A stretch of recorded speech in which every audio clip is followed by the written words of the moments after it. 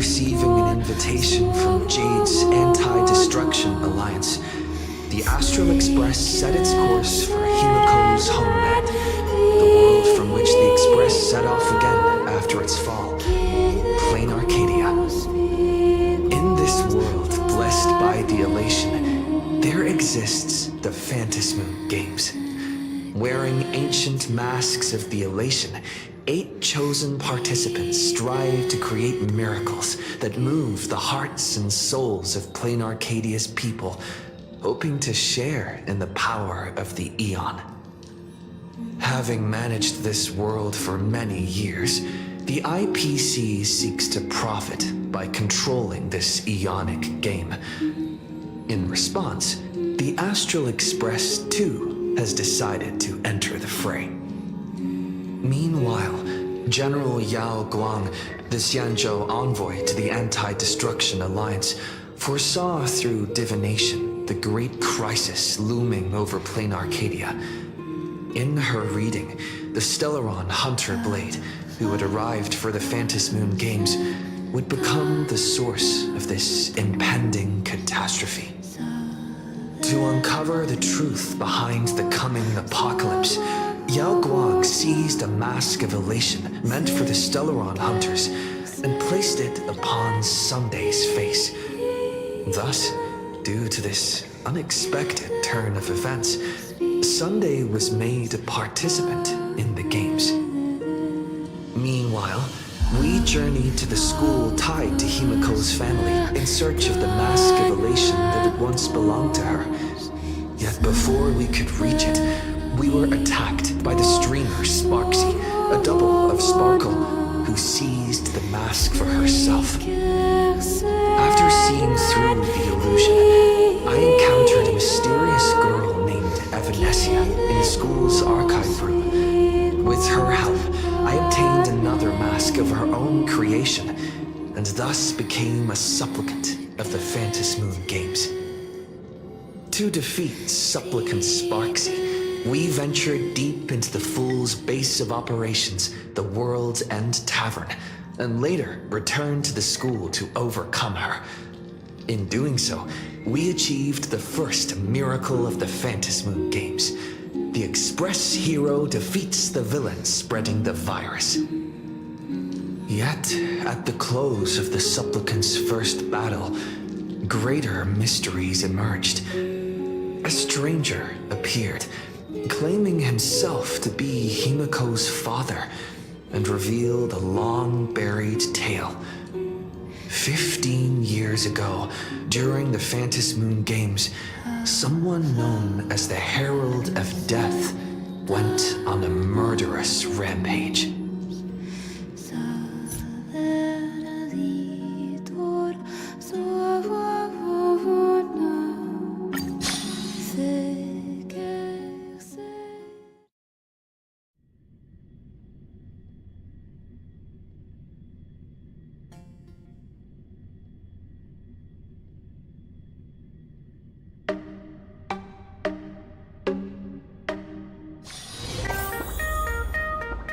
Why don't those people in the Go Home Club go home after school?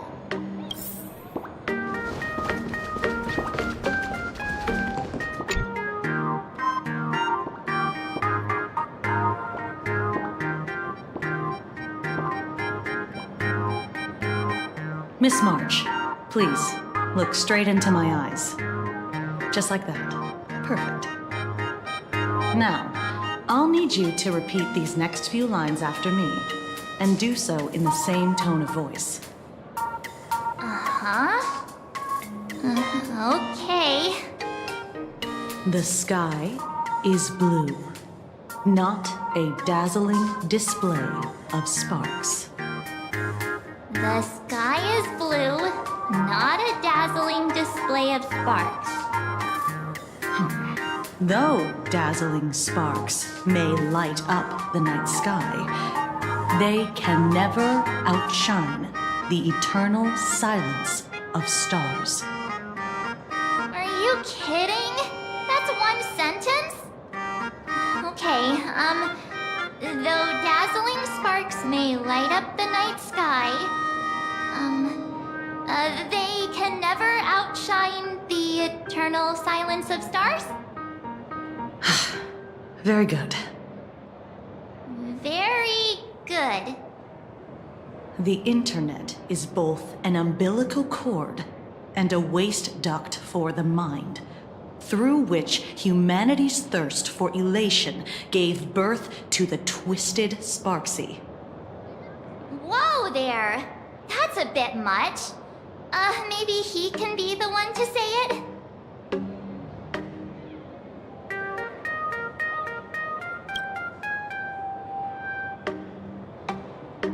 These are the test sentences I improvised according to the guidelines from the Human and Intellitron Emotional Baseline Test.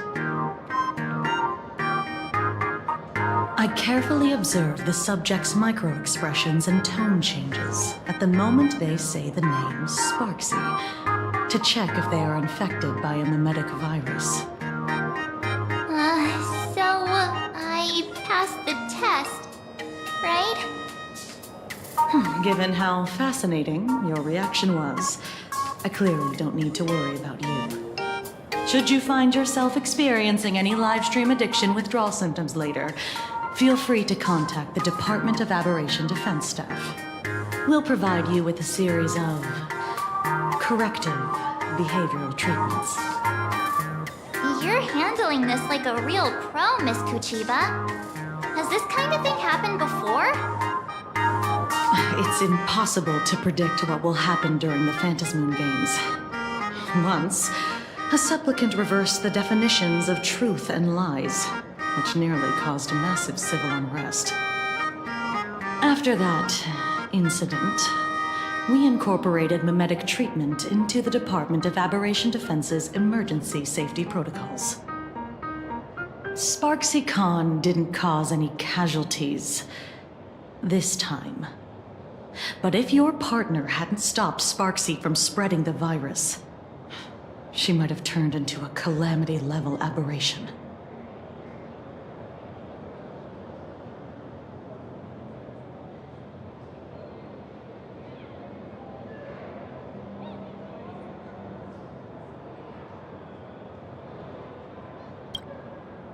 Without proper containment measures, a calamity-level aberration can destroy dozens of cities as it spreads. That's the scale we're talking about.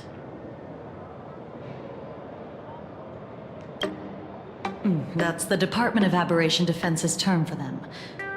It usually refers to Imaginae infused with wish power who have lost control and begun to run amok. Over time, though, it's become a label that gets slapped onto any hazardous entity. You? An aberration? What are you talking about? Though, I gotta say, you do look pretty weird with that mask on. Don't tell me you're a Cosmicon Collective player. The Department of Aberration Defense's hazard ratings are nothing like the power ratings in some card game. Right then, that's all for the required checkup. If you're interested in aberration calamity threat levels and how they're classified, you might want to take a look at this document. However, do bear in mind that causing damage of the aforementioned scale during the Phantasmoon Games will cause you to be classified as an aberration and dealt with accordingly.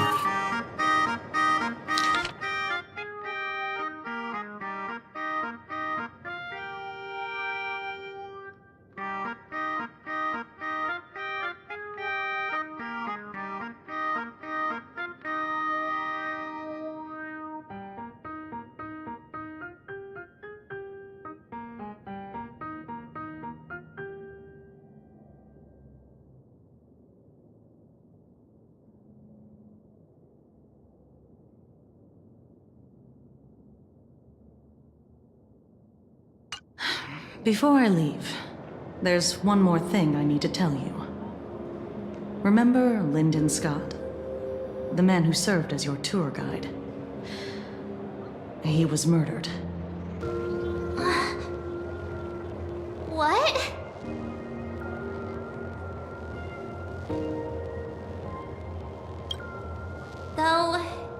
given how he's behaved, he's definitely rubbed a lot of people the wrong way.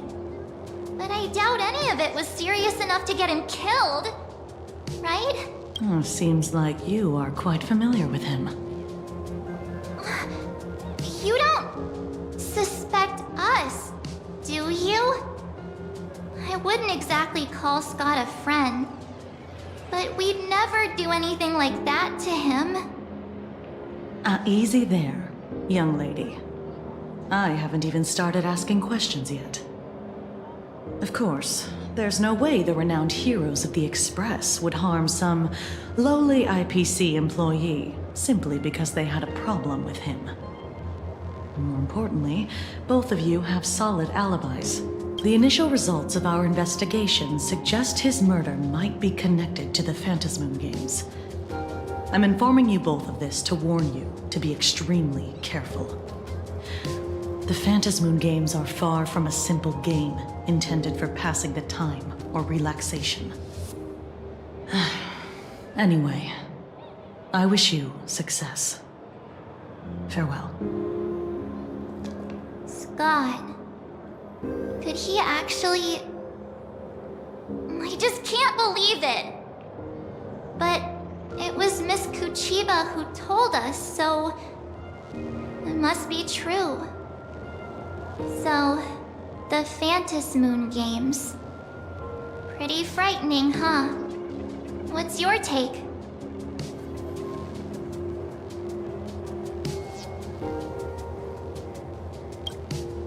Yeah. Even though Scott pops up now and then to give us a bit of trouble, I still feel bad about him dying so suddenly during the Phantasmoon Games like this. And without even knowing why.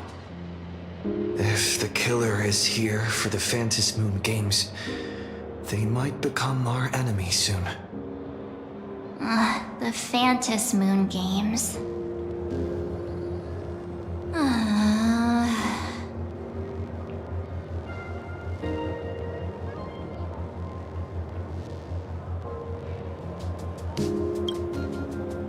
Good thing Himeko entrusted this mission to the two of us. Who would have imagined that the Great March herself would be stopped at the doorstep in the very first round?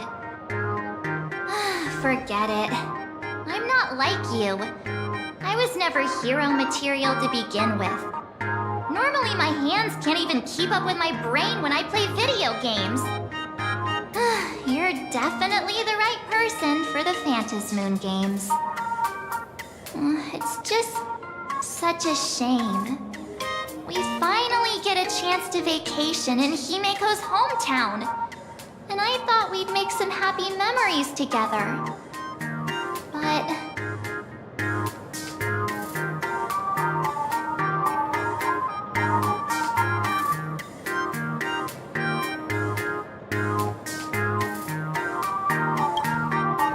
The Phantasmoon Games may be dangerous, but I hope you'll be safe and sound.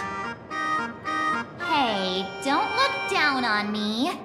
I, March 7th, am a top-notch nameless who can hold my own. But, look, don't push yourself too hard, okay, you? Remember that we've got your back. Oh, right. Where are Himeko and Mr. Yang? They must be getting examined and interrogated too, right? Why don't you send Mr. Yang a message?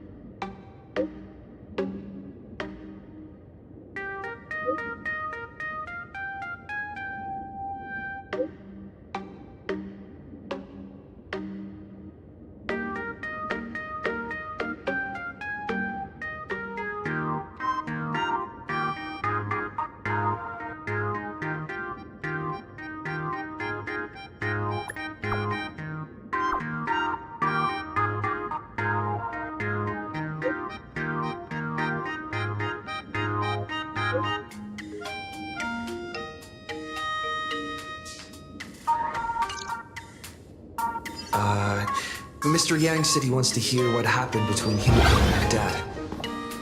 I can't blame him for being curious. I really want to know too.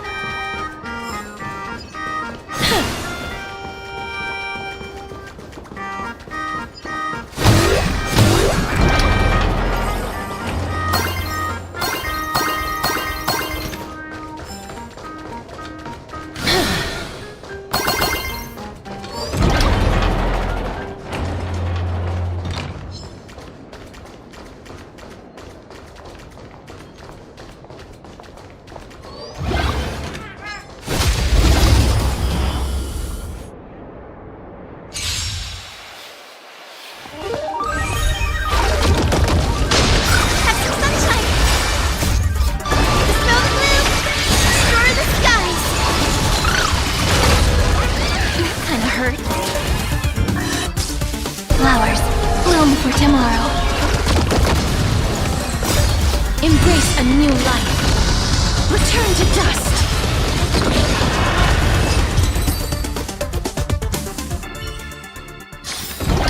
May wandering souls find their own way out.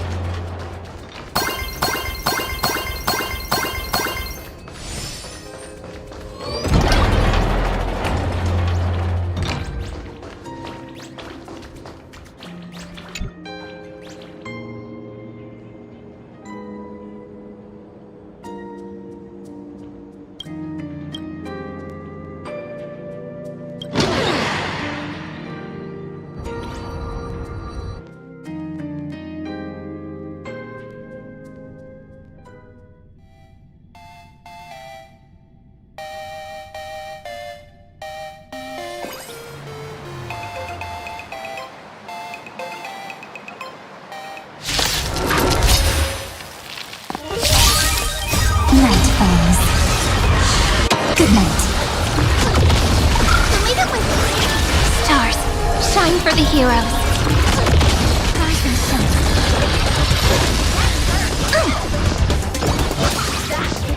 Root here. Embrace a new life. Darkness with me.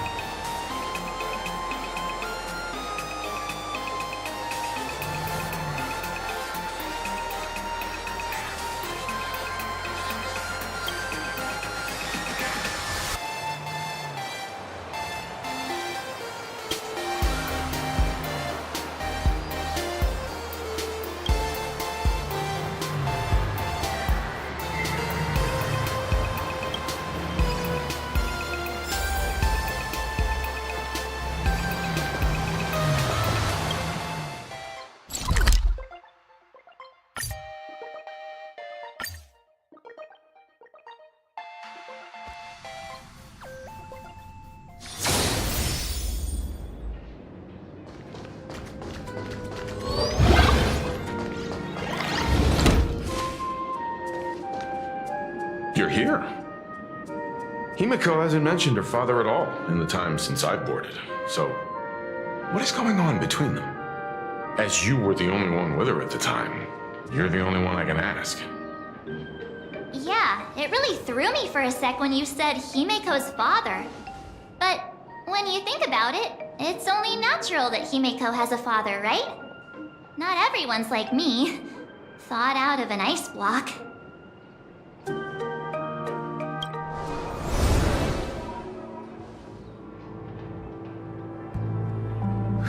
Years ago, the Phantasmoon Games of that year came to be remembered as the Blood-Stained Games. So many parents lost their children. So many people lost those dearest to them. One of the victims was my very own daughter. Upon my return, I stood before the grave where she was laid to rest. Her name was Himeko. So, this lady who bears her name, who exactly are you? 15 years ago, when I made up my mind to join this Phantasmoon Games, my father wasn't with me.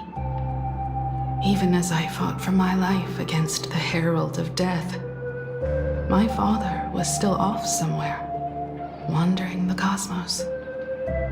Strictly speaking, ever since I can remember, his presence in my life has been as thin as the air in space.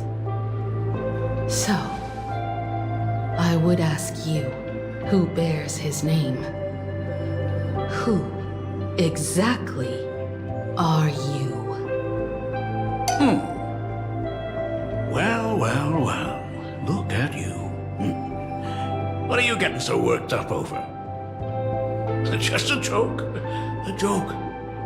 It's been 15 years after all, and you've grown into such a fine young lady. How could you expect your old man to recognize you right off the bat? So, what's with that gravestone I saw with your name on it then? When you don't know if you'll live to see tomorrow, there's nothing strange about getting your affairs in order in advance, is there, Mr. Ryusuke?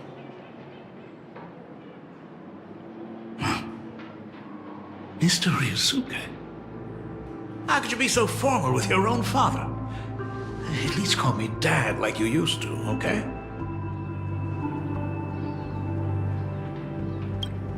Hold it. And you are...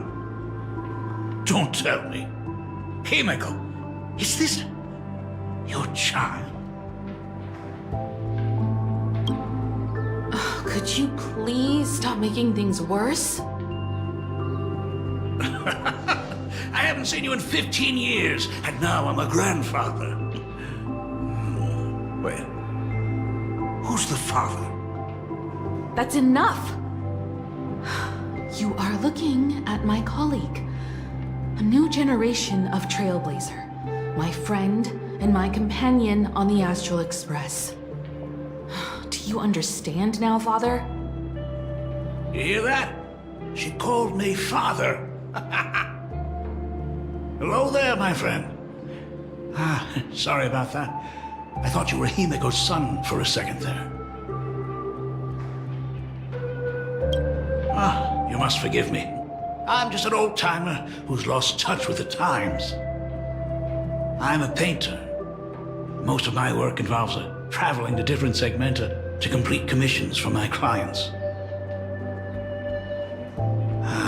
Himeko. I know I've let too many chances to spend time with you slip away. Just slip away? The first time we met was at Mother's funeral, when I was already 6 years old. Let's put that aside for now. Were you also too busy with work when I was suffering from a weathering curse? You might not believe me, but I've been running around for your sake all this time. All these years, I've been trapped in this room that represents the past that I imaginated. And I've never left it. you didn't know about me becoming the Express's navigator either? 15 years. The Express never stopped here once. You didn't even leave behind so much as a single word to indicate you were still alive. And the Department of Aberration Defense completely sealed off all records of what happened during those Phantasmoon games. I did hear many rumors about the Astral Express, though. I even saw the navigator's name. At first, I thought it was just someone else with the same name. And even when curiosity drove me to look up your picture, I still didn't dare believe that the woman so full of poise and grace was my daughter. She'd grown up safe, becoming a living legend in her own right. I thought about contacting the Express, but what if their navigator was just someone who happened to share the same name? I've been clinging to an absurd notion that if I never sought the answer, there was still a 50-50 chance my daughter was still alive. But if I found the answer, and it was no, then she would truly be dead. So, Himiko, how did you? I'd rather not tarry here too long. I'll be taking my leave now, Dean. The Express has defeated the supplicant that occupied this school and prevented another tragedy like the one 15 years ago. Now it's time for you to fulfill the duties you failed in back then. Go comfort those students, and see if you can't figure out how to deal with the media bombardment while you're at it.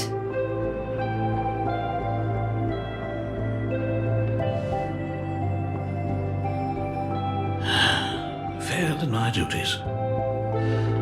So, still mad at me. Can we talk?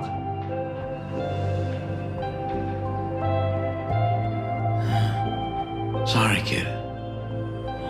This might be a bit abrupt, but has Himiko ever mentioned her surname to you?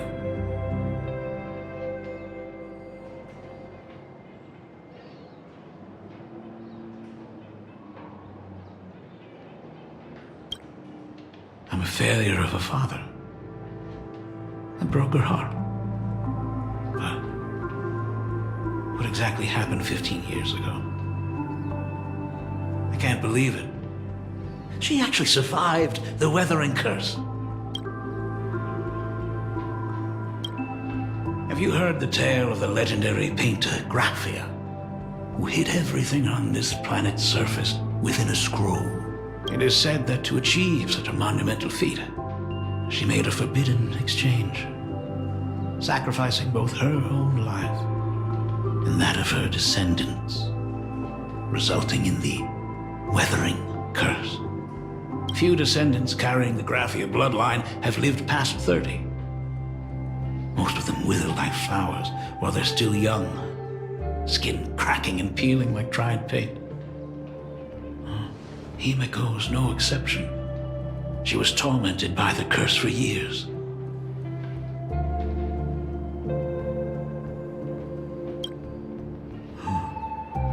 What I did doesn't matter anymore. The Elixir Seekers' folk remedies, the Intelligentsia's guild treatments. I tried them all, but nothing could reverse the curse. All the time spent searching for cures only resulted in me not being by her side when she needed me the most. In the end, I am nothing but a useless father. I'm just a useless son-in-law who married into the family. Strictly speaking, I can't really be considered a Graphia descendant.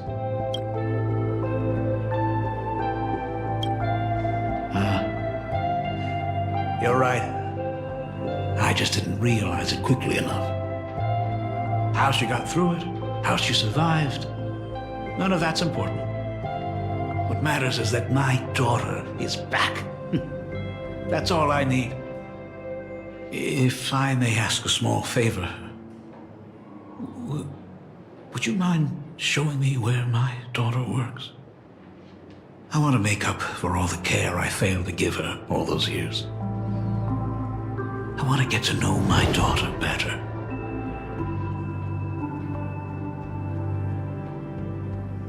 Truly a memorable father-daughter reunion. Brings up some memories of my own home as well. There goes Mr. Yang with that knowing look again. Just what kind of parent-child relationship are we talking about anyway? When I was a child, my parents were also always busy with work and were unable to spare a moment for me. As a child, I couldn't help but feel resentful. It wasn't until I became a father myself that I understood how they felt when they were forced to sacrifice the time we could have spent together. So, did you already promise to give Mr. Ryusuke a tour of the Express? I thought as much. After all, it's Himeko's dad. So, where is he? Ah, everyone's here. Sorry to keep you all waiting.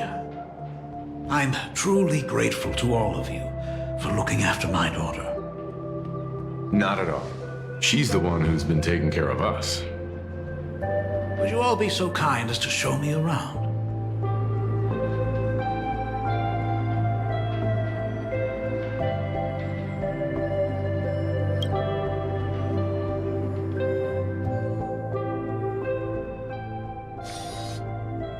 So, this is the Astral Express. Really lives up to its reputation. It's even more impressive than I imagined. As to be expected, of course, huh? It's the place where my daughter works. By the way, what's the pay like for a navigator? Does a position come with insurance and an annual bonus? Talk about parental love. First thing out of his mouth is asking about her salary. Like I'd have a clue. Help! A little backup here?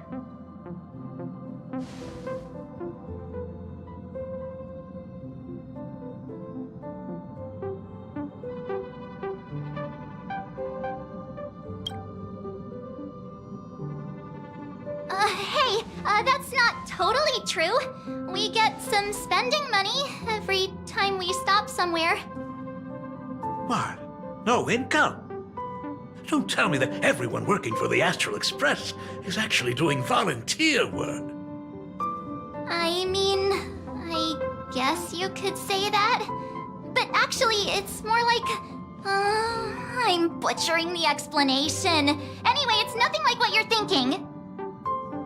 Mr. Ryusuke, please rest assured. None of the Express crew ever lack for money. We not only receive support from members of the Genius Society, but also from prosperous commercial worlds, such as the Planet of Festivities. Ah, good, good. Hearing you say that is a huge relief, Mr. Yang. Speaking of which, what kind of work does being a navigator generally entail? Don't you underestimate Himeko either. Her daily duties include, charting navigation routes, calibrating warp jumps, and technical maintenance. Not to mention she's always guiding the Nameless on missions. Oh, my daughter is really something else, isn't she? Of course! Every time we return safely from a trailblazing expedition, it's all thanks to Himeko's guidance and protection. She's the backbone of the Astral Express.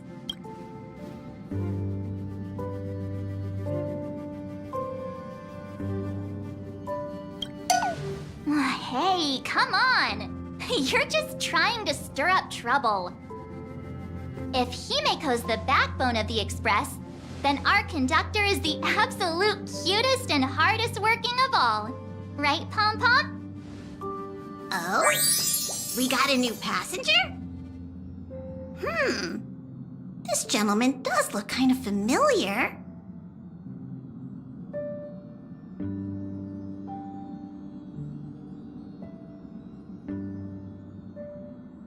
No wonder he felt so familiar. How are you, Mr. Ryusuke? Conductor? Oh. So you must be my daughter's superior, huh? Well, thank you for taking such good care of her all this time. Superior? That's way too formal. It's Himiko who's been taking care of the Express and everyone on it. He's... What is he doing on the Express? It's all my fault. I was just curious about your daily work, so I asked your colleagues to show me around. And I know I didn't ask your permission first. Just please don't be mad, Himiko. Mad? Why would I be mad? Mr. Ryusuke, welcome aboard the Astral Express. Is there anything else you'd like to see? I can show you around. Well, I know you'd rather keep your distance from your good-for-nothing father. You're on a journey, and it's rude of me to barge in like this. But it's been way too long since we last saw each other. As your father, I want to get to know you better. Make up for all the time we've lost. At least while you're staying here. Please allow me to show you some of the fatherly care and devotion I owe you. Will you? Excuse me? Why don't the two of you go to the party car? Shush, get the drinks ready. Shush. All right. I'll go make some tea. That's just our domestic robot's name. Come on, Father. People are resting here. Let's not disturb them. Oh, and, come with us.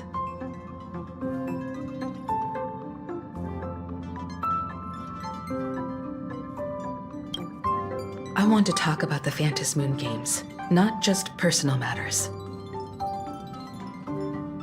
They left. Whoa. That's the first time I've seen Himeko be that cold to anyone.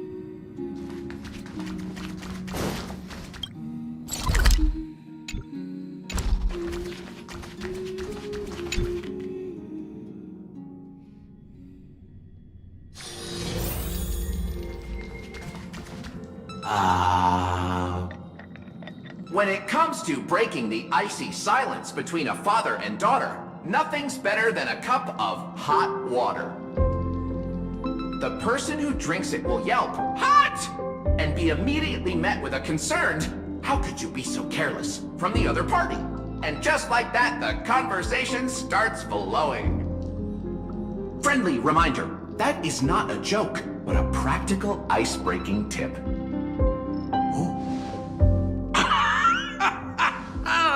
Your robot is hilarious. I'm surprised how relaxing and comfy the work environment is here.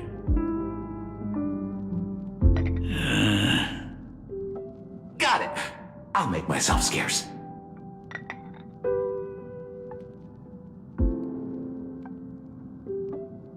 Being a nameless is neither relaxing nor comfy. Most of the time, we are facing down Void Rangers from the Antimatter Legion, bugs left by the Swarm disaster, Borisin, and various organizations that are suspicious of the Express or have malicious intentions for us. That dangerous? Huh. Maybe this trip home is a great chance to quit your job, huh? I mean, talk about coincidence. Just so happens I'm getting on in years. And Graphia Academy is in need of a new dean.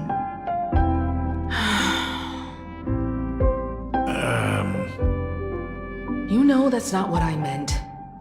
Once I've set my mind on something, I never look back. Ever since I was 6, when you told me those stories about traveling through the cosmos, I knew that someday I would walk among the stars. Actually, I was just kidding. I'm not completely clueless about what the Express and what you do. Oh, right. once I knew the Express was coming, I even bought that comic series that's based on your adventures. Please don't tell me it's fluffy across the blue. I never thought you'd be into comics. That's right. The protagonist is a baseball bat-wielding raccoon. The character's based on that kid, right? As an artist, you do have a good eye. Come over here. Thanks for giving us some time alone. Hey, Miko. That's the first time I've seen you smile since I've seen you this time. So, what brought you back home this time? What's the story behind our lucky meeting? Like I said before, we're here for the Phantasmoon Games. So, the Phantasmoon Games 15 years ago were the reason you were able to overcome the Weathering Curse? Indeed.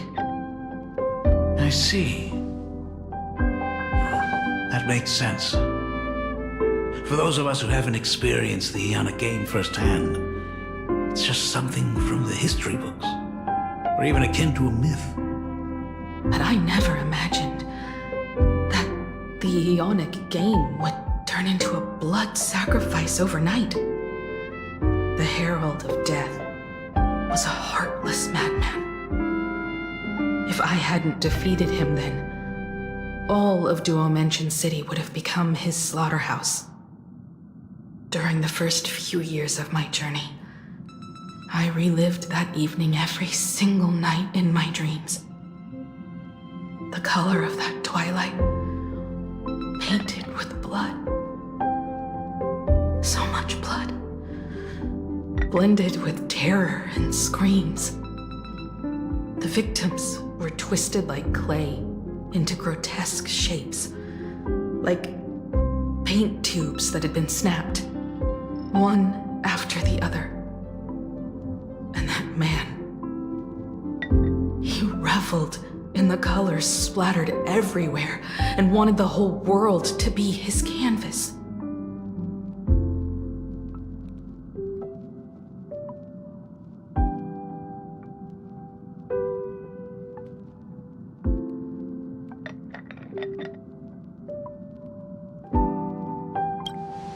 Even if I could avenge his victims, in the end, it won't bring them back to life.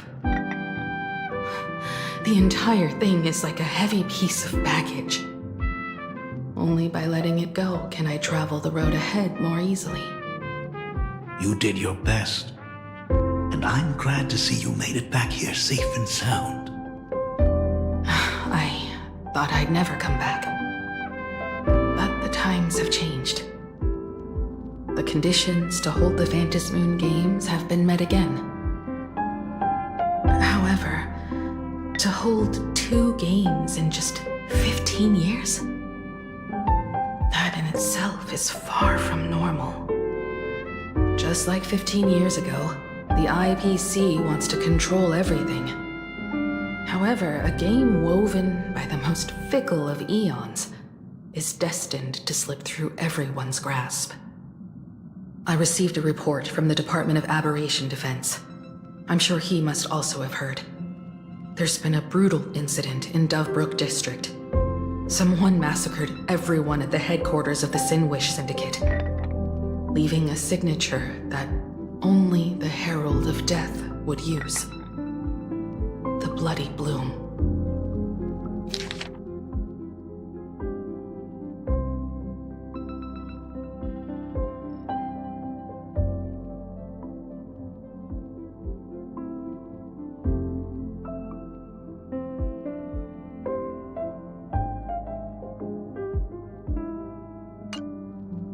What?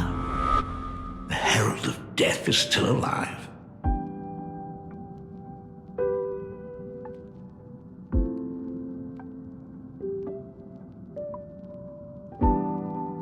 People at the Department of Aberration Defense told me that the Herald of Death was executed after his verdict was passed.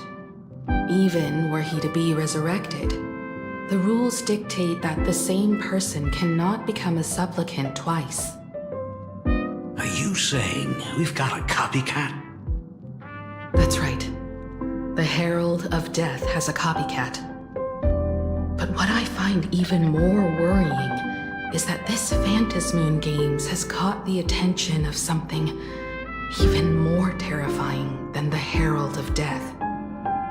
I believe that whether or not this Herald of Death copycat has a connection to the Phantasmoon Games, defeating him presents an excellent opportunity for you to demonstrate the resolve of the Nameless to the whole of Planarcadia.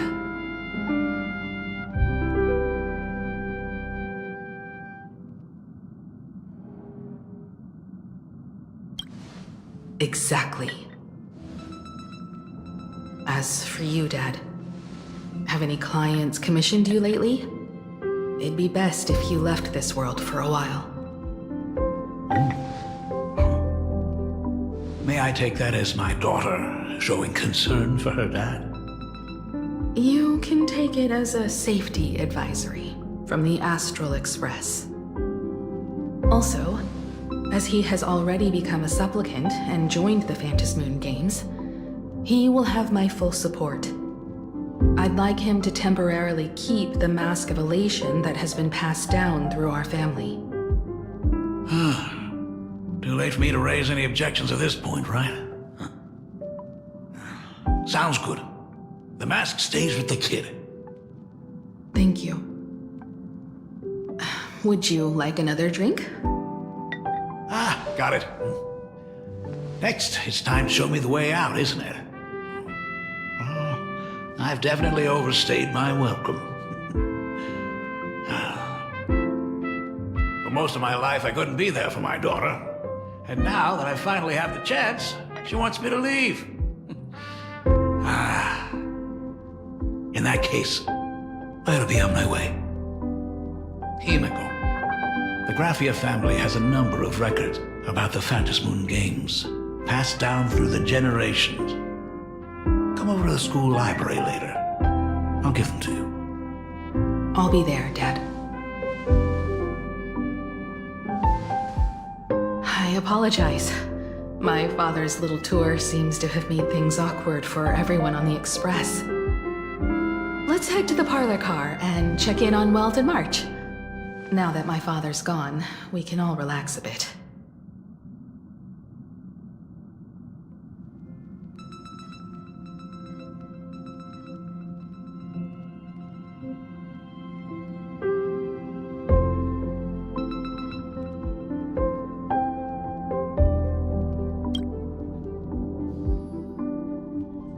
Has Mr. Ryosuke left? Yes. I told him to head home for now. After all, what is going on with the Phantasmoon Games has nothing to do with him. I'm really sorry, everyone, for bringing my personal family matters onto the Express. Not at all. Mr. Ryusuke is your family. And that makes him part of our family too. And the most important thing for family is to be together. So he's welcome to drop by anytime. Madame Pearl sent a message to the Express just now, inviting our supplicant to a meeting. She'll have a private car waiting for us. Yes. The meeting won't be held in some stuffy, formal reception room. She would like us to visit and tour the headquarters of a company under her name instead. Himiko, you know about Pearlux Corp, right? Of course. It's the biggest entertainment conglomerate in Planarcadia. Entertainment company? That's right. Pearlux Corp is a titan, dominating the entertainment consumer market, including cartoons, comics, games, toys, and the like. They've cornered half the market. Oh, so that's where the Pearl in Pearlux comes from. It's a play on her name. Did Pearl mention what she wanted to talk about? She didn't say much, but she specifically mentioned wanting to discuss the developments regarding the Phantasmoon Games, and that she could provide us with a bit of help. Helping her opponents in the Eonic game?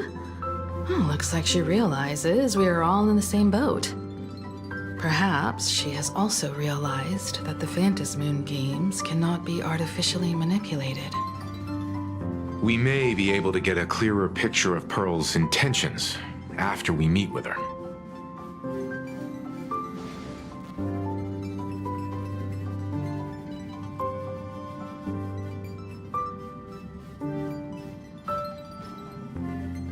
Think about it. You've already crossed paths with key figures from numerous factions, and even built rapport with some.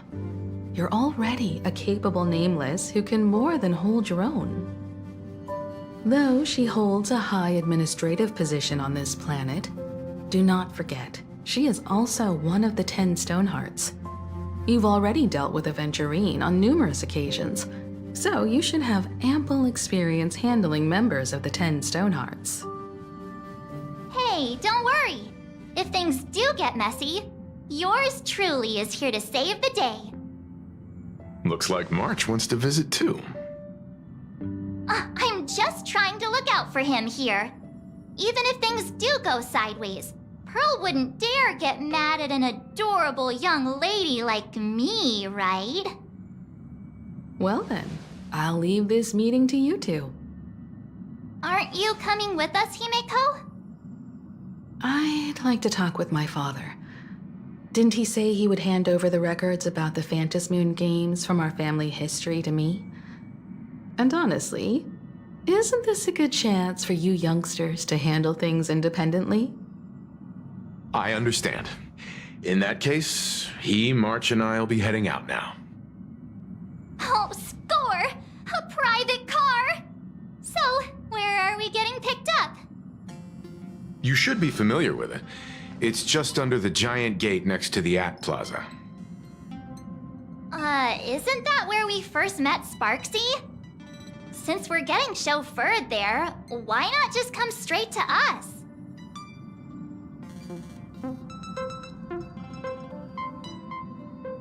Perfect! I've been wanting to stop by the comic store to grab a copy of Fluffy Across the Blue.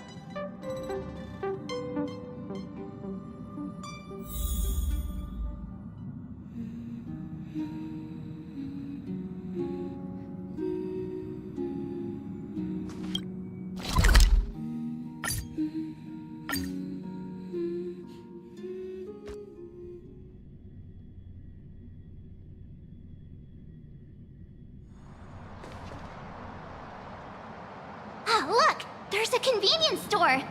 Mind if I grab a copy of Fluffy Across the Blue while we're waiting? Is that the comic based on the Express's adventures? The author sure knows how to tap into what's trending. The best part is that the author drew all of us as adorable little animals! Totally fits our personas, don't you think?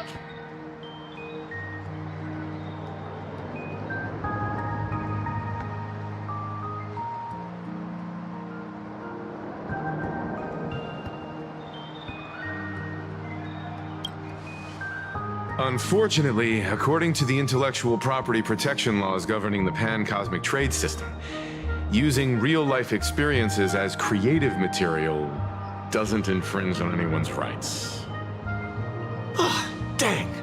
There goes my payday. In fact, it was recently announced that the Fluffy is getting an animated adaptation, and the copyright for it is currently held by Pearlux Corp. It's a super memorable comic! No way can I miss getting a copy while I'm here. I promise I won't be long. A couple of minutes, tops. Looks like we got here on the early side. Since coming to this world, I still haven't had a chance to get a street-level view of the city. How about this?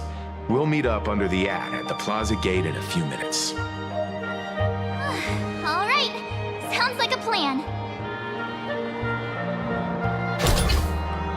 Might as well take a look around then.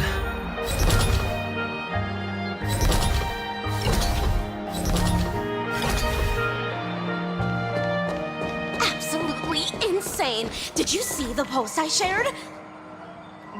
Hey, you hear the news? There was a supplicant battle at Graphia Academy. Yeah, I saw it. The online forums are already blowing up. The supplicant called Sparksy. How terrifying! Actually using live streams to spread mimetic viruses.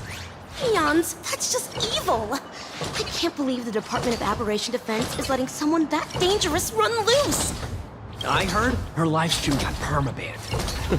Good thing that Nameless from the Astral Express acted so quickly. I wonder what the next supplicant will do.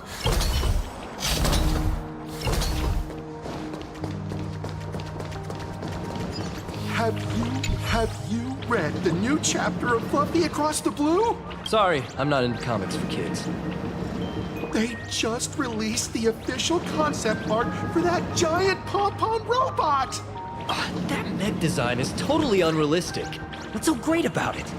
Do you have the slightest clue how to talk to other people? Do you? Hey, relax.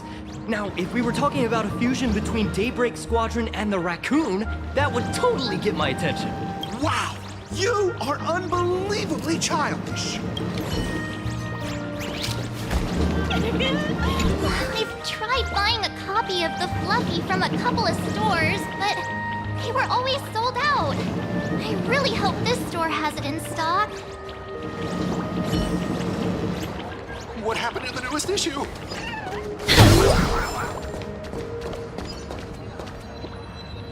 Hello there. Would you like to learn more about the... Is the weight of work and stress in your life crushing you?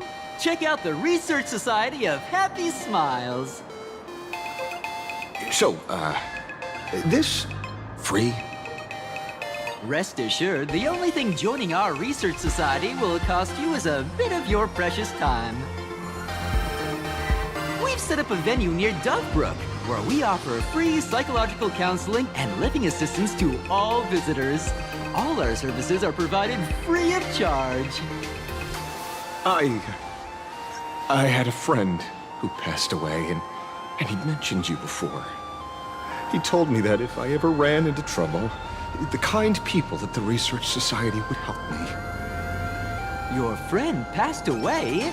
How terribly sad! But the words he left you have illuminated your path in life. He told me that if I joined the Research Society of Happy Smiles, I could get rid of my suffering forever and be eternally happy. That true? Of course it's true. Just look at the society we live in. Everyone's suspicious and dismissive of one another, and willing to take dangerous risks just for a little pleasure, for a thrill. Did you hear about how a streamer took over Graphia Academy and was trying to spread a mimetic virus through the internet? And over in Dovebrook, gang violence erupted and left a pile of corpses in its wake. Oh, may the Master of Elation save us all. The Research Society was founded with the sole purpose of healing humanity's incurable inner pain. Following Aha's creed, we aim to spread laughter across the mortal coil and eliminate all suffering.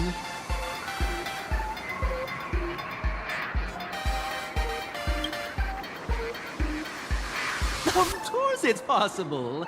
For this is a world blessed by the god of elation, where Aha has granted us the right to happiness.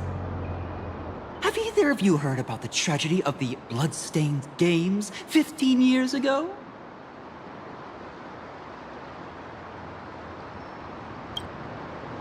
Oh, that won't do it all. You're the Astral Express's superstar. There's a ton of things you need to look into before joining the Phantom Moon Games.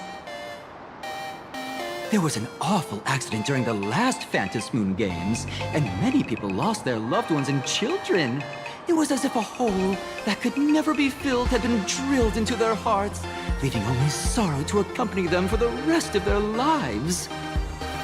To escape their suffering, these people who had lost their loved ones gathered together and established a mutual support association. This was the Research Society of Happy Smiles' predecessor. It's now been well over a decade, and the Research Society continues to help more and more people emerge from the darkness in their lives and step into a brighter, happier future.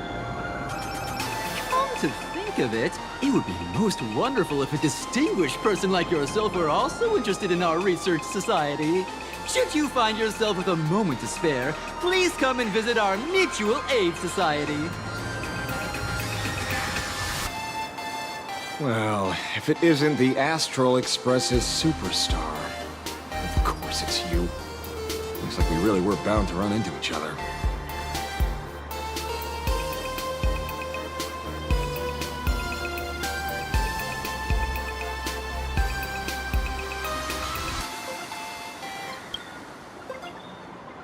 Perish the thought! You're the hero who just saved Duo Mention City. Laying a hand on you would spark public outrage. I'm here to do my job. Problem is, you've gone and messed up my investigation.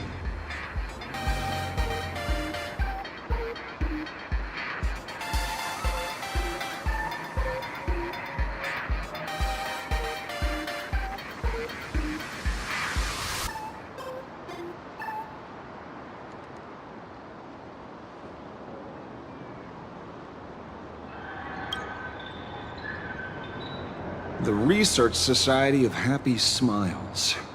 You think they're just some random charity outfit? You must have heard about the Sinwish Syndicate killings in Duffbrook, right? The lead I'm following might be connected to this Research Society of Happy Smiles. But I'll stop there. Not like you're going to pay for my intel, and none of this is any of your business anyway.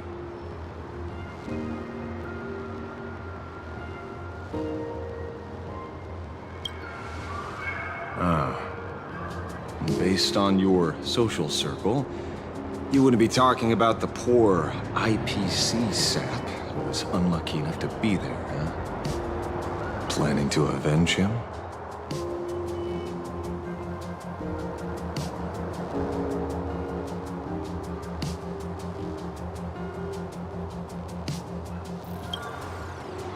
Oh.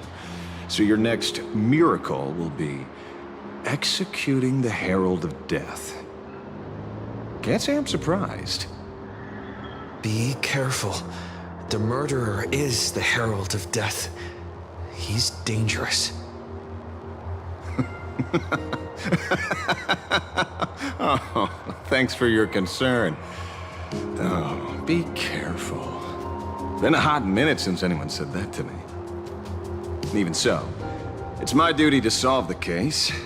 Doesn't matter if nobody pays me. I'll still find the killer and exact justice on the spot.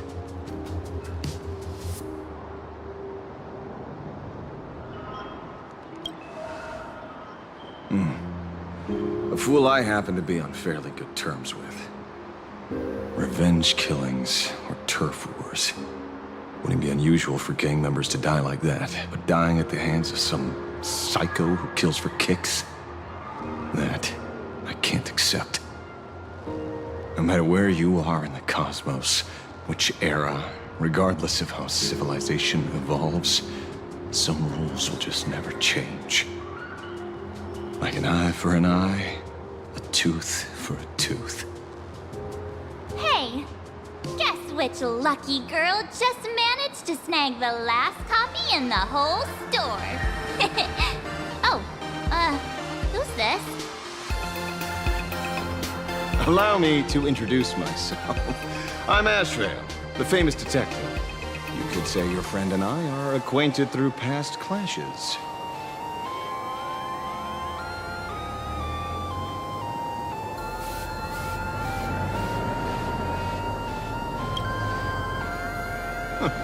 We did have a bit of a clash of opinions back at the tavern, did we not?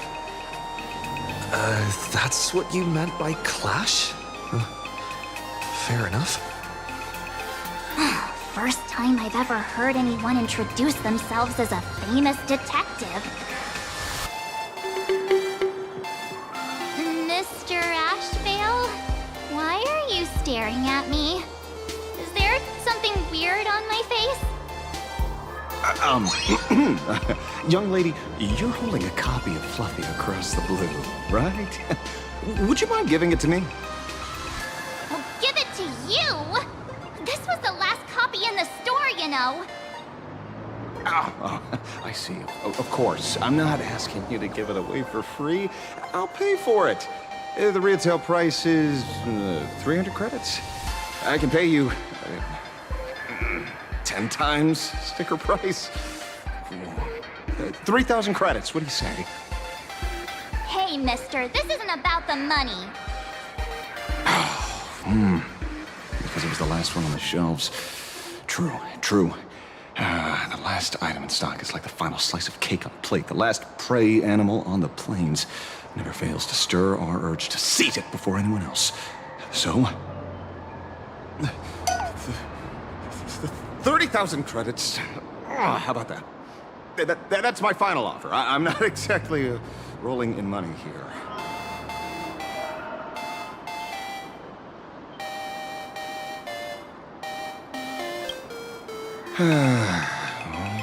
Truth is, I'm actually buying it for that foolish friend of mine.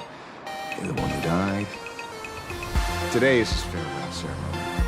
I thought I'd buy him his favorite comic to pay my respects. He'd always be rambling on about some raccoon with a baseball bat. And how the journey of the Express would never end, that kind of stuff. Stories so many times, it felt like my ears were gonna fall off. But after all that fuss, I completely missed the chance to buy it. Every store around here is sold out. Oh, that's enough. My poor little heart can't handle sob stories like that. Here, Mr. Ashvale, take the comic. Oh, thank you very much for the comic, young lady. Here's the 30,000 credits. As promised. Oh, I heard you're the real-life inspirations for the characters. Since you're here, could I perhaps trouble you to sign it? Unbelievable. Aww.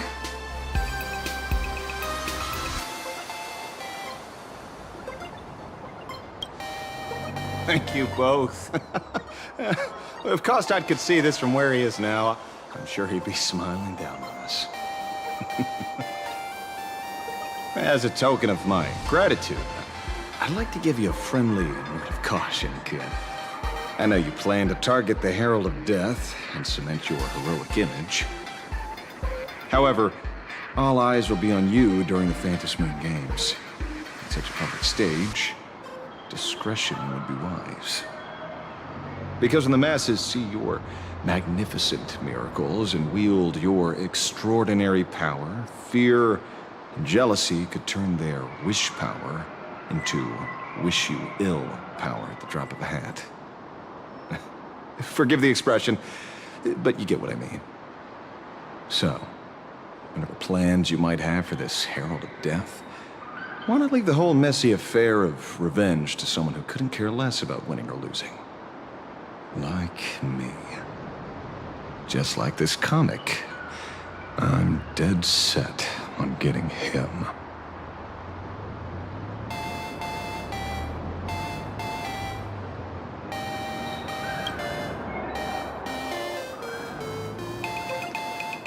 Is he an acquaintance of yours? He's just some weird detective who was passing by. It's nearly time for Prolux Corp to pick us up. We should get going.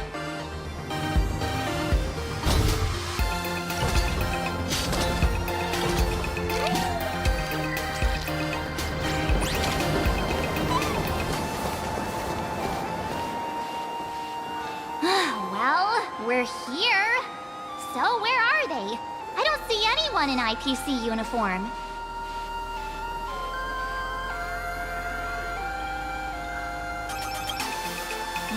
No way. They're professionals, and they work for a huge company. There's no way they just bail without saying anything.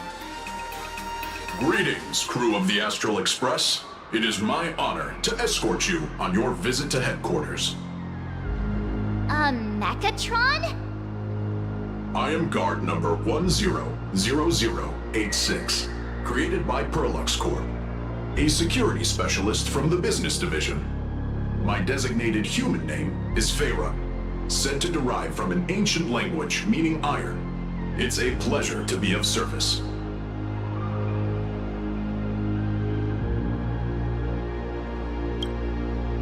truly honored to hear you say so. So, what are we waiting for? Let's go! According to the instructions given to me by Madame Pearl's secretary, there is still one more guest I need to pick up.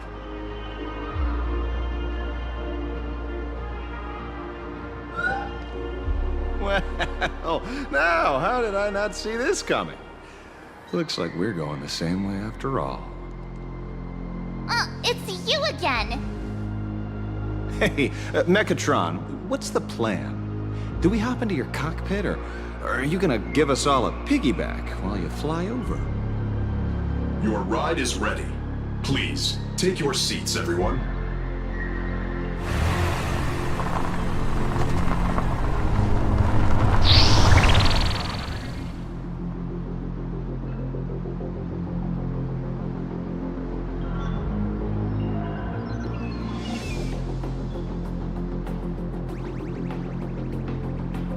Whoa!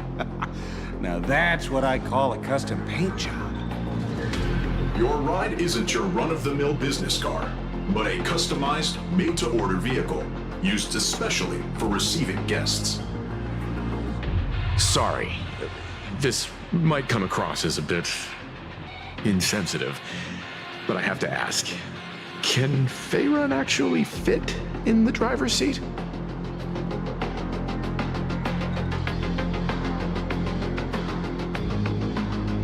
Of course not. I'll be driving and monitoring this vehicle remotely. Please, take your seats.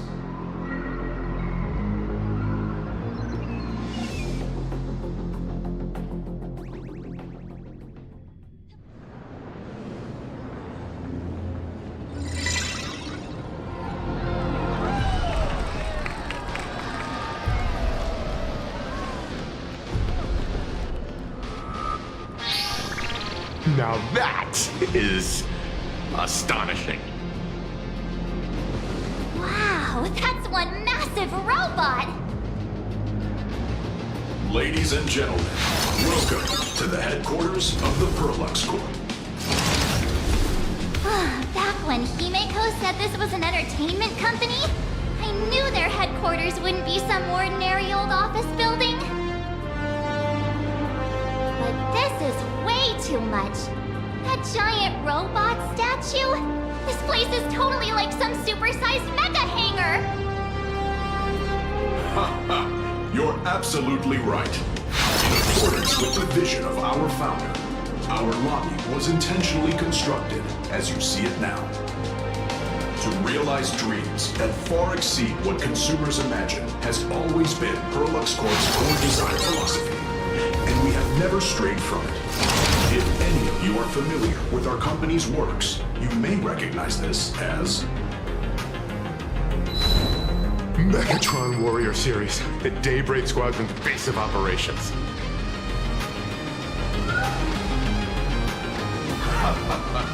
Looks like Mr. Yang here is quite a fan of our company's animated works.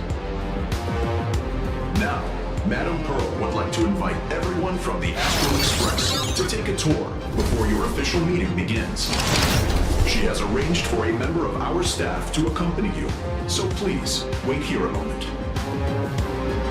I understand, Mr. Faerun. Thank you for escorting us all this way. Well then, I'll take my leave. This way, Detective.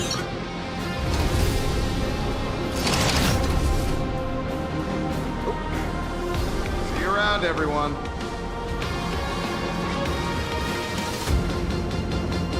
Oh, really? Pearl wants us to look around here before the meeting? That seems kinda weird. Could it be related to her proposed collaboration? Perhaps this is her way of introducing her other identity. It's all good as long as we get a chance to look around. That works for me. Why don't we explore while we wait for our new guide?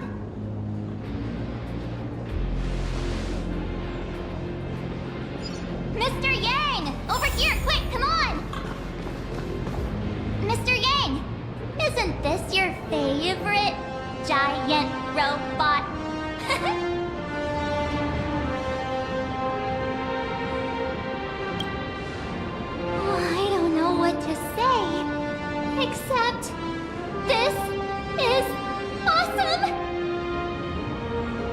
I saw it. Please, just keep it down. We're here as their guests. We should be careful about what sort of impression we leave. Looking more closely, it appears many of this Mechatron's components were never installed. Oh, what a shame. I was hoping to see it finished, to see the completed Mechatron. Imagine how it would look in motion. What a glorious sight that would be. Really? In that case, Mr. Yang, let's hear it. Which one's stronger? This giant robot, or that Arahato you designed back when you were an animator? Seeing as we're on someone else's property, comparing robots from different works would be most disrespectful to the creators themselves.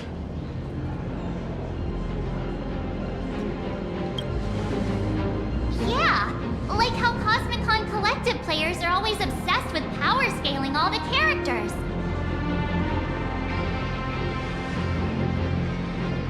Arahato is an animation all about robots, while Daybreak Squadron is a live-action hero drama. The two really cannot be compared. Oh, what a stereotypically textbook mature answer. My days of being a hot-headed young man are well behind me, so please, cut this mature old man some slack, would you? We don't usually come to a place this cool. So why don't the three of us take a photo under this massive Mechatron? Now we're talking. Let me set the self-timer, so we can all get in the shot together. Oh, standing below a huge Mechatron like this is just incredible. Looks like Mr. Yang's still young at heart after all.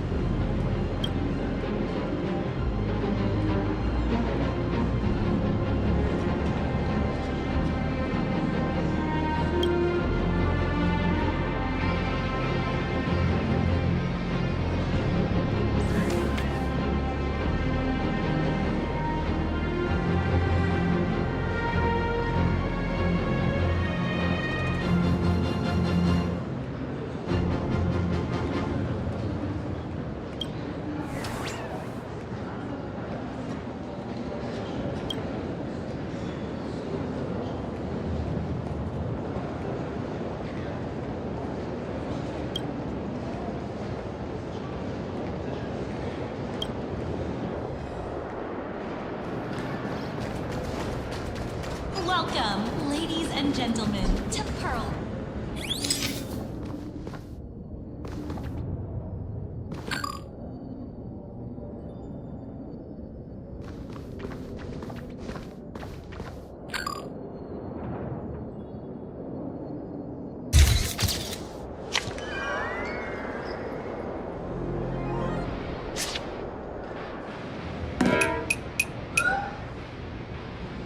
Where did this extra person in the photo come from?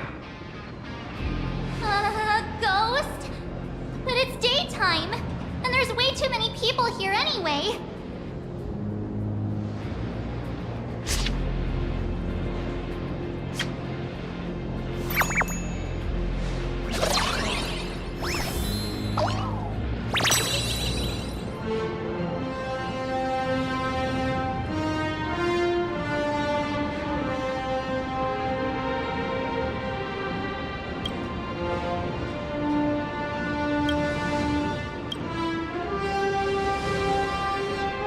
Who are you?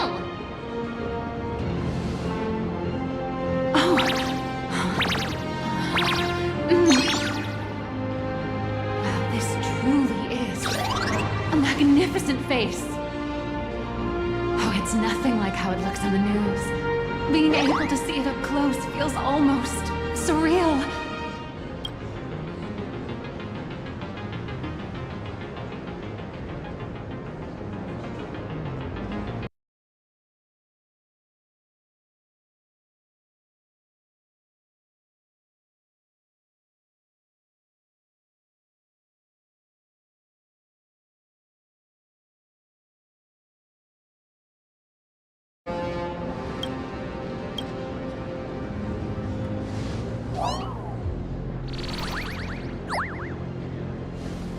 Am I too close? No, sorry, my bad. I'm not great with personal space.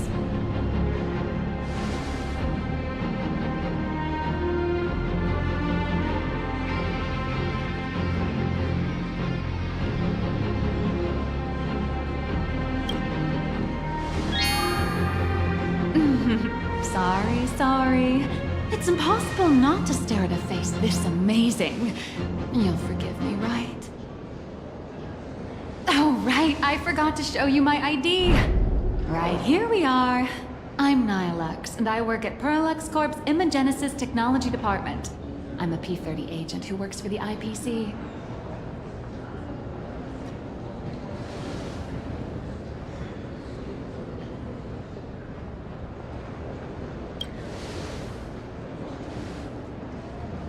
Just a slightly higher-ranking workhorse, that's all.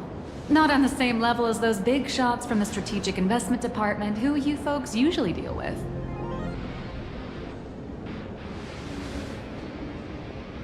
So, what brings you here? Madam Pearl sent me to the lobby to pick you up.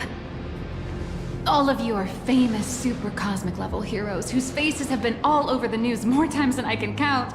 So of course I recognized you right away and just couldn't help rushing over here to snap a selfie with you. Hope you don't mind. I see. Well, then, hello, Miss Nihilux. Hello everyone. Starting now, I'll be your tour guide, taking you on a comprehensive and in-depth tour to every single must-visit place in this building. From the Mechatron Imagenesis that managed to pique Mr. Yang's interest, to Miss March's favorite fluffy across the blue merchandise, I'll reveal all the secrets behind our hottest products. Oh, seriously? I can't wait! Of course I'm being serious. If there's anything you want to see, learn about, or even get your hands on along the way, anything at all, just let me know. Why don't we head to the gift shop first? I'll get you all some souvenirs.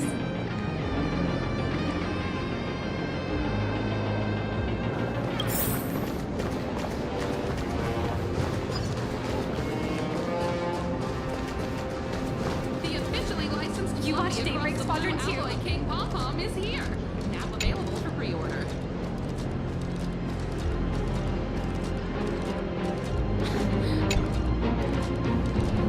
There's a saying that goes, dreams of wealth, the heart of a hero, and countless efforts all lead to Parallax Corp. Whether you're a kid or an adult, everyone has their own sweet dreams. Becoming a hero who saves the world from evil forces. Merging with a giant Mechatron to unleash awesome ultimate moves. Yeah! Parallax Corp sells these dreams and makes a killing off of them. If I could have everyone's attention, you can buy models of Perlux Corp's Mechatrons in this area. Among them is the best-selling Daybreak Squadron series. Wow, look at this.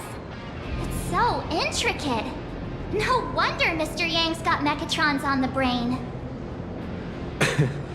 I very much envy the kids here in Planarcadia. Back in my day, robot toys were still quite the luxury. Seeing all your eyes light up like that reminded me that I too was once young. Back then, there was a stretch when I was so broke that I'd spend ages debating whether to buy a carton of milk from the convenience store. I kept telling myself that I had to work hard so I could get rich someday. So, did you manage to get rich? After years of hard work and hustling, at the very least, I'm no longer young.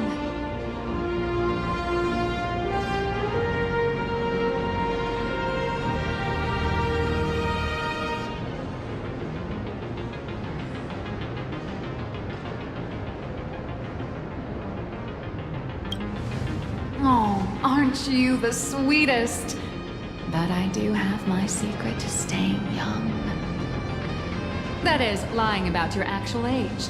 Keep that in mind, just in case. Now, back to the grind.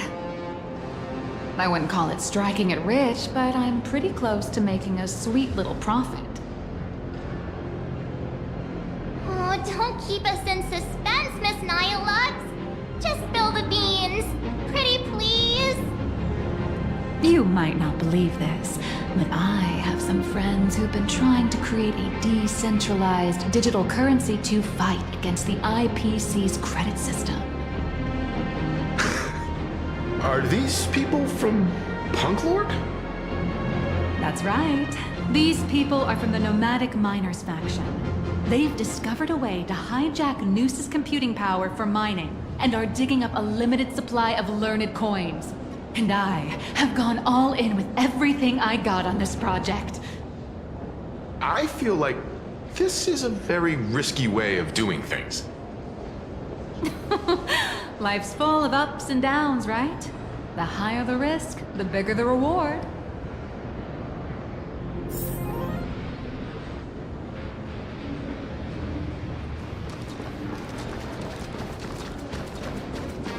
Welcome, ladies and gentlemen, to Perlux Corp. The Megatron production line can be hazardous. Hey, wait. This isn't right. Isn't this Pom-Pom? Oh, wow! Oh, that's some really fine craftsmanship. This is a toy model of Alloy King Pom-Pom, which hasn't been officially released to the market yet. But just you wait. You'll see even cooler toys coming up later. Are you sure there's no copyright issue with this thing? Actually, this is Pom-Pom from Fluffy Across the Blue, which is totally unrelated to the Pom-Pom from Astral Express.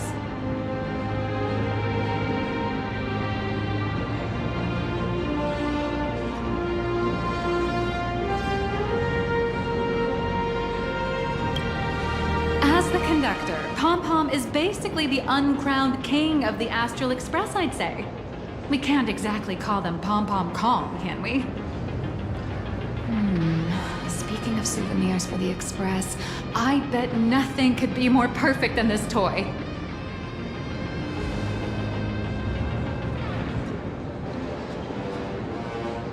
I have a small favor to ask. Would you mind taking a photo with me by that headless Mechatron statue over there? And maybe signing the photo too. I'd love to leave it as a memento for the staff at Perlux Corp. How's that sound?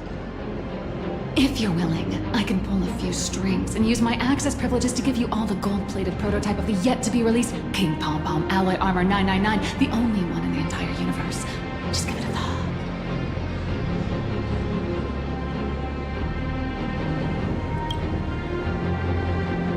It's nothing, really. When heroes from the Astral Express grace our humble establishment, how could we not offer something special? It would be unworthy of your status otherwise. It's all up to you. Come on, let's go.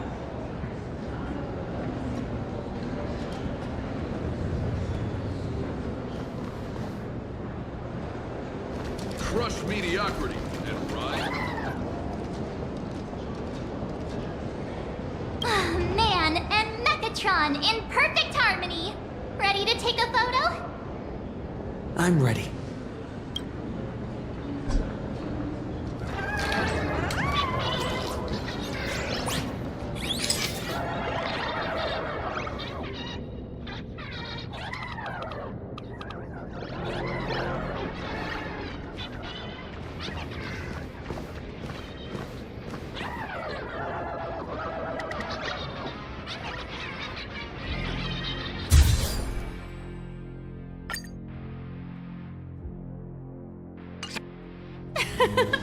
I love this one so much. I suddenly have this selfish urge to keep it all to myself. And don't forget about that exclusive gift you promised. You bet.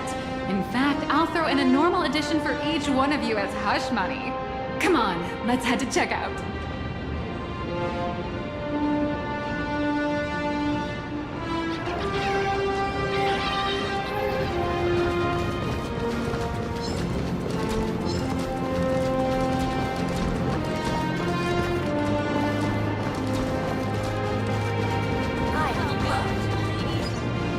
How are you doing? It's my pleasure to serve you.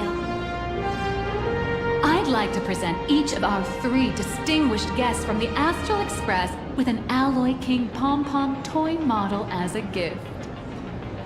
Sure, you got it. For the gift expense record, could you please provide your employee ID?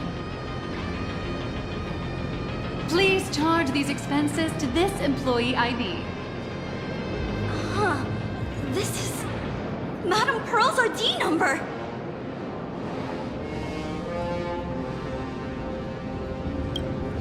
After all, you are esteemed guests invited by Madame Pearl herself. It would only be fitting for the gifts to be presented in her name.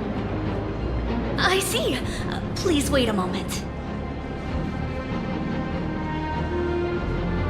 Your Alloy King pom-pom is all packed up. Would you like to take it with you, or shall we use our delivery service? Since we still have the tour to go through, please just have it delivered to the Astral Express. No problem. Hope you enjoy your visit here. Now that the gifts are done, I'll take you to the Mechatron Design Lab. This is the part I've been looking forward to the most. Welcome, ladies and gentlemen. It's displayed in the exhibition area are available for your purchase. Ah! You're the...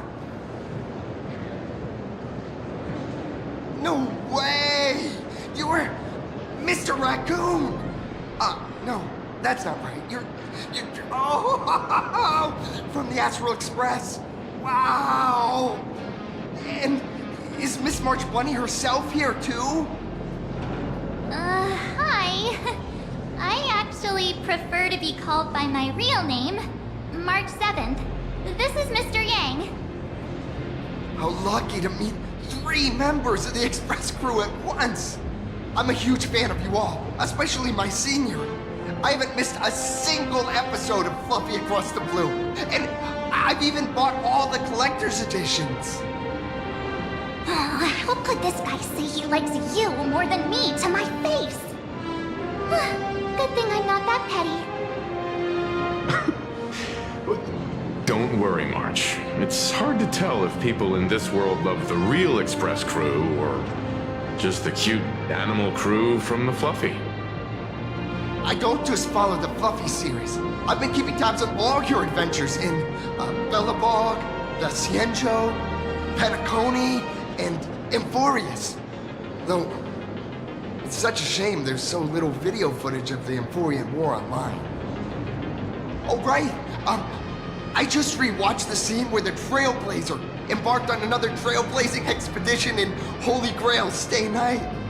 Oh, Your speech was so inspiring.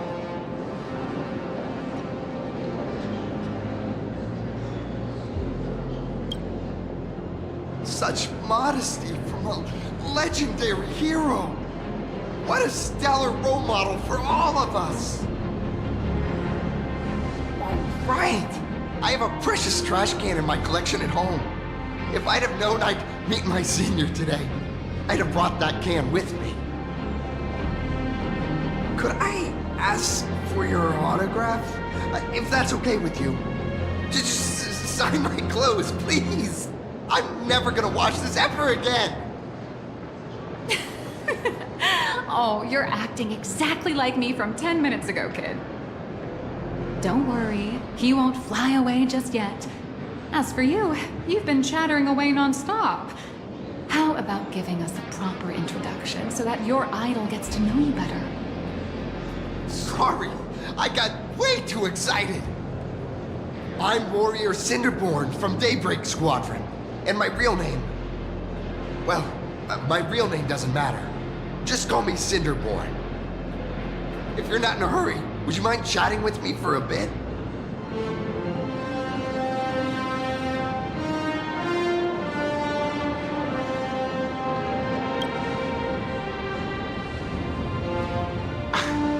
Daybreak Squadron is the most popular superhero drama in Full Wish TV's Mechatron Warrior series, following the story of young heroes fighting alongside Mechatrons against the Shadow Slither to save Planarcadia.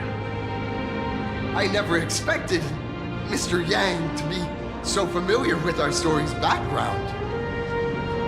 After all, I'm a loyal fan of your show. I'm truly honored. I'm just a small-time actor playing a hero on TV. And like my senior's deeds inspired me, Daybreak Squadron has also motivated people to fight against all challenges in real life. Recently, Full Wish TV got approval from the Department of Aberration Defense. So now, the magical Mechatron Daybreak Warriors from the show can operate in reality. My friends and I are just honored to fight alongside the real Bullet Worm. Sorry. I didn't quite understand that. So, are you still an actor or not? How should I put this? My teammates and I are both actors and real masked heroes. Whenever disaster strikes the city or evil threatens citizens, we show up alongside Mechatron warriors to protect everyone. I'm here today to test a Mechatron's performance and do some advertising shoots while I'm at it. Full Wish TV and Perlex Corp have always been partners. Even the squad's transformation Mechatron is imaginated by Perlex Corp. The more popular Daybreak Squadron's drama becomes, the more wish power flows into the Mechatrons, making the squad shine even brighter in reality. And the more active they are, the better Perlex Corp's model kits sell. It's a perfect, virtuous cycle.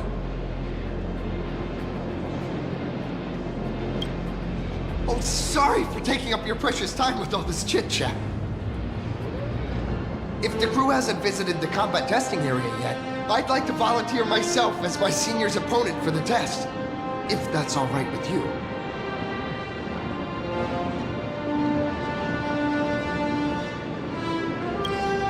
Well, of course I know your bat could send us off flying with a single hit. This time, we'd like to invite you to experience synchronized Mechatron combat. The hero of the Astral Express gracing us with guidance and leaving some data would surely make the staff here very happy. Oh, what perfect timing! The combat testing area is also part of today's tour. That's the way to fame for ya. Don't let down those kids who look up to you. Honestly, that's my weakness.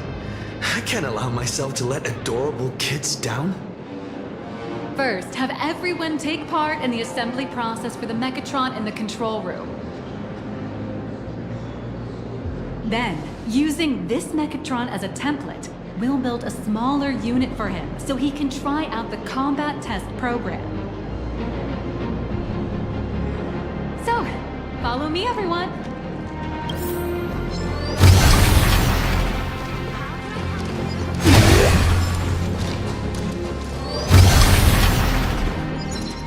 This is Perlux Corp's Mechatron Imagenesis Design Lab. 15 years ago, the first Mechatrons of Planarcadia were born here, and they immediately gained widespread social influence upon their debut. Today, Mechatrons have become the most common and iconic symbol throughout the streets. You could say that Mechatrons are the first and currently only Imagine that can be mass-produced on assembly lines.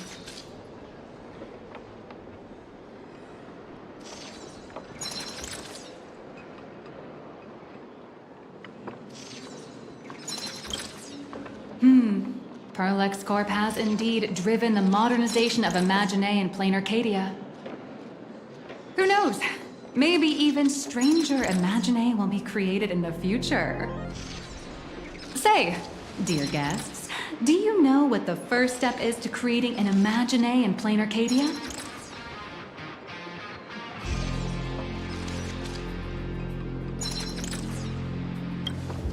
Well, in a way, that answer isn't exactly wrong.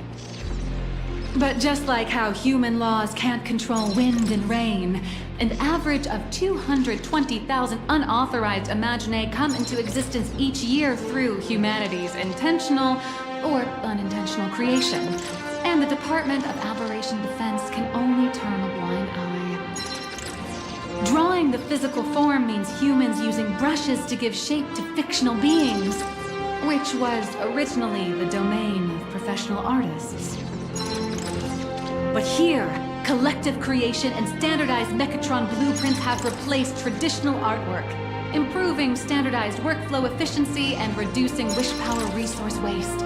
In short, this is the industrial revolution everyone's been chasing. Oh, to think that even Imagenesis, a skill as magical as this, could be industrialized. I'm suddenly starting to admire the IPC. That's nothing. Our company aims to create 2 billion Mechatrons for social production and public services before Arcadian calendar 2030. And that includes special combat Mechatrons like the Daybreak Squadron. That's a staggering number. But can the wish power of the people here really sustain so many Imagine?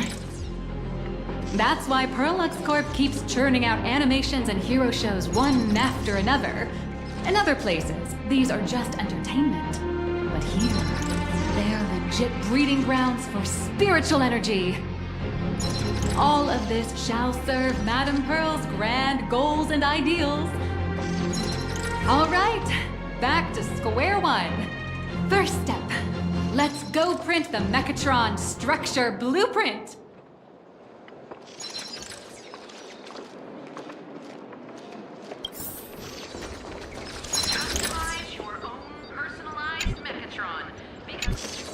Please adjust the Mechatron design parameters according to your needs.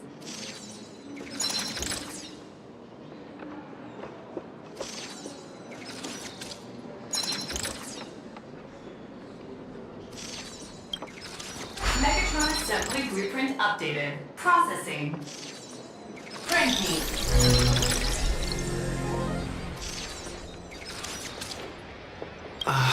Could it be that no matter how much I adjust it, the final printout always comes out exactly the same? Your suspicion makes sense. But please answer my question first. Which do you prefer? The sense of achievement that comes from hard work, or the convenience of getting things done easily?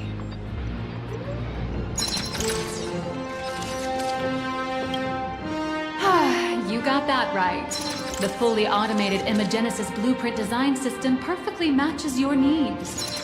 You can meticulously adjust every parameter, or just hit one button to skip it all, and the automated system will always produce results that meet the standards.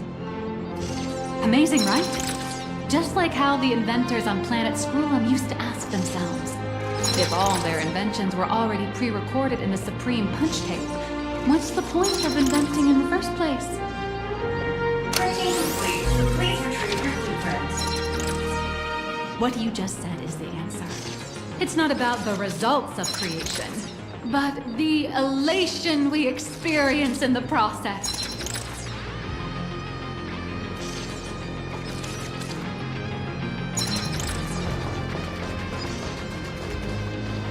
Oh, hello. But please, show me your Mechatron assembly blueprint. No problem. The blueprint has been recorded. The Mechatron parts are ready to go. Hope you enjoy the experience.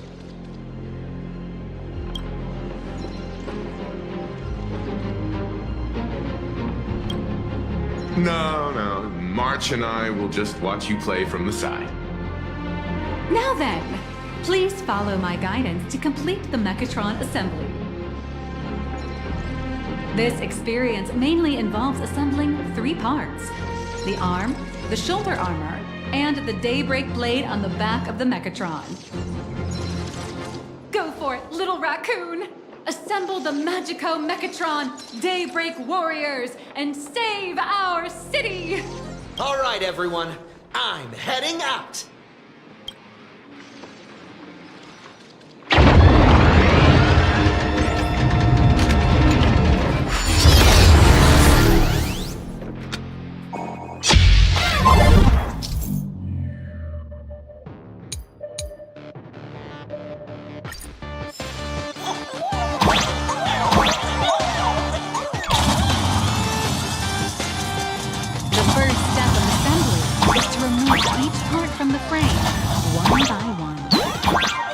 Nippers, hobby knife, sandpaper, sanding stick.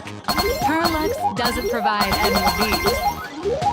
But don't worry, the explosive device will solve all your problems. Just step on it bravely.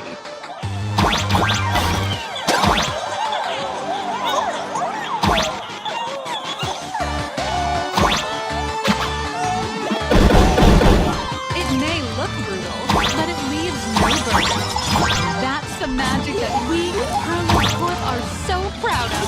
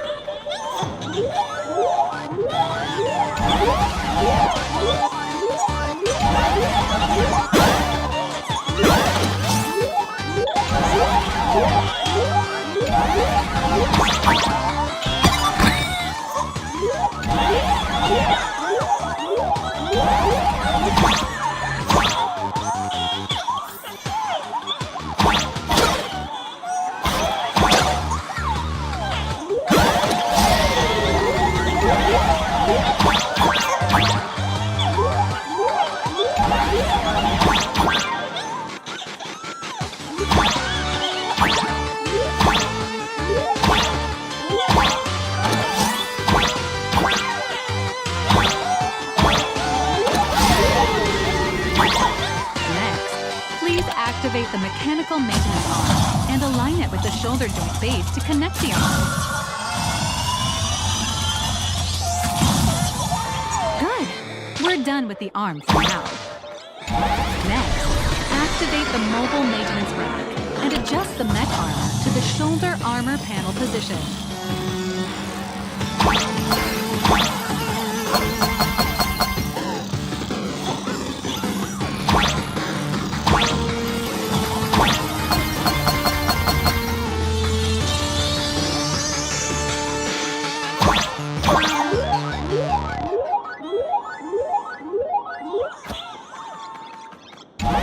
Just like before, the first step is to remove the parts from the frame.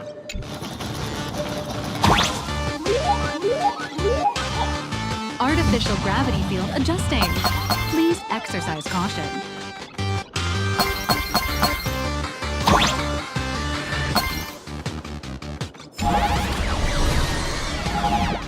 Activate the thruster and push the shoulder armor towards the unit interface.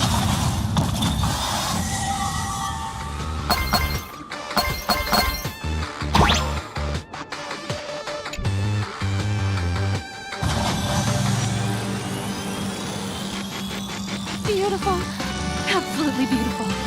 This giant Mechatron is truly the soul of Pluralux Corp.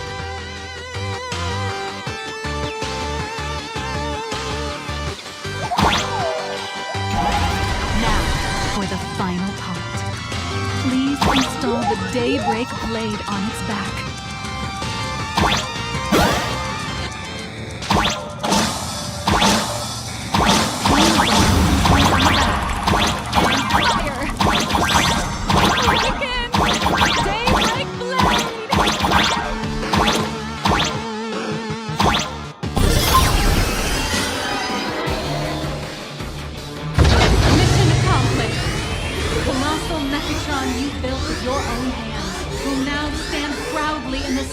This hall. The great hero of the Astral Express has graced this place, left behind a blueprint, and even contributed their own inspiration to the completion of the Mechatron statue. Promotional material this is for the marketing department.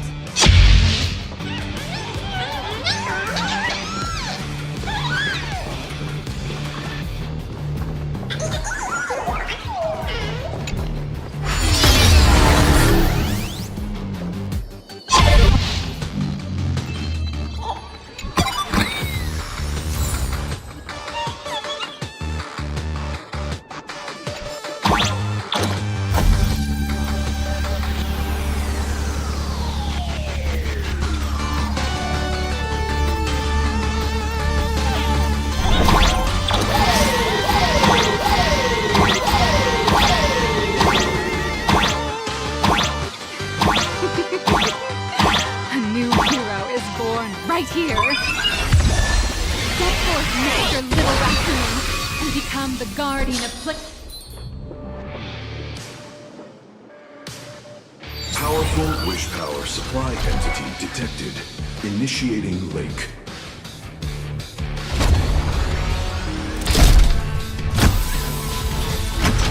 Mechatron synchronization rate 15%. Assembly complete. Could the next step be? That's right. With the completion of the Mechatron assembly, it's time for some heart-pounding combat! Mechatron synchronization rate 39%.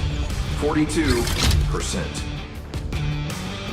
Your little fanboy, Cinderborn, is eagerly awaiting some pointers from you. While we can't power up this big guy, I printed a small unit. Now it's time to show you how a Mechatron fights.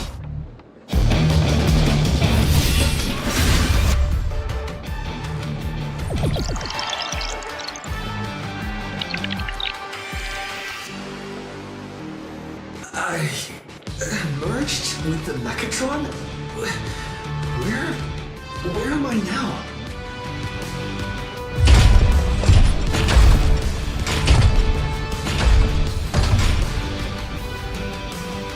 Why, of course.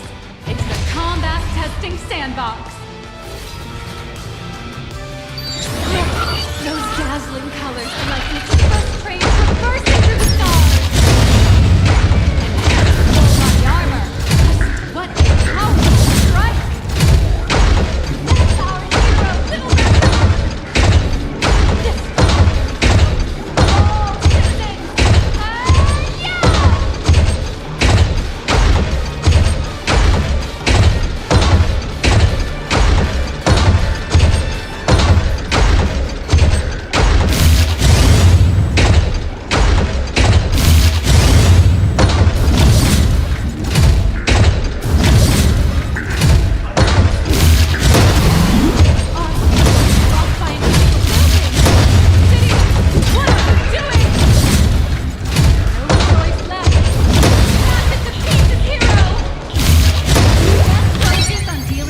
these prices and let Madame Pearl worry about the compensation. Duo mentioned that he hasn't made it through the worst of it. Do we go on? Or wipe out the monsters entirely?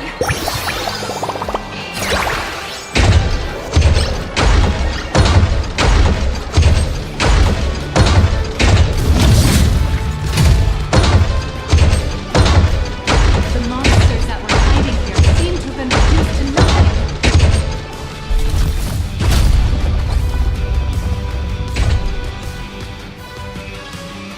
Could it be the one and only trailblazer of the Astral Express walking towards us?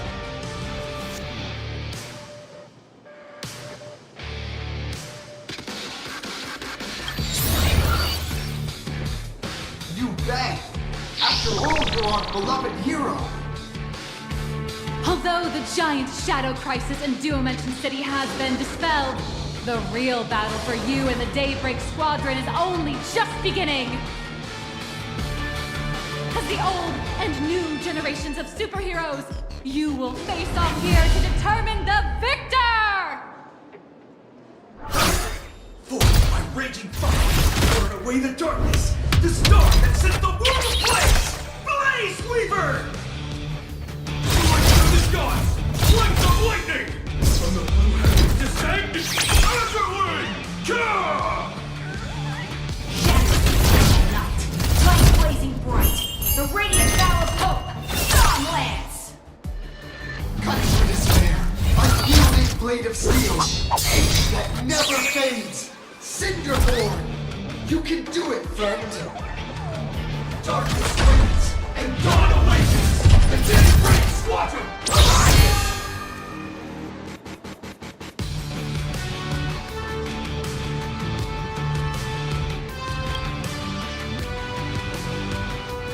This is an official challenge from the Daybreak Squadron, great hero of the Astral Express.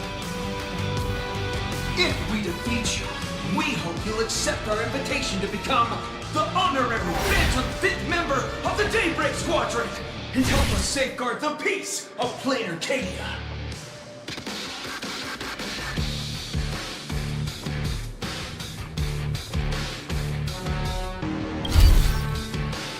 Ha ha! I admire your confidence. Hey, Greg, didn't you have something to tell your hero? Now's your perfect chance!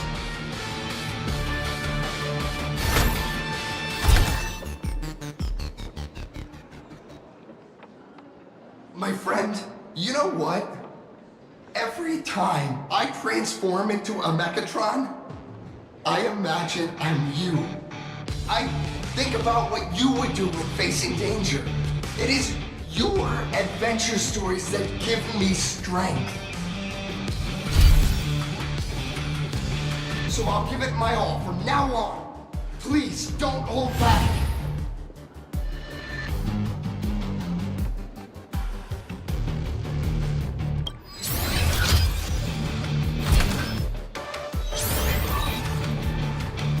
Now then, let's settle this on the horizon where the vengeance moon rises!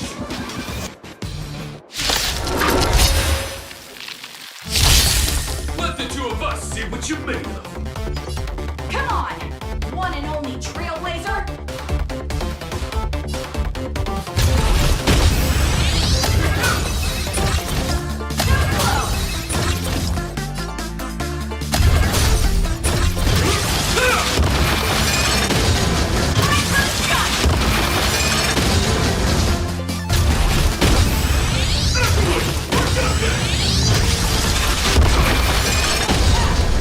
This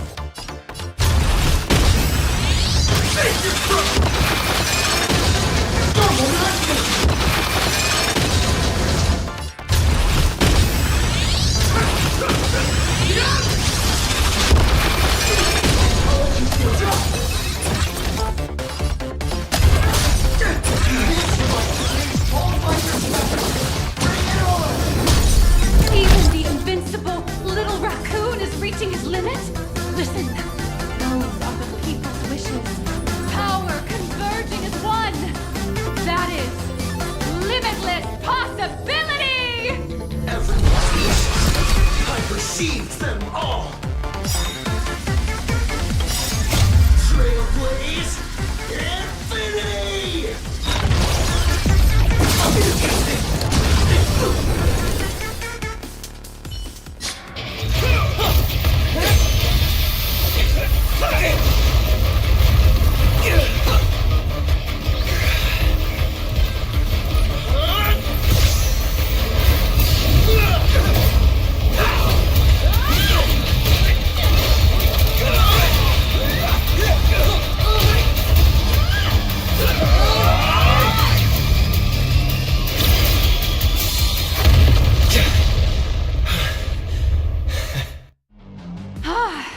You really got into character.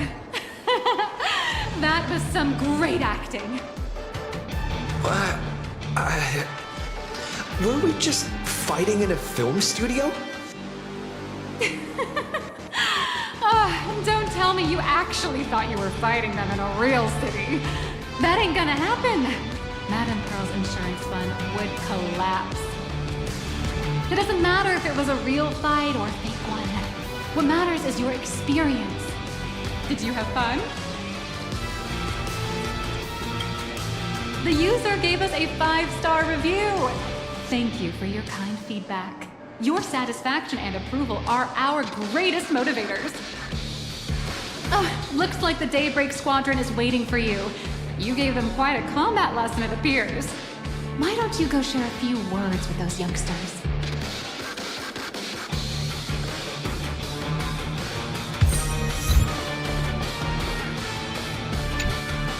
As expected of my senior, that was awesome! My life is now complete. Before joining Daybreak Squadron, Gray had always been your fan. That kid knows every story about the Astral Express like the back of his hand. And he's always looked up to you as his role model. Even as his leader, I'm nowhere near as important to him as you are. Huh, what an amazing battle! Well, more than beating you, we were hoping Gray would leave a lasting impression on you. After all, being remembered by their idol is the highest form of praise for a fan, isn't it?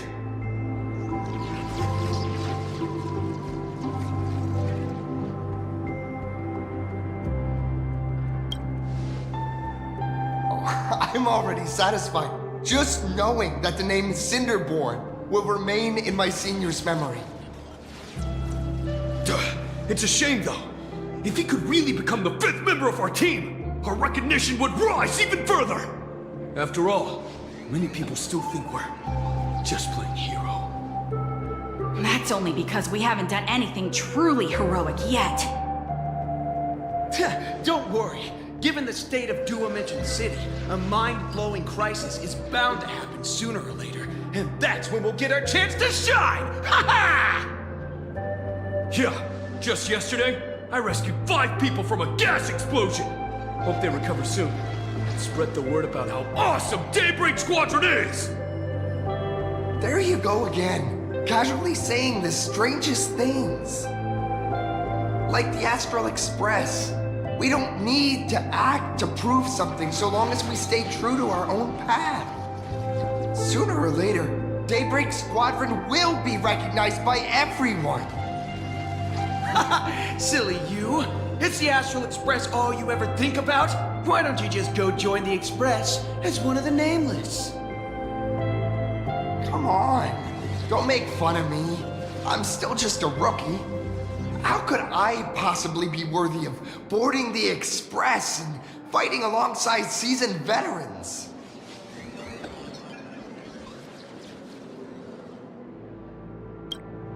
Anyone who perseveres in their own life is a hero indeed.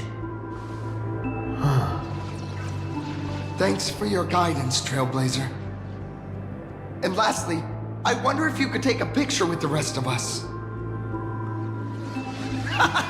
Trailblazer, please, take a photo together with us! Whoa! My senior's so close to me that my heart's beating like crazy. 3, 2, 1... Darkness wanes, and dawn awakens! The Daybreak Squadron arises!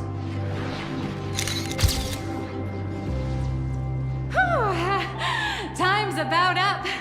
We should meet with Madame Pearl now. Oh, right. Want to say goodbye to your big fan before we go?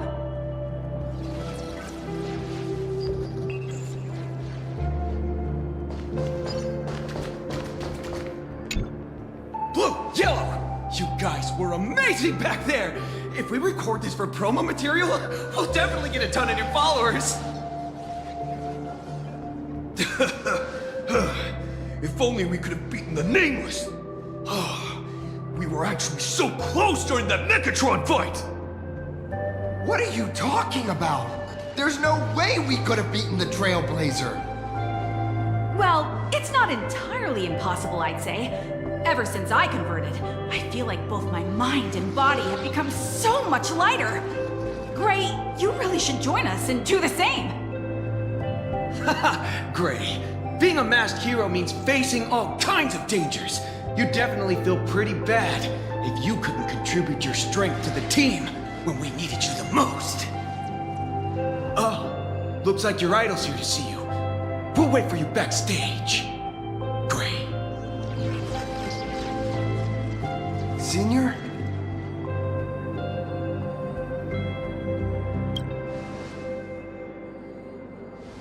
Huh?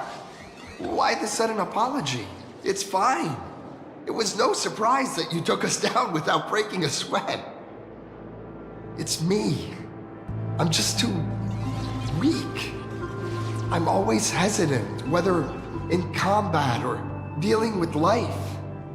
Even though I know I can never become an amazing hero like you, I've always been trying my best to get closer to being like you. It's a bit embarrassing to admit, but no one ever taught me the principles of how to live and behave growing up. I dropped out of high school pretty early and started hanging out with street gangs. Every time I threw a punch to intimidate someone, I thought I was being a hero. But when I saw how scared those people were, I had this nagging feeling that maybe I was doing something wrong. Later, when I read about the Astral Express story online and learned about your legendary deeds, I finally understood what it meant to be a true hero. Looking back at how immature and awful I was, I made up my mind to leave my old organization. Now I too have a chance to become a hero like you. Together, with my brothers and sisters in the Daybreak Squadron, I can bring happy smiles to the residents of Planarcadia and protect them whenever danger appears. But I'm just too weak. I don't have the immense strength like the Express Nameless. I don't even have any special talents. Maybe I've chosen a path that doesn't really work for me.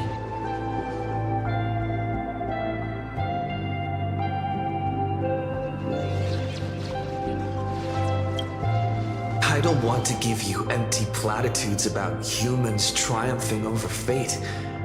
But I do believe that while kindness isn't something you can learn, strength is something you can acquire.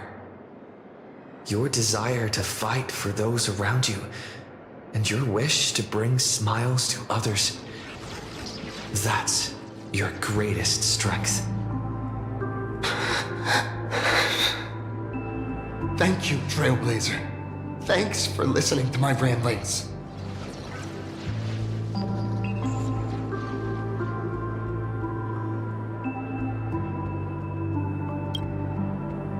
Could you please sign that famous line?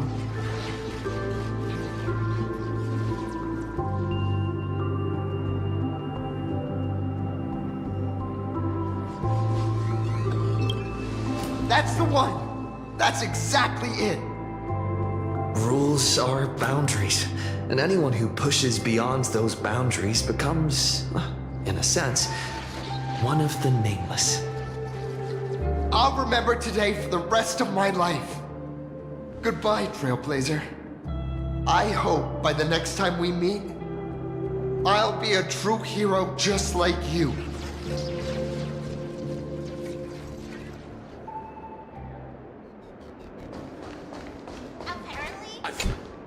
Well, that about wraps up today's tour. After seeing everything, what do you think?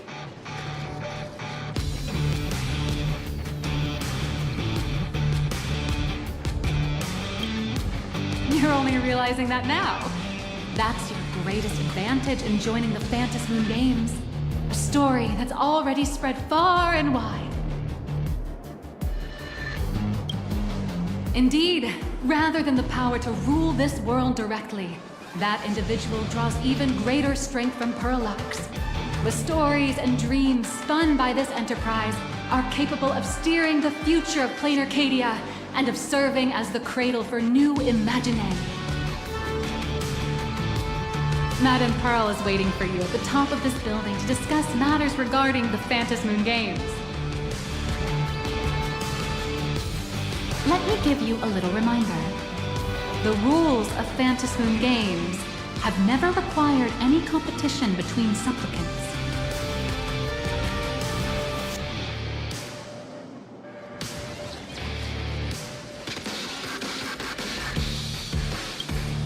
As an IPC employee, I've said far too much.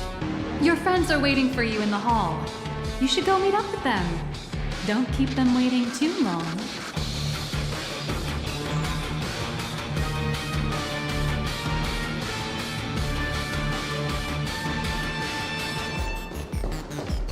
I feel like Mechatrons and Caddies will really take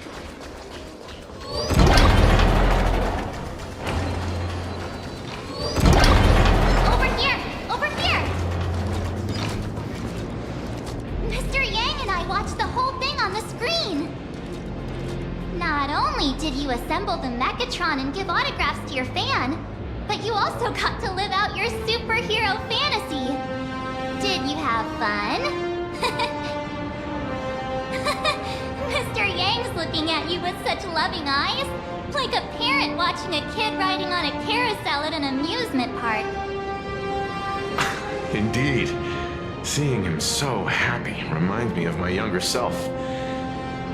Those were the days. What are you talking about? Mr. Yang, you're still as young as ever. Oh, right. We've been wandering around here for ages and seen everything there is to see. What's this Madame Pearl really up to? I understand everything she wanted to show us. There are just a few questions I'd like to confirm with Miss Nihilux. Miss Nihilux? Wait, where did she go? Ah, there you all are. We've been looking everywhere for you. The Secretary's office sent Agent Feld here to keep you company while you wait, but he said he couldn't find any of you.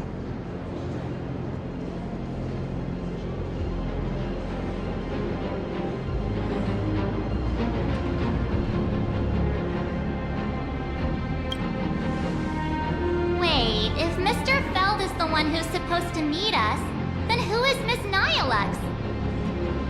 Miss Nihilux? Who? Agent Nihilux, an IPC ranking P30 who works at Prolux Corp's Imagenesis Technology Department.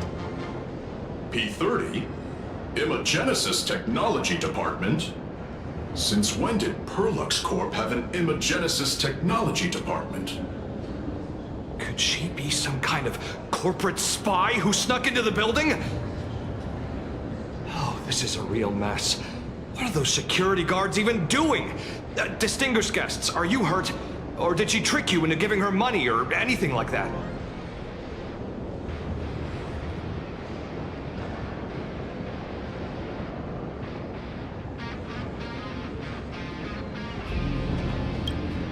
This lady seemed totally legit. She smoothly guided us around the place like a pro. I thought she was one of your people. I need to report this to security right away. She can't have gone far. Let's catch her in the act.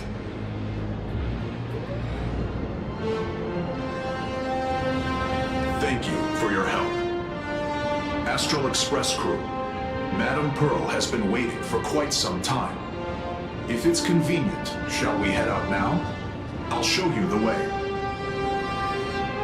Please inform Madame Pearl that the 3 guests from the Express will arrive shortly.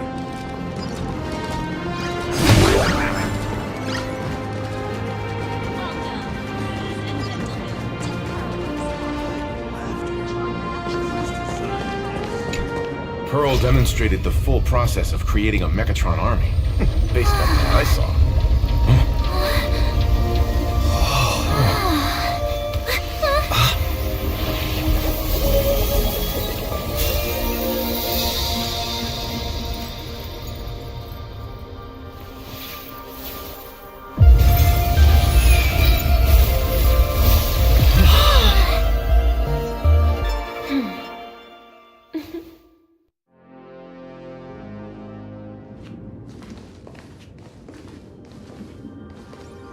Hello, guests from the Astral Express. Nice to see you again. Thank you for your gracious hospitality, Madame Pearl. I understand there was a minor incident in the lower lobby involving someone impersonating a Pearlux employee. I hope it didn't spoil your enjoyment. We're fine. Don't worry about us. But how are things with you? Did you lose any valuable tech? Blueprints? Or top-secret information? No, Pearlux's data firewall remains untouched, and all assets under security network surveillance are intact. The only change is an additional expense claim under my employee ID. Never mind. I can make a preliminary assessment that this was the result of someone's momentary impulse. Lately, mishaps have been piling up, like dark clouds before a downpour, casting shadows of uncertainty over my plans. Could you be referring to the Herald of Death? 33 citizens were found dead in the Dovebrook district. In addition, an IPC specialist assigned to negotiate the purchase of a mask of elation died in an unexpected incident. This party has made overt threats to public order and is clearly challenging the IPC. My intuition tells me this is only the beginning. Managing capital and managing a corporation share one thing in common. That is, an aversion to risk and a pursuit of stability. And I bear both responsibilities. As the executive officer of Planarcadia, I bear an inescapable responsibility for the safety of this world. As one of the 10 Stonehearts, I hope to bring the Phantasmoon Games to a swift and safe conclusion. Rather than staging another dangerous battle, like what happened at Graphia Academy, I hope the supplicants can show the people of this world miracles of joy and happiness, instead of sorrow and rage during the Phantasmoon Games. Therefore, I'd like to hear the Express's request. Trailblazer, please. Tell me, what's your ultimate goal for joining the Phantasmoon Games?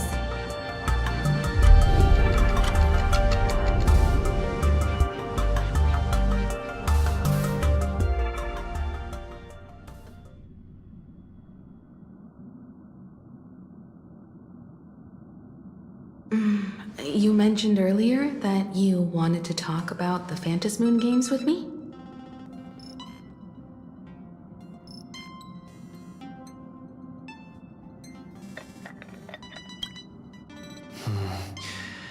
I'd like to talk about our ultimate goal for participating in the Phantasmoon Games. Huh. Got something in mind? I think the rules and rewards for the Phantom Moon games are a little too vague. That's exactly what I thought when I joined the games 15 years ago. These games allow supplicants to do anything, good or evil. As a result, everything that unfolds in the course of these games exists beyond control. What's more vague is what can winners do when they share the power of the elation. According to legends and historical records from Ahatopia, victors typically first witness the manifestation of Aha themselves. They listen to the victor's wishes and grant them permission to use their power. And the applications of this power seem to be boundlessly vast. When faced with countless choices, the situation becomes even more thorny than having no choice at all. Sometimes I wonder, if we had agreed to become the leader of the Anti-Destruction Alliance, how would this trip have turned out?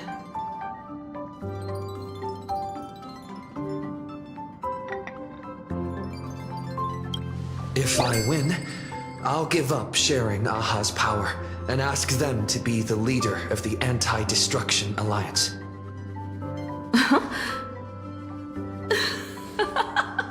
That's such a hilarious idea. I can totally picture it.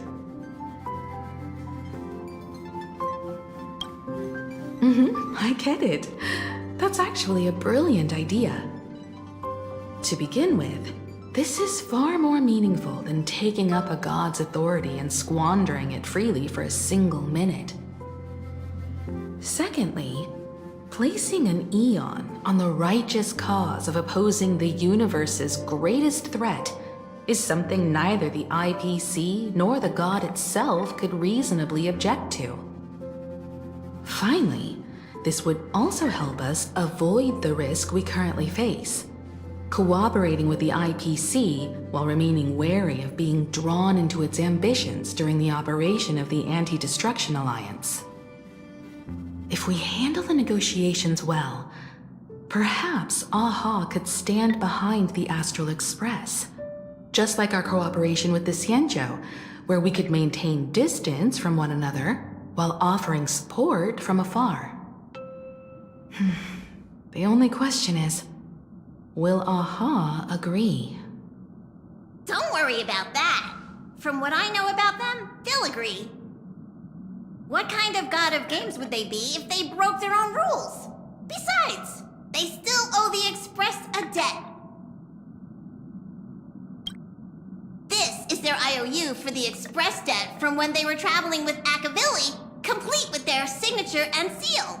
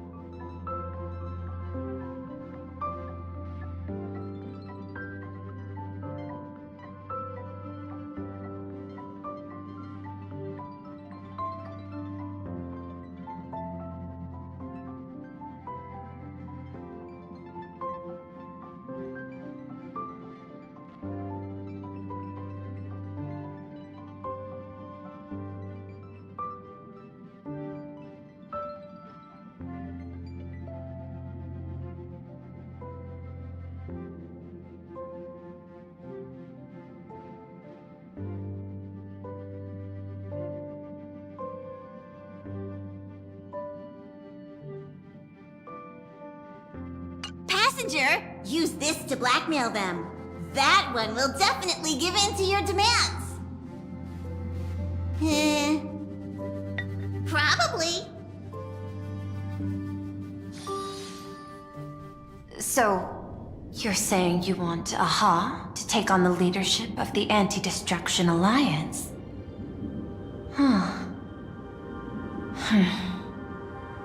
Logical extrapolation. Failed. Success rate indeterminable. This peculiar proposal nearly brought my thought process to a halt. This request is far too lacking in structure, yet within an irrational context, it seems to conceal a certain kind of logic. If the universe is the master of Elation's playground, then they should do something about this playground that's about to be destroyed. As expected of the Trailblazer, your thinking is so... out of the box. I've learned something today. However, I don't think you stand much of a chance in the games, because I've joined as a supplicant.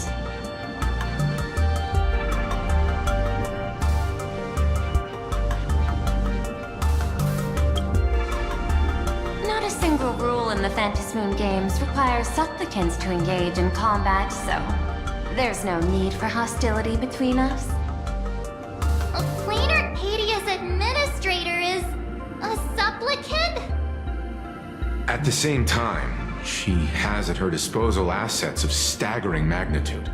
What Perlux Corp among them. Aww, with money and power on her side, wouldn't her chances of success be way higher than ours? As I previously proposed to Miss Himiko, I'm willing to cooperate with the Astral Express to ensure the smooth progression of the Phantasmoon games. But the Astral Express isn't your only partner, is it? I have 2 other allies. However, you all are my most promising ones. Once the Astral Express joins, it will maximize the safety and success of this Ionic game. And I will do everything in my power to fulfill my partner's wishes within that limited minute.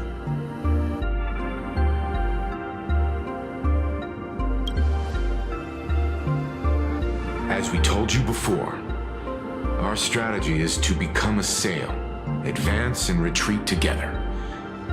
The Astral Express is not a lone supplicant, since we have our own allies in the games. An ally like Sparksy? It's true that you defeated her and took her mask, but given her typical decision-making style, Sparksy isn't exactly what you'd call a reliable ally.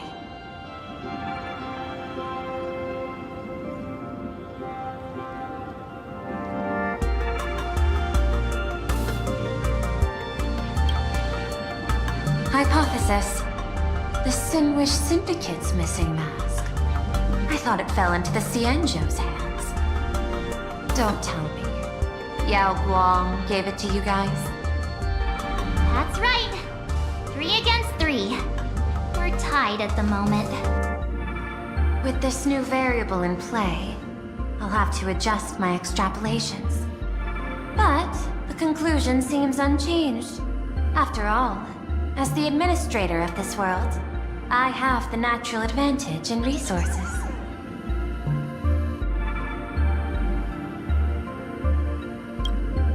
An IPC senior executive, Planarcadia's administrator, a member of the 10 Stonehearts, joining the games personally. It certainly has an intimidating ring to it. But when you think about it, isn't this identity precisely the greatest burden Madame Pearl has to overcome? He is right. Your identity is far too sensitive. You want to control these games and end it safely and quickly. But Planarcadia's citizens might not see it this way.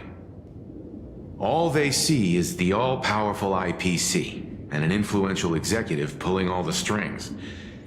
Your every action will be scrutinized twice over.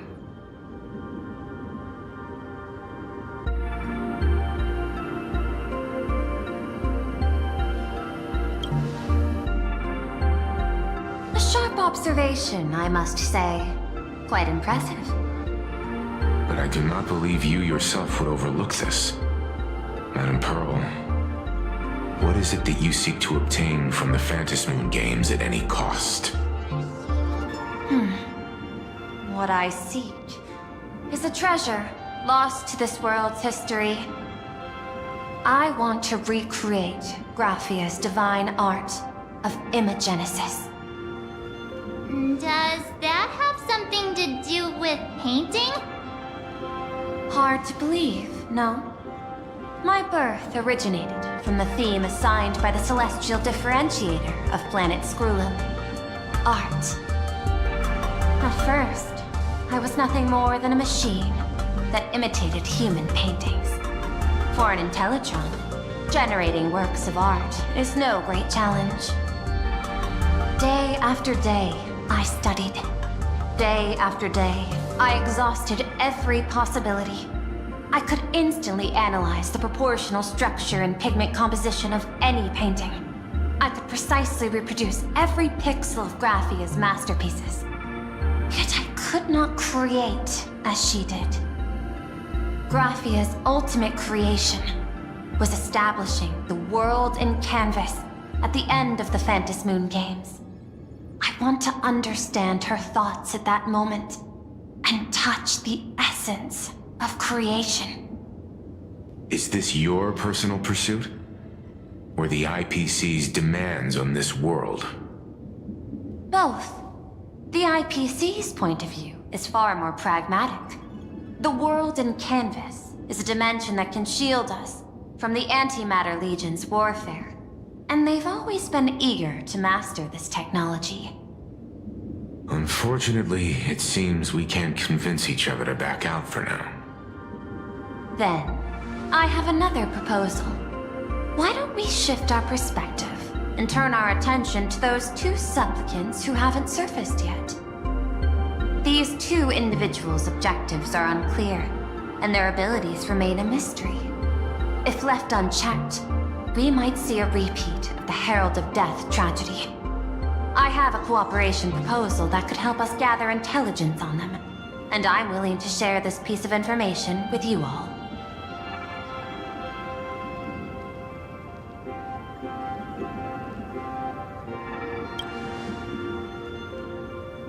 A tiny sliver of your reputation.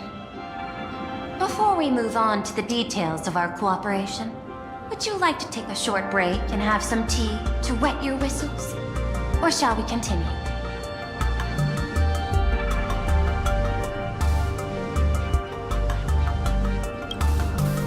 I was thinking of having Perlux Corp host an expo for the Astral Express.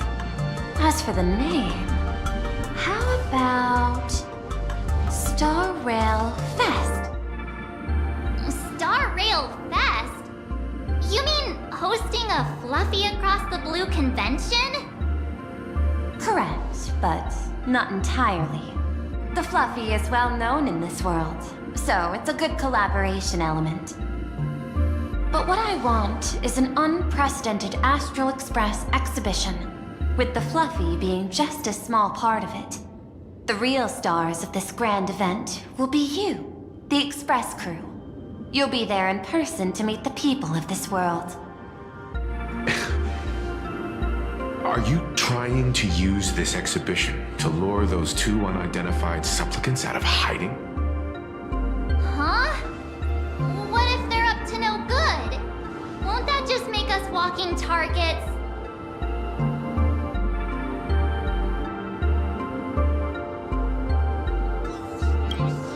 There are many ways to take the lead afterward.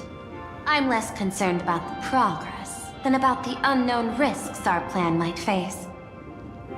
Together, we can create a miracle for all to witness in Arcadia devoted to the legends of heroes. I'll also get Full Wish TV and other mainstream media outlets involved for promotional cooperation. And in return, Wish power will flow to you. Of this, I have no doubt. A wise choice. Before the Star Rail Fest officially begins, I have one more favor to ask of you all. I'd like the Express crew to pay a visit to Blurry QR Colt, the original author of Fluffy Across the Blue. Doesn't Perlux own the rights to the Fluffy? Since their debut, this author has remained anonymous, never revealing their true identity in public. But if the real-life inspiration behind the story were to pay them a personal visit, it would surely be a great honor, and likely persuade them to attend a signing, stoking the excitement even further. Now that we've reached an agreement, I'll leave it in your capable hands. My secretary will be in touch to keep all parties apprised. By the way, before you leave, please accept this small gift as a memento of our first collaboration.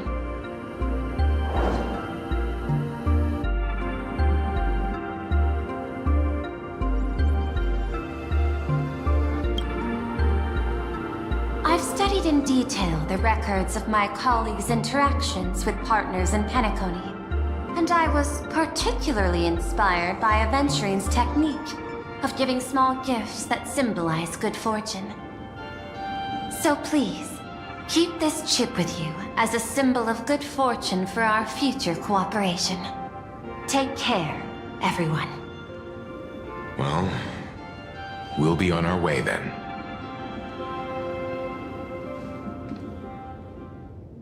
As your private detective, I must warn you that a grand exhibition of unprecedented scale would make for a perfect opportunity to reenact the blood-stained games. I understand. That's why I have a mission for you. Protect the Nameless at Star Rail Fest. You actually think they would need my protection with their strength?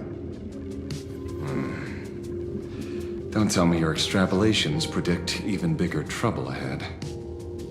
Hidden beneath each extrapolation, tiny signals of unease keep bubbling up to my thought interface. I must be thoroughly prepared for whatever may come. Now that you've taken up the mask, let's talk about payment. What do you want? The same as always? Money? Before we talk about payment, let's discuss the Herald of Death. Although the Department of Aberration Defense sealed and destroyed all records of the Bloodstained Games, I still managed to uncover some unusual leads. After the Herald of Death incident, the victims' families collectively received compensation so massive it could fill any gaping wound. So, I figured, maybe we could find some leads by looking into official Planarcadia expenditures. But here's the interesting part. This item was nowhere to be found in that year's public financial report. Care to guess whose books this money went through? It was you, the omnipresent IPC. To be precise, it was the IPC's technology department that paid this astronomical compensation.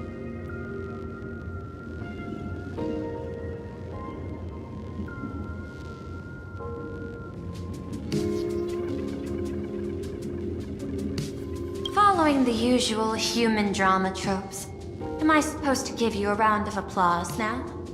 Being able to dig up all this information really shows your connections and capabilities, Detective Ashvale. In movies, a big shot like you would usually raise a hand right about now, revealing the dark muzzle of a gun. I'm afraid you've learned too much. And bang! That's when the gun goes off. And I, the poor sap who uncovered the truth, am supposed to bite the dust. Sorry, my hand is on the checkbook and unavailable. Mr. Ashvale, tell me, how many zeros would you like to see on that check for our cooperation? It's not about the money. Indeed, money isn't the issue. 100 million credits. Are you trying to buy me off like some poor victim's family? Tell me, Why did the technology department pay to sweep this under the rug? 300 million? I know you've always needed money. For cryosleep, supporting the families of fallen comrades, and for treating those who survived. Isn't this exactly what strategic investment is about? Putting money in the hands of those who need it? I'm not your lackey, Intellitron. Tell me the answer. 500 million? I could pretend there's a glitch in my calculation process and make it a cool billion for you. Money or answer? Your call. I want the answer. Oh, an unexpected choice. It defies my usual understanding of your decision tree. Note, I say this without sarcasm or ridicule. The answer is, I don't know much. Hard to believe, perhaps. But as CEO, my power isn't unlimited. Besides, the Herald of Death affair lies 15 years in the past. This world is like an unfinished game of chess that's been dragging on for years. The hidden moves laid by the previous player keep becoming my challenges. Even today. But since you've invited me to finish this game together, sharing intel is a must. Reasonable. I'll share what I know about the answer. Marcus Antali, the Herald of Death, last member of the Intelligentsia Guild School of Evolutionary Perfection. 5 years ago, his identity was confirmed, and he was executed. Note, executed in every sense of the word. Miss Yabali, head of the technology department, took possession of his belongings, and even I don't have the clearance to access those records.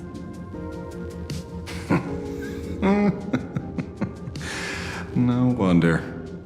So, that guy was practically IPC personnel, give or take. That also explains why the technology department shelled out the compensation. Yet, the method behind this latest killing is identical to the one from years ago. If the Herald of Death is truly dead... A serial killer coming back from the dead is the least of our worries. Even if a serial killer does come back to life, he's still just a serial killer who's been shut out of the Ionic game. What's more concerning is this. Someone wants to exploit the legacy of the Herald of Death. Miss Yabali took away everything that man left behind, except for the fear he instilled in the people of this world. And during the Phantasmoon Games, not only can miracles trigger wish power, but fear too. Based on my extrapolations, the appearance of this new Herald of Death might mark the beginning of the festival spiraling out of control. No wonder you're in such a hurry to end the games. Mr. Ashvale, I've always respected you. But right now, I need to rely on your strength even more.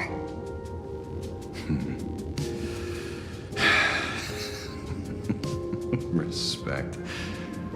When I was younger, what I really wanted was to make the IPC fear me. The passage of time's not exactly kind, is it? Deal, Madam Pearl. But I will require one more form of compensation. Whoever this new Herald of Death is, I must deliver justice with my own hands. This time, there won't be any lengthy interrogation. By the authority vested in me as CEO of Planarcadia, I pardon all crimes committed in the course of your revenge. Go ahead and do what you must, Mr. Ashvale.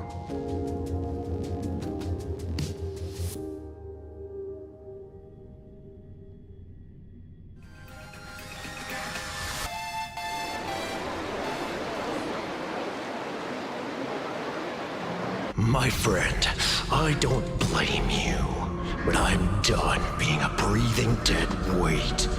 So do me a favor and pay me back for that drink with this bullet. Just do it, you coward! Let me die as a Galaxy Ranger before I turn into a monster of abundance! Shoot me! I beg you. My Skybo above. May you have a pleasant dream. Not knowing who you are, not knowing why you exist here, that isn't life. In ancient times, humanity's daily goal was to obtain 2,000 calories of food. Humans back then knew they were just one member of the animal kingdom. They understood why they migrated, hunted, gathered. But now, in an era where you can get food delivered to your door with just a tap of your finger, effortlessly achieving that 2,000 calorie goal, humanity has lost its way like never before. Tell me, will the Phantasmoon Games bring a new direction to this world, Ashvale? What's wrong with getting food with just the tap of your finger? Don't tell me you want to go back to the days when everyone was starving and at the mercy of the harvest? 2,000 calories are pointless, but just for survival. It's the goals beyond 2,000 calories that define humanity. And the Phantasmoon Games holds up a mirror to humanity, allowing them to see their truest selves. I'm just a detective. Ask me such a profound question again next time, and I'll charge extra. My apologies. I just heard you joined the Phantasmoon Games and couldn't resist asking for your thoughts. You've met Madame Pearl, huh? She dumped this hot potato of the Herald of Death on me. On us. Judging by your expression, it seems less like a hot potato and more like a sweet fruit. Because I have a lead now. I think the key lies in the word copycat. To prevent copycats, you kept the Herald of Death's modus operandi from 15 years ago under wraps. Which means... There's only a few people who could reproduce this killing method with such precision. The investigators from the Security Bureau and the Department of Aberration Defense at the time, and those directly involved in the Herald of Death case. Detective Kuchiba, I've heard that you've devoted considerable time to researching the crimes from the Phantasmoon Games. So, I'm the prime suspect now. Is that it? Just a bit of minor deduction. After all, murderers always love to return to the scene of the crime. Isn't it coincidental that you happen to be standing right before my eyes? That's not deduction. It's a conjecture at best. As for investigating those two categories of suspects, we've been doing that for a long time already. It's been 15 years. The relevant people and the victims' families have all gone their separate ways. Tracking them down now won't be easy. Yeah. After losing their loved ones in such a cruel way, their hearts were shattered. Many couldn't bear to stay in Dovebrook District and chose to move away. I remember seeing that in the case files you sent me. They even formed a mutual aid society for the victims. I wonder, after all these years, have they managed to heal the wounds in their hearts? Maybe they have. After all, they go by a new name now. The Research Society of Happy Smiles. Ah, you mean that charity with the slogan, Healing Smiles, Healing Arcadias? Before he died, Kostad mentioned that group to me. He said quite a few young people in the gang left without looking back, just to join them. So I thought, maybe we should start by looking into their rivals. The Research Society of Happy Smiles, huh? A charity that helps people escape their pain and find happiness, offering free counseling, medical care, all of that good stuff. Sounds like they've turned over a new leaf. How could you call them rivals to the underworld? I dug a little deeper into them and found something interesting. You mean your monkey dug up something interesting, right? Okay. Mr. N dug up something interesting. Have you heard the name of the sponsor behind the Research Society? Her name's Full Wish. That name rings a bell. Wait, isn't she the boss of Full Wish TV? I think she was one of the survivors of Graphia Academy too. This is getting a little too coincidental. Just like every case you've accidentally cracked before. Mr. Ashvale, should I compliment your keen instincts or your incredible luck? Luck's a part of a detective's toolkit, too. Anyway, whether Full Wish is guilty or not, we won't know until we look into her. That's why I asked you here.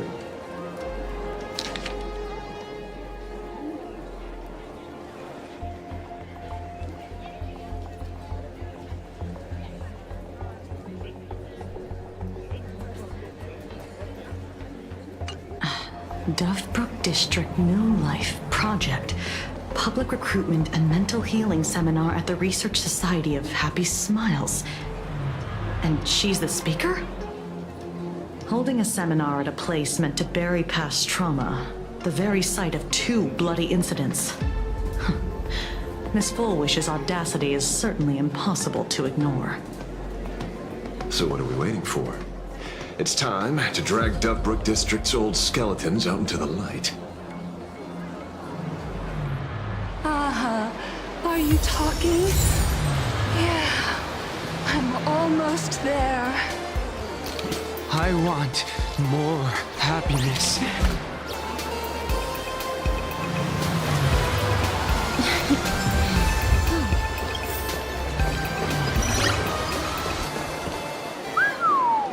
This place is buzzing. Are they all here waiting for Full Wish to grant their wishes? A rich person like Full Wish can make most people's wildest dreams come true with the snap of her fingers. I'm less curious about who she'll help than what she wants for herself. If money could really accomplish everything, the IPC wouldn't be eyeing this world. My bet, I'm sure that Full Wish wishes the tragedy 15 years ago never happened. Erasing history. Can the laughter really pull it off? In past victory records, there have been countless and often bizarre instances where the victor used the elation's authority to change reality. You have to understand, the Phantasmoon Games isn't just some wish-granting lamp. What makes it irresistible is that it turns the one who wishes into the genie. That's quite alluring. Have you heard about the noblest worm Aha made godlike? It became the happiest creature in existence. Happy enough to burst apart, leaving no intact body behind. Your knowledge of these unofficial records is enough to rival ours. Since you see things so clearly, Mr. Ashvale, why sign up for the games? Yes, Kochiba. Is that a rhetorical question? Or are you fishing for a confession? Fishing? Don't be afraid. Now that you're a supplicant, public officials like me no longer have any authority over you. I'm guessing what you want goes beyond a straightforward act of revenge, beyond a vigilante execution carried out in public. If you were only out to avenge friends, with or without the Phantasmoon Games, someone like you would toss laws and decorum aside and do what needs to be done. So tell me, Mr. Ashvale, what do you actually hope to get from the games? Consider it a mystery. If I make it to the end, you'll know the answer before Aha does. Well then, I'd be honored. Just don't let your wish ruin our lives here. Daily life here fits like a tailored prison uniform. Wear it too long and you forget what your bones should feel like. Ugh. It's time to break free. Look at these prisoners of routine before us. Full Wish hasn't shown up yet. Let's talk with the members of the Research Society. Maybe we can coax something useful out of them.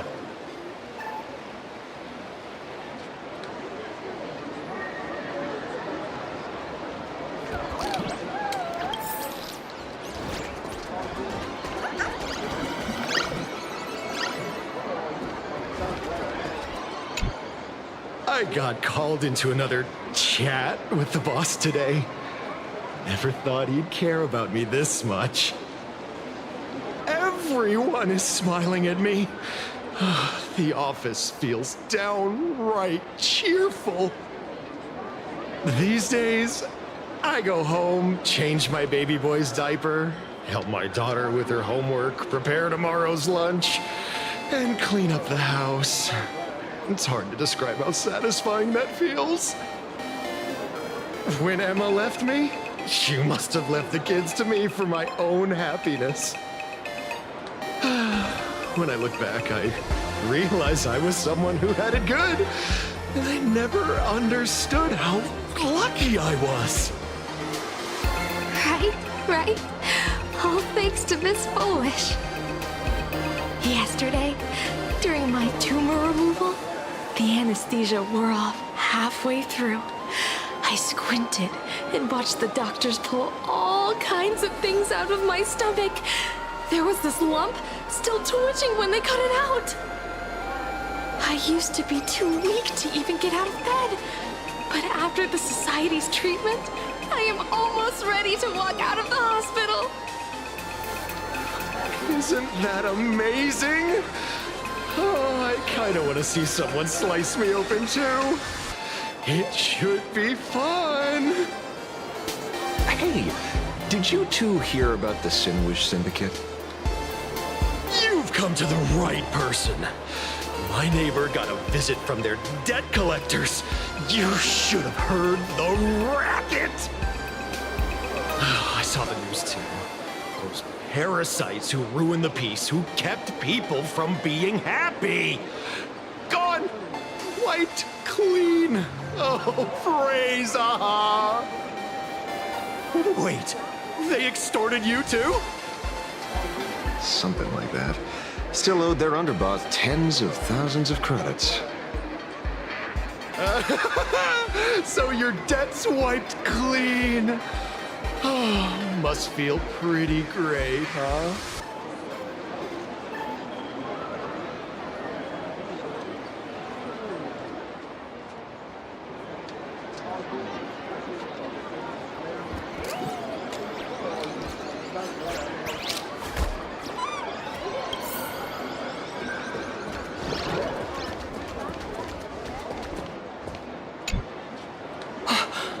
We meet again.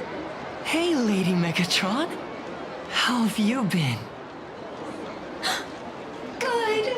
Since I joined the Research Society, I've made so many new friends. In the past, I struggled with mobility. I always had to work 3 or 4 times harder than the other Megatrons, just to keep up.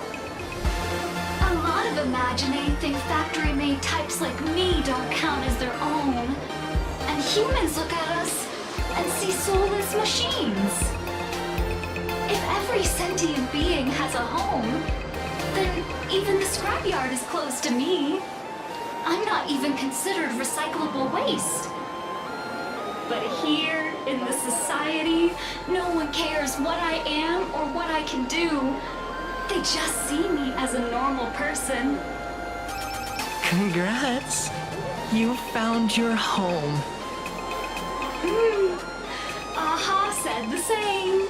They and everyone here are my family. Aha talks to you. Of course! You mean you can't hear them? Guess you're not happy enough yet. Don't worry. Once you join the society, you will.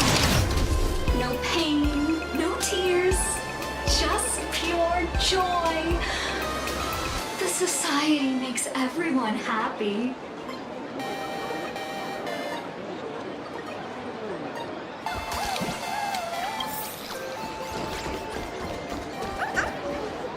Looks like it's about time. If the star of the show doesn't show up soon, the crowd's gonna burst with anticipation. Everyone, please make some room for Miss Foolish.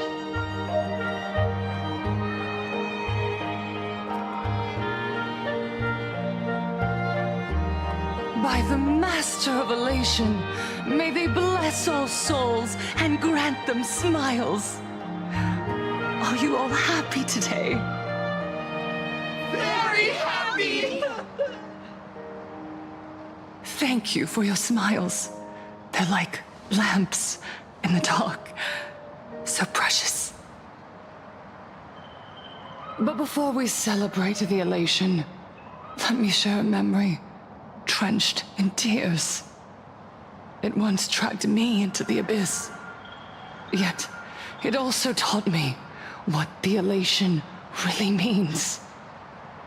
As you all know, 15 years ago, during the Phantom Moon Games, the shadow cast by the Herald of Death swallowed this place whole. That day, I lost my parents, my classmates, and the others. The morning greetings, the little daily chatter, all went silent under that crimson dusk. After that, for a very, very long time, all that remained of my world, a door shut tight, a room steeped in silence, and a wound in my heart that would never heal. Just hearing the words, Herald of Death, made me shake uncontrollably. I even once thought the only escape was to follow the dead and leave with them. Back then, I was just an empty shell, breathing, beating, but lifeless inside. And just as my soul was about to fade away, an old lady from the Mutual Aid Society knocked on my door. She didn't offer empty words of comfort. She just looked me in the eyes and asked, "Child, would you try stepping outside this door? Out there are many people broken by pain, just like you. But together, we can start picking up the pieces, one by one." She smiled at me. A warm, gentle smile. And in that smile, I felt the Master of Elation grant me a reason to live. At the Mutual Aid Society, I saw countless souls scarred by fate. Some bore wounds beyond healing, and some had lost their loved ones. Each of us bore a different wound, but every wound got deep. And yet, what truly moved me wasn't the pain. It was how, beneath those scars, they still reached out to one another, offering a smile to a child who'd stopped crying, lending a guiding hand to someone lost. They taught me something precious. Pain can destroy a person, but the wish to bring elation to others can spark the fire of rebirth. That was when Aha's voice echoed again in the silence of my heart. The smiles passed from one another through mutual aid is Aha's most precious blessing. It does not belong only in the small room of a support group. It yearns to illuminate hearts lost in darkness. Each time we share a true smile, it's as if we hear Aha's voice. And when that voice rings out, all suffering fades, all pain is healed, and everyone knows what true happiness feels like. That's why the Research Society of Happy Smiles was founded. I will share this divine smile with all of you. No more sorrow!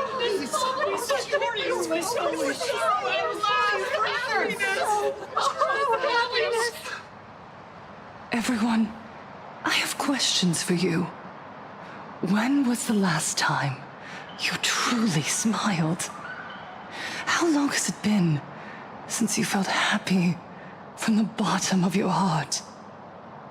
Minato, do you ever feel like your days are looping endlessly, like an old silent film, repeating until it suffocates you?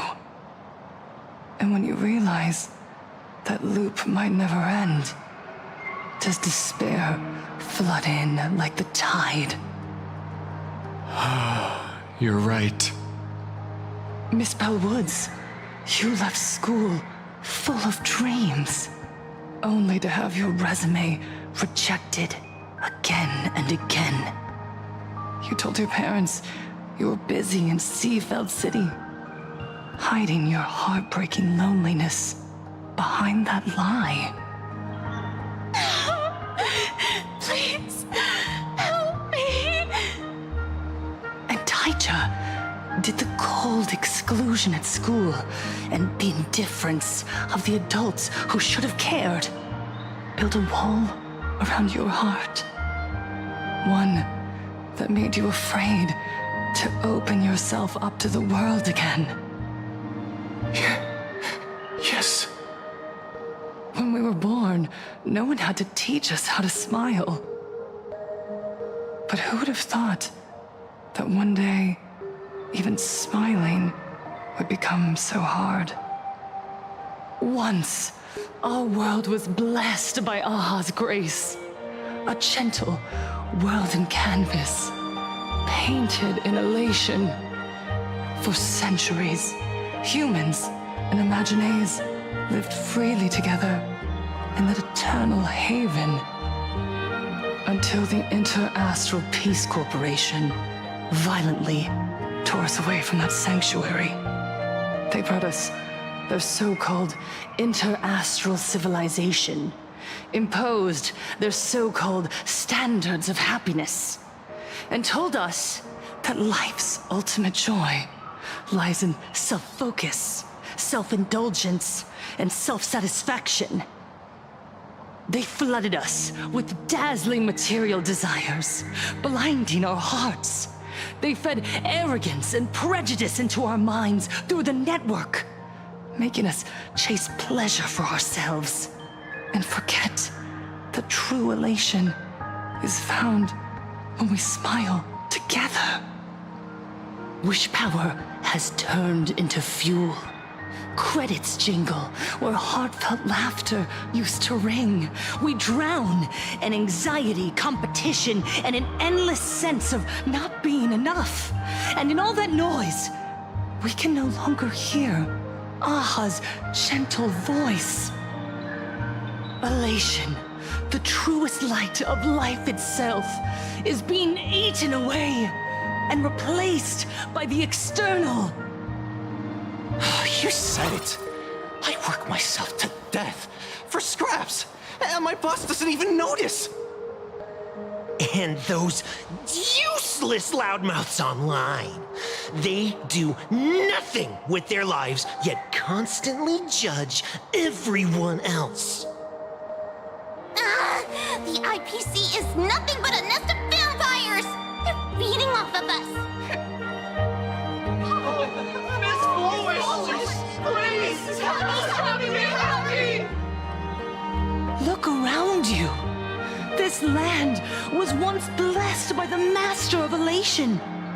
And yet now, it's overflowing with misery. Everyone's chasing their own happiness, but in doing so, they wound others without even noticing. Do you remember the moment I found happiness again? It was when someone who was suffering just as I was, smiled at me. Even through their pain, they gave me that smile. A smile filled with blessings. That smile saved my life. So listen well. Only by opening your heart and sharing your smile with another can you truly grasp what happiness means. It isn't just giving a smile. It's embracing the power that AHA bestowed upon us to smile. Join the Research Society of Happy Smiles. I'll help you rediscover the smile buried within yourself, and AHA will grant your life a transformation. Our mission doesn't end with finding our own smiles. We must bring them to the world and spread true happiness across all existence. While others pray to the eons for their own desires, we, the true followers of AHA, carry a higher calling to fulfill their wish. To fulfill AHA's wish? Yes. To still every cry of sorrow. To wipe away every bitter tear. We will build, no, rebuild. A world where smiles never fade and elation never dies. It is her highness! It is her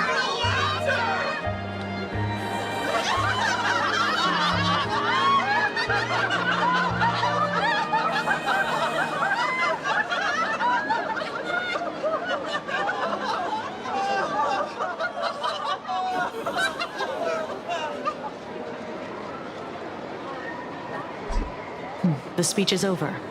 What's your take, Detective? She's so far gone, it's hard to make sense of it. Then let's not overthink it. Let's talk to her directly.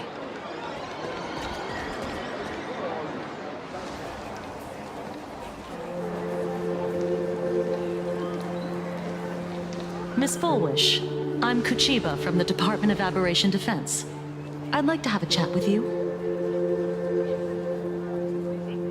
Ah, I see. You're here about the Sinwish Syndicate case, aren't you? So, you were expecting us. Oh, I heard the news. The entire Sinwish Syndicate massacred in Dovebrook District. Ah, such a cursed place. They may not have been saints, but I still pray for them. May their souls rest in peace. Oh. How merciful of you. Though, rumor has it the Research Society of Happy Smiles had a few run-ins with them regarding recruitment, donations, turf. Sounds like plenty of reasons for conflict, don't you think? Are you suggesting we had the Sinwish Syndicate killed? For conflicted interests? Whoa, wait, that's not what I said. You know nothing about our finances. Every expense is covered by a charitable foundation established with the compensation from 15 years ago. We don't need a single cent from our members. When I heard about this tragedy, I personally allocated relief money for the victims' families to keep order and peace in Dovebrook. Tell me, Miss Kuchiba, someone copied the Herald of Death and slaughtered dozens. What will your Department of Aberration Defense do this time? We never released that detail. How do you know someone's imitating the Herald of Death?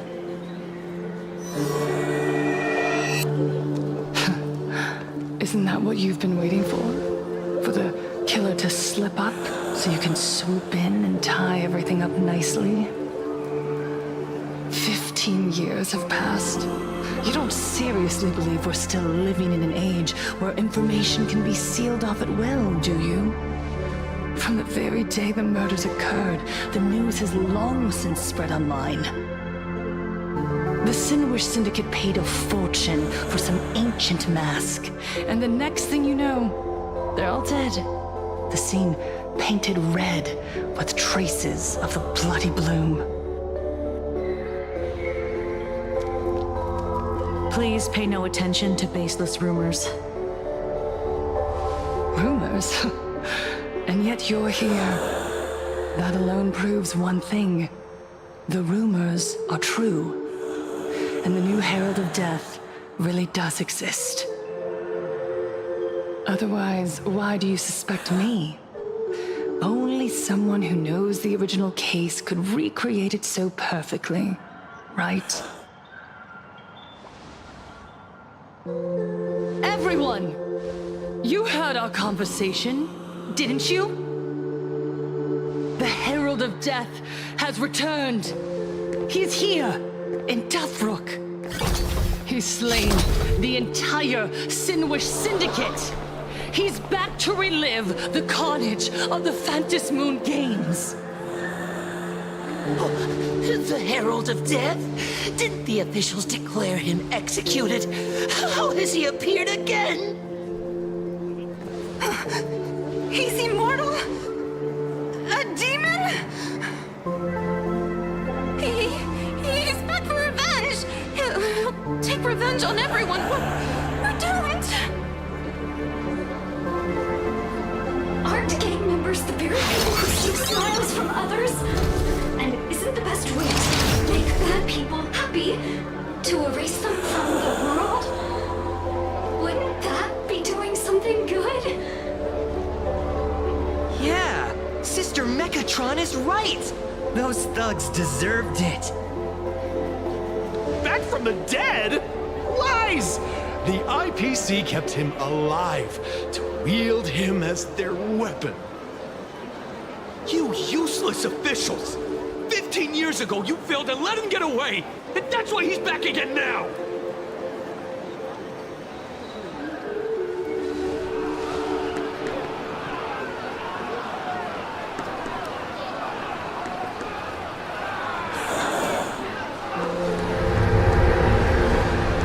Everyone, there's no need to panic. Remember who you are. You are those who live beneath Aha's brilliance, who have claimed happiness and cast off the shackles of suffering. Once the Herald of Death fed on our fear and tears, that was the source of his power. Look at the smiles on the faces of those around you. There is no fear left in our hearts, no tears left in our eyes. All that remains is resolve, happiness, and faith in the elation. The Research Society of Happy Smiles will protect this world. Etch this into your hearts. The happy do not die, for even death cannot touch a heart filled with happiness. What's going on? There's something very wrong about this woman. Yes, as long as we're happy enough, there's nothing to fear. We won't die. Happiness is our weapon. Happiness will destroy the Herald of Death. Happiness will save this world. Operation Spread Happiness.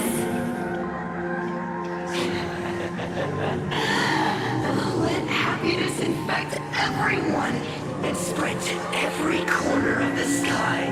Make the Phantom Moon smile. Make Lord Aha laugh until they cry for us. Let the Phantom Moon with happiness.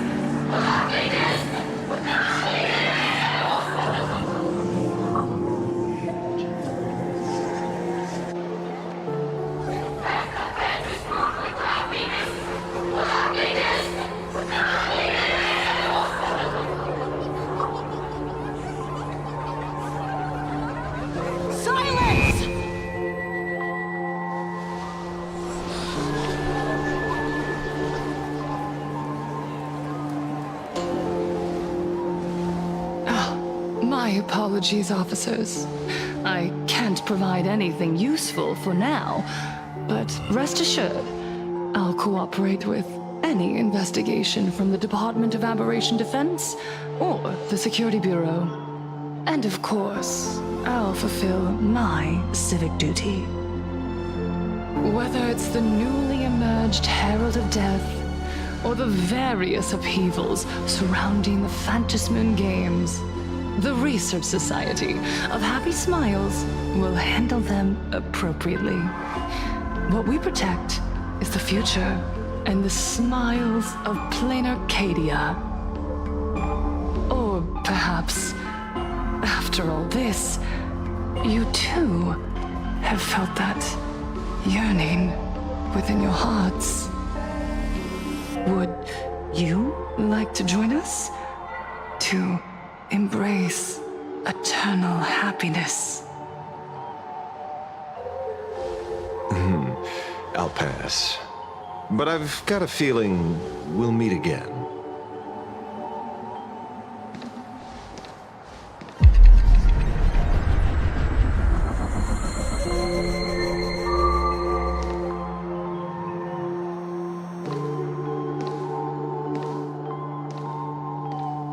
Miss Fullwish, thank you for your cooperation. Hopefully, next time we meet, it won't be like this.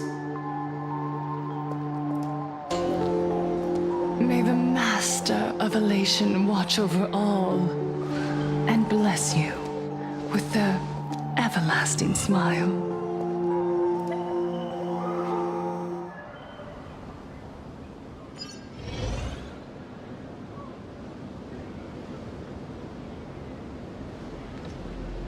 Let go of your obsession. Let go of the shadow in your arms. Let go of that false sense of responsibility. You're the one who should be dead, aren't you? Come, join your brothers. Let the gears grind to a halt. Let the hands fall still and end that life of yours that was never meant to be.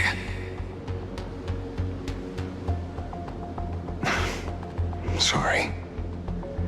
The day will come. But for now, there are more important things I must do. What did you say? Nothing. Never mind. Looks like Fullwish is a much slyer fish than expected. The bait was there. But she ignored it. And instead, she stirred up a whirlpool. Quite the opposite, actually. Not only did she take our bait, but she also flat out told us she couldn't care less about the hook. Huh? Was there something I missed? The bloody bloom mark from the Sinwish Syndicate massacre. How did she know that detail? When we specifically obfuscated it with special mark, even in our internal reports. She broadcasted this information word for word, and even used it to stir up public sentiment, scattering it across the place like tossing blood-soaked feed into a fish pond. Now stopping the rumors from spreading will be even harder. Well, maybe she has her connections, or maybe she made a lucky guess as one of the victims. Regardless, she's right about one thing. Trying to stop something from spreading today sure is a lot more difficult than 15 years ago. So, Mr. Ashvale, did your lucky radar start blaring when it came to Fullwish? There is something very wrong about that woman. You saw the way she played the crowd, huh? I guarantee you that it had nothing to do with her public speaking skills. She could very well be a supplicant in disguise. Still, this whole run has been smooth to an unbelievable degree. We got our bearings in no time at all. So, let's keep our prized fish in the pond for now. Fullwish is not going anywhere. You're right. It's too risky to make a direct move against a well-respected philanthropist and media tycoon. Maybe we should start with the people around her. There were people from all walks of life at the gathering just now. Workers, suits, students, the elderly, and even Mechatrons. Judging by their crazed enthusiasm, I highly doubt they'd be willing to testify against Full Wish. But I have my ways. Mr. Ashvale, coercive interrogation is strictly against the rules. Please refrain from doing it somewhere I can't... Don't get the wrong idea. I meant an old friend that I spotted at the gathering. By the way, ever watch Daybreak Squadron? It's on Sunday nights at 8. I thought you weren't a TV person. Not me. Mr. N. He watches it. Your monkey is quite the child at heart. Anyway, come on. Let's go get an autograph from our heroic film star.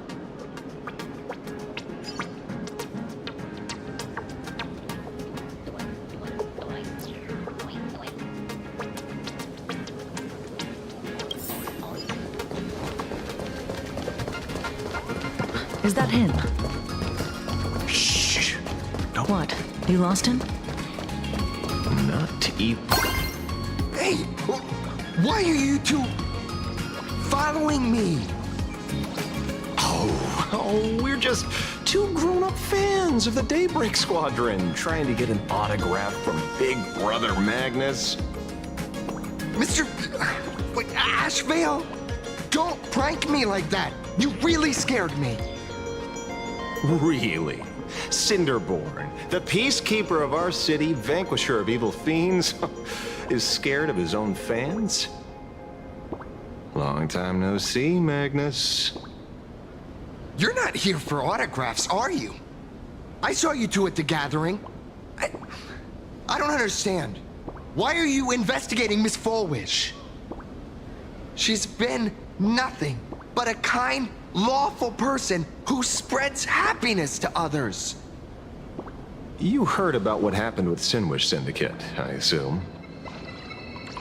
Then... was Miss Fullwish telling the truth? The perpetrator left the same signature as the Herald of Death did 15 years ago.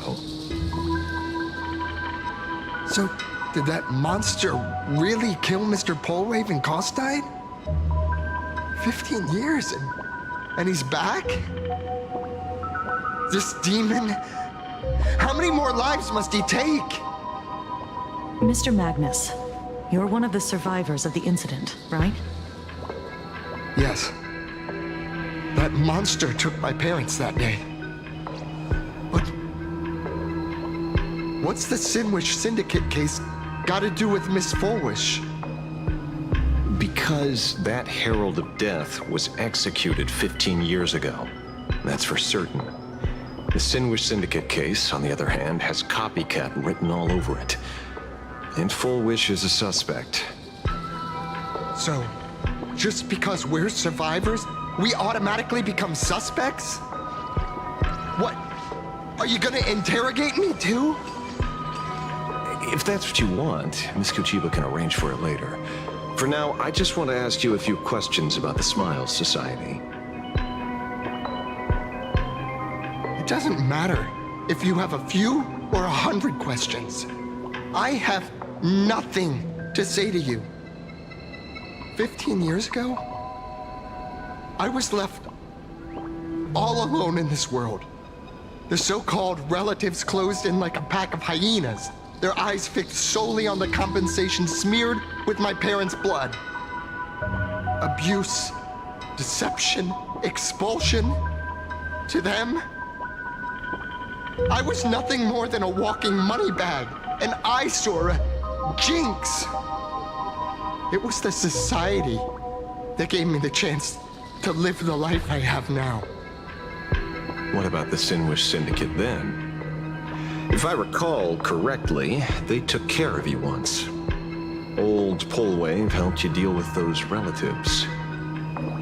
Listen, Mr. Ashvale, the debt I owe the Sinwish Syndicate will be paid. I will avenge them as a member of the Smile Society, as well as the Daybreak Squadron.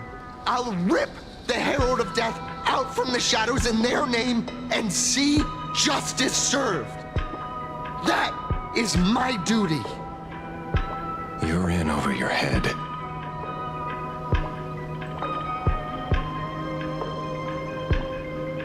The new Herald of Death is very dangerous. I doubt a handful of actors like you can achieve anything substantial. You think we're just a couple of kids playing superheroes with masks, right? Well, you're wrong. My squad mates and I aren't the easy pushovers we used to be, Mr. Ashvale. I haven't had my transformation surgery yet, but I can already power a Mechatron warrior in battle. We are real heroes here. Boys, let's stay on topic, shall we? I just wanted to have a few words about the society. I have nothing to say to you either, Miss Kuchiba. Neither of you are getting a word out of me on this. Well done, Magnus. Your loyalty to the Smile Society warms our hearts. You're following me? Not by choice. These IPC dogs made it clear that they intend to frame Miss Foolish. Oh, we're not going to just let this slide. Would you look at that? The hunters become the hunted. What does it matter? If someone's looking for a beating, we'll gladly give it to them. You have 5 minutes for questioning. So make it count, Mr. Ashvale. They're all yours.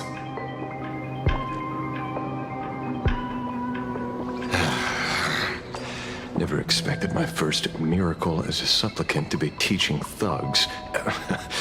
I mean lawful citizens, a lesson on the streets. Let's get this over with then. And if you want to join them too, Magnus, be my guest.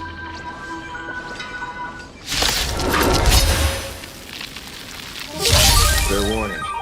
I'm out of practice. You get hurt. This don't hurt at all.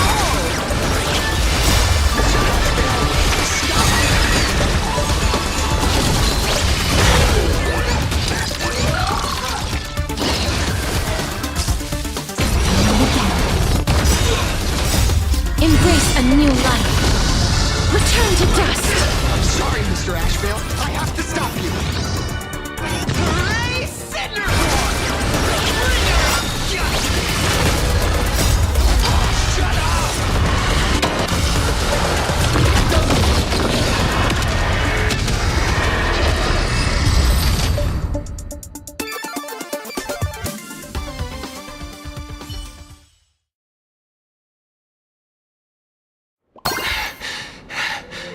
It hurts a little, but I'm happy.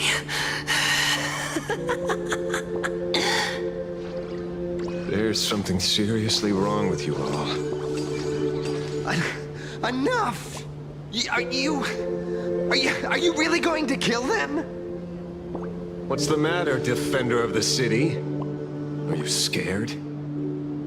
This is the real Phantasmoon Games, Magnus. This is the bloody truth under the mask of the Elations game. 15 years ago, at dusk in this city, the Herald of Death tore people apart, one by one. Did he ever stop to ask even once, is it enough? I know you want to make something out of yourself, like the trailblazer of the Astral Express, and I know you want to catch the new Herald of Death and crush him like a bug, using the same methods he used against the Sinwish Syndicate. But here's the deal. It's not your duty.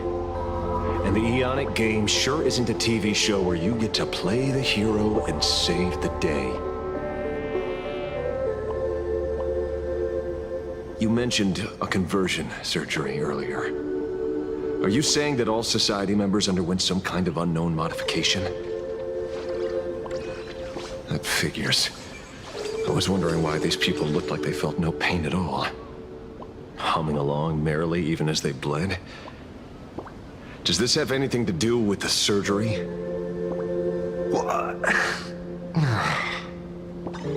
Nothing to say? Fine by me. 3 minutes left. That's long enough for me to question them. Time to hurry and get some answers from these people while they're still on the ground.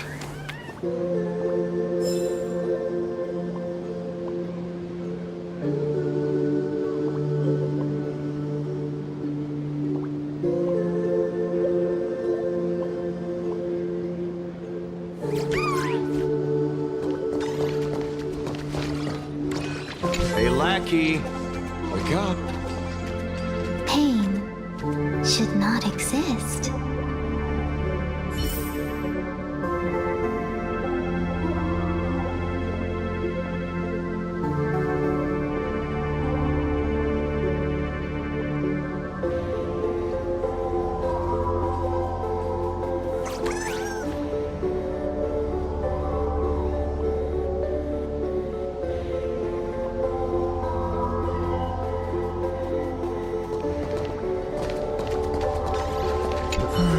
Smile.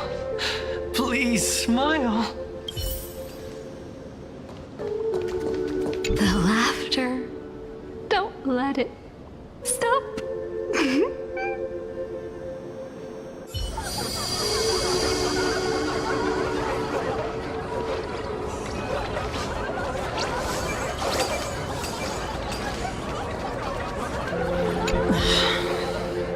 You have 5 minutes for questioning.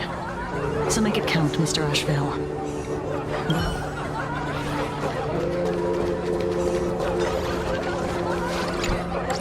Those who suffer shouldn't exist.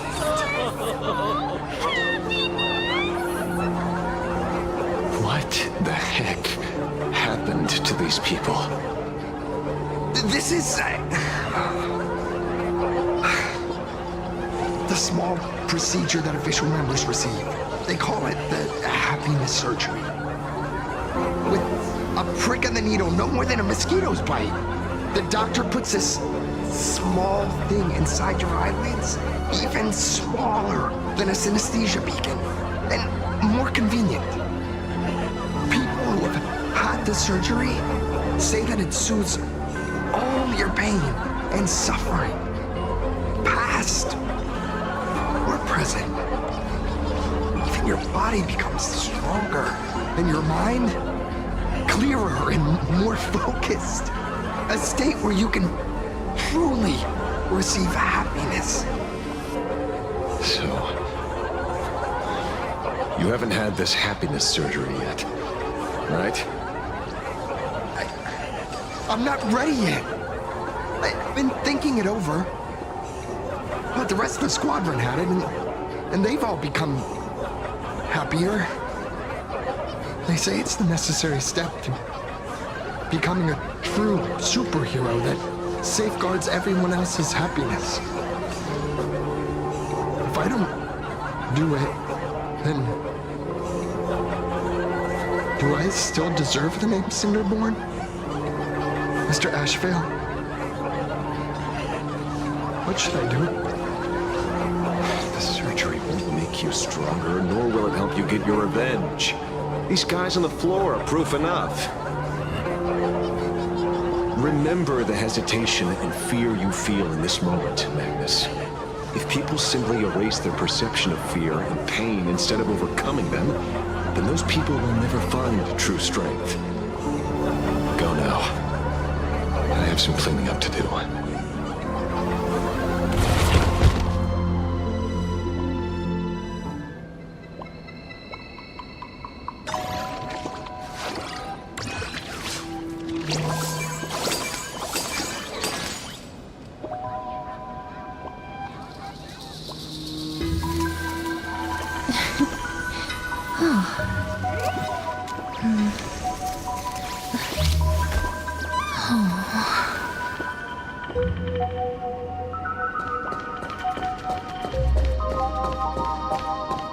So, did you, pry the answers you were looking for out of them? These people have all been processed by the Smiles Society. Heck, who knows what method they used. It completely neutralized their ability to feel suffering and despair and gave them bodies like steel, incapable of feeling pain. Say, is this the kind of treatment that the Medical Ethics Committee would approve? As if. I doubt they even bothered to submit an application. Which means Full Wish has far more dirty laundry than we initially expected. The idea was to find the Herald of Death with the leads we had. But here we are, going deeper down an increasingly scarier rabbit hole. Judging by their voices, these followers don't seem to have any ill intentions. In fact, they sound a lot more humane than most humans. If all this has nothing to do with the Herald of Death, then it matters little to our investigation. After all, how they pursue happiness is their own choice. Wouldn't you agree? Are you serious, Kojiba? It's only human instinct to avoid pain, right? Such avoidance doesn't go against the laws of nature, nor does it legally constitute a crime when the party involved was a voluntary participant. Not a crime. Well, my instinct right now is telling me that this definitely has something to do with the Herald of Death.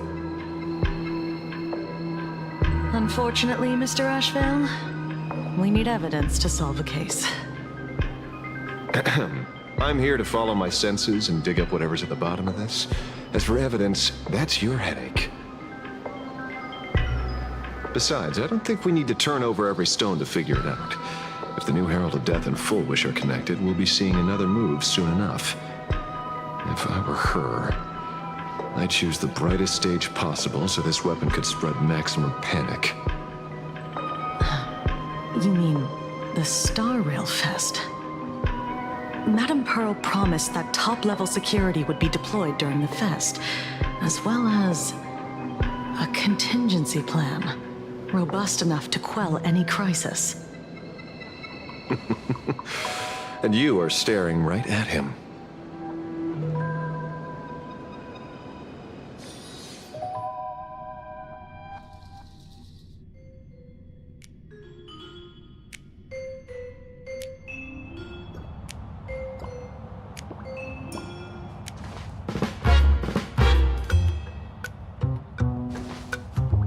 According to Sunday, the crow should lead me to Blade's whereabouts. Since it stopped here, that means...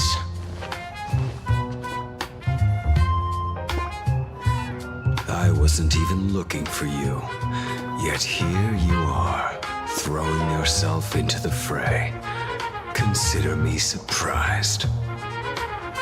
We haven't even settled the score over the mask you stole from the Sinwish Syndicate. And now you're skulking around and following us? What's your deal? What do you, or should I say, all of you want? General Yao Guang of Yutue has come to this world and is looking for you. Dragons clash in the wilderness, their ichor dark and yellow. In her divination, you will become a slave to your own violence, bringing a catastrophic end to all. I am in that future as well. The only violence within you that comes to my mind is Shuhu. The emanator of abundance who resurrected time and time again.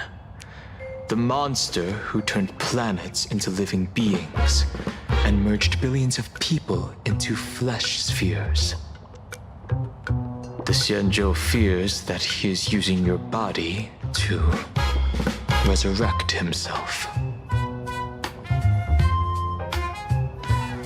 So, what's your plan? Kill me again. Oh my. things are getting a little heated. Should I get you both slushies? Thank you. I'll pass.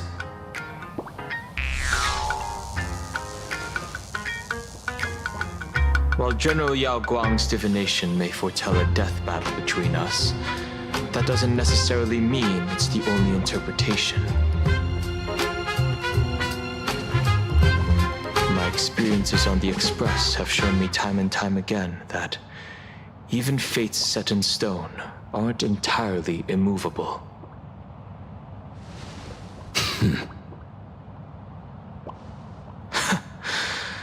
I have no intention of getting into a quarrel with you, but I need to make sure that the presence of the Stellaron hunters won't endanger my companions or the future of this planet.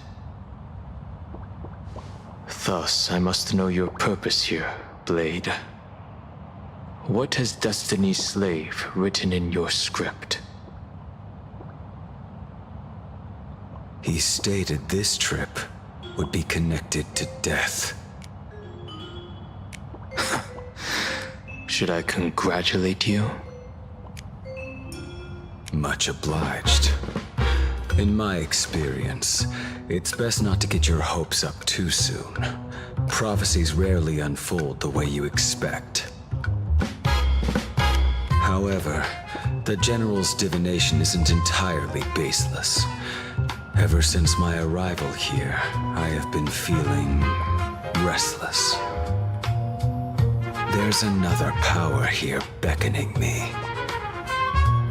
Is there another form of abundance in the world besides you? Perhaps there is more than one. Are you referring to the disciples of Sanctus Medicus? Or the Elixir Seekers? Something far more dangerous. Do they have support from other factions? Unclear. As such, I'll keep an eye on you until everything settles. Just like you did in the past. That's as far as I'll go.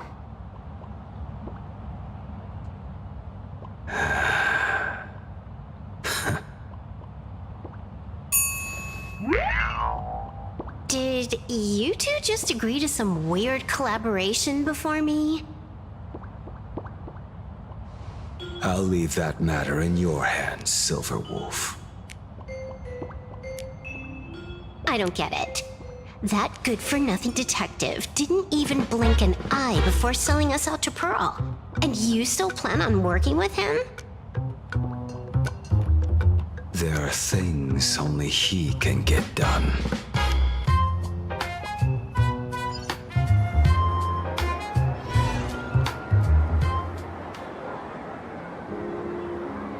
Hey, you two! Why the long faces? On land blessed by the Master of Elation, frowning is bad manners. Come on, smile! Whether you're hungry or full, poor or rich, the laughter is with you. Would you be interested in learning about our Research Society of Happy Smiles? Thank you, but I'll pass. Another one. How many people have been talking to us about happiness today? Well, 6, exactly. Locals say ever since the Sinwish Syndicate case, this Research Society of Happy Smiles has exploded in size. That gang's fall left a power vacuum, and the Research Society of Happy Smiles filled it like a fast-growing fungus. Even those who were once resistant or indifferent got swept up in it. I think I'm starting to get a better picture now. Is this, by any chance, tied to what you're preparing to do in the Phantasmoon games? Not only me. It might also be tied to the ominous fate General Yao Guang warned about. The one looming over this world. A few days ago, when I used the tuning power to help her intervene at Sparksicon, I caught a strange sound echoing in people's minds.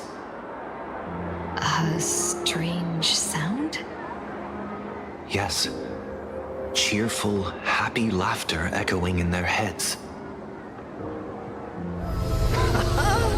Oh, without those gangsters, this street's much cleaner now.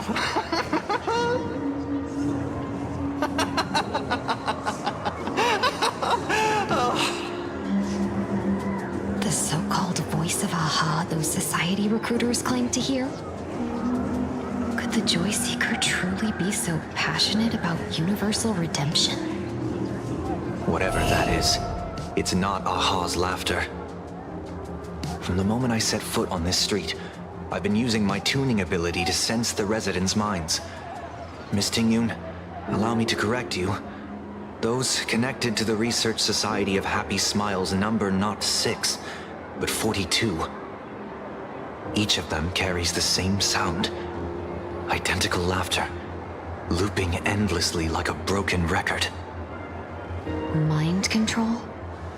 Or something worse? Are you trying to say that this is tied to the harmony? My apologies. I dare not make such wild assumptions.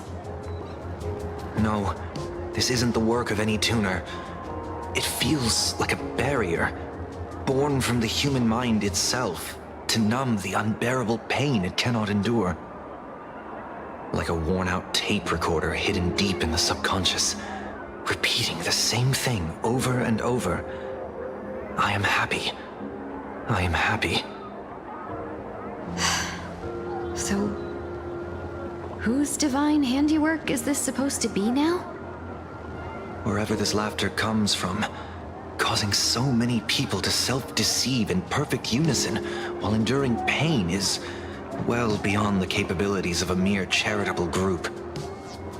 Beneath these calm waters, the undercurrents are far more turbulent than anyone imagines. The bad news just keeps coming. Dan Heng's gone off on his own, and Madame Yao's completely vanished. Can you still sense her? The bird I entrusted to General Yao Guang has seemingly gone silent. I can't share its vision anymore. I can't even feel her thoughts through it. But I know it hasn't faded. That means she's still in this world somewhere. Let's pray she returns soon, with some news to pierce through all this fog. Otherwise, this Arcadia built on happiness will crumble fast and fall into the abyss.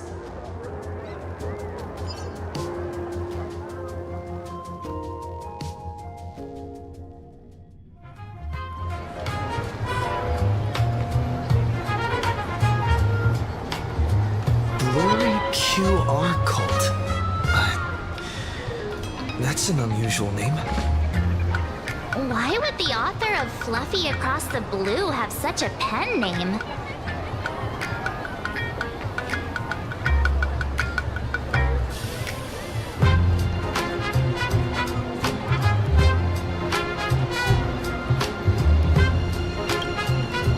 You're taking it a bit too literally. But it's not impossible. Someone who can draw something that cute must have a warm, gentle heart. I heard the Fluffy's been running for half a year in a magazine. At first, it wasn't very popular in Planarcadia.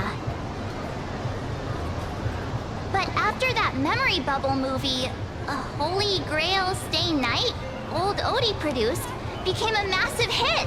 The Astral Express's adventure stories spread far and wide, and the Fluffy started gaining popularity. Now the latest chapter, The Sacred Flames Return, Amphorius's creation, is sold out everywhere. This cult sure knows a lot about our journey. Must be a galactic fan of the Express crew.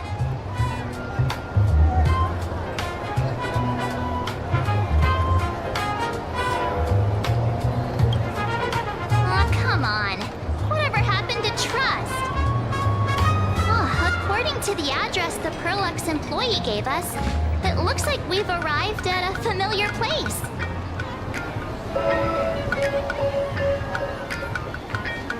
For such a small place, Dovebrook District is really full of hidden talents.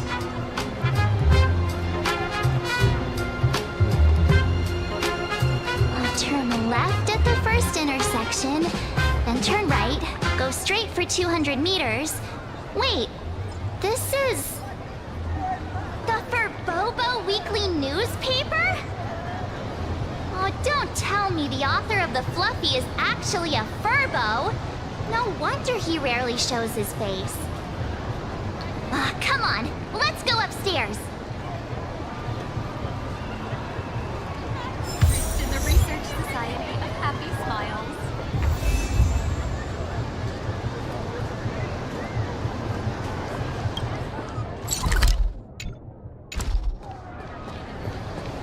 The Fluffy goes puff, puff, puff. Pom-poms for extra fluffy stuff.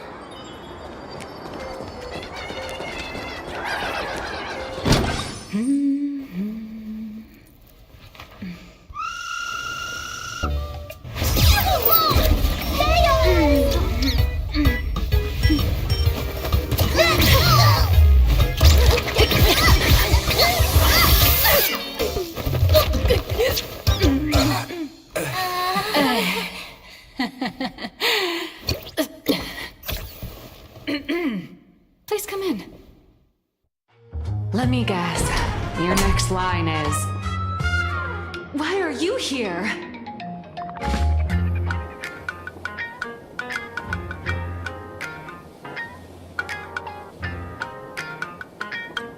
Miss Nihilux? What are you doing here? What's the problem? I'm the magazine's founder, its president, and its editor-in-chief.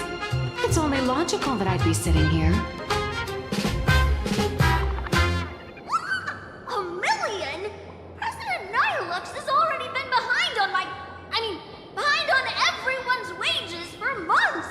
If it weren't for the money, who'd risk their neck being a tabloid journalist, sneaking photos of the bigwigs on the Astral Express?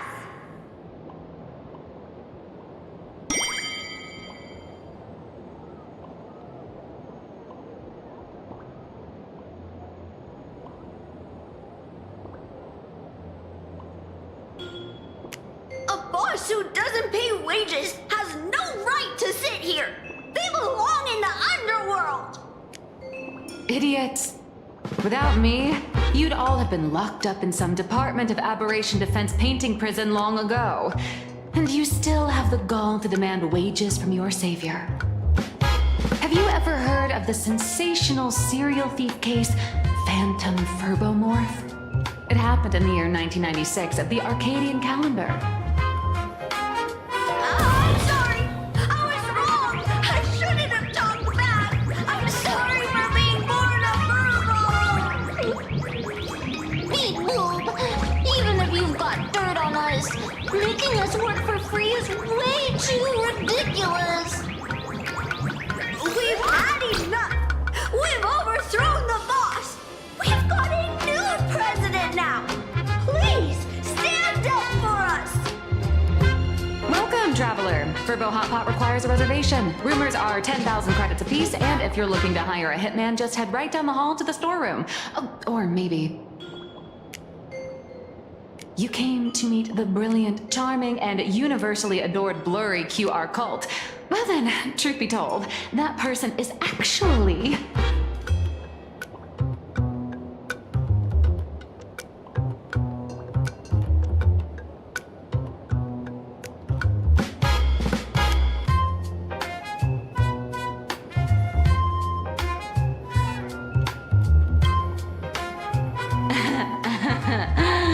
Who could it be?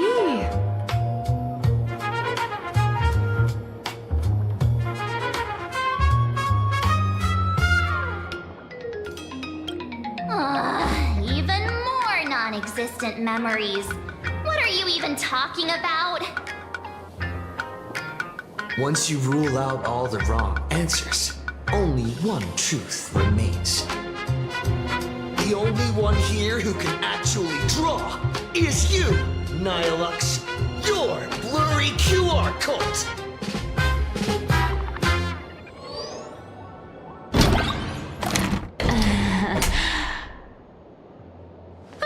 You saw right through me. As a reward for seeing through my disguise, how about an autograph or a photo? Allow me to reintroduce myself. I'm Nihilux. You can also call me by my pen name, Blurry QR Cult.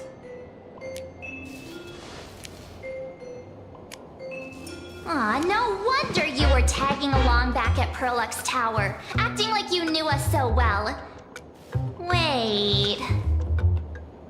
This blurry QR cult persona isn't a fake, is it? Identity is just a mask and a body. Real or fake, it's all in how you see it. At the very least, for now, there's no other blurry QR cult around who could show up at Star Rail Fest for a live signing and hype up the Astral Express, right?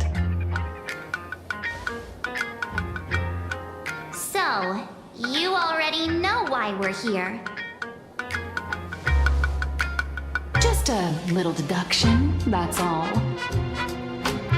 The news about Star Rail Fest is already everywhere online. Knowing how that perfectionist Madame Pearl operates, she's definitely pulling strings to make your collaboration a success. Naturally, having me step in was part of her plan.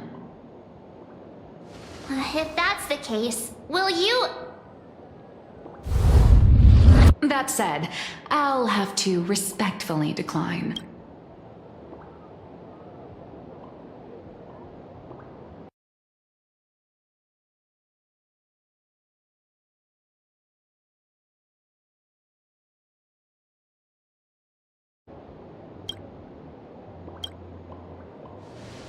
Not to brag, but Fluffy Across the Blue is ridiculously popular in this world. If tickets weren't limited, the line would wrap around the planet twice and a half. That's not a signing event, but a public execution, right? Yeah, that does sound pretty horrifying.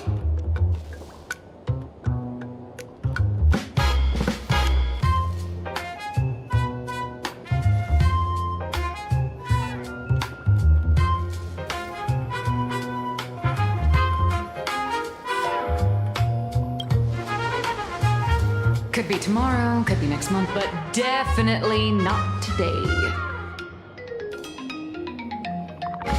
So tell me, Miss Nihilux, do you really have the right to refuse us? You've used the crew's likenesses and adventure experiences without permission. Surely you owe us some form of compensation. Why are we talking about this all of a sudden?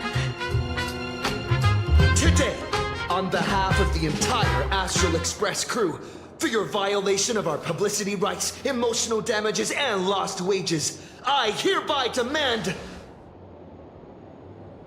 1.6 billion credits! How did you work that out? Believe it or not, I don't have a single coin on me right now. That's impossible! Just your royalties alone should have made you rich! Due to, unknown circumstances, my luck with money hasn't been great. But I get what this is really about. You're not only after cash, are you? I'll show up at Star Rail Fest. Is that good enough for you? Then it's settled.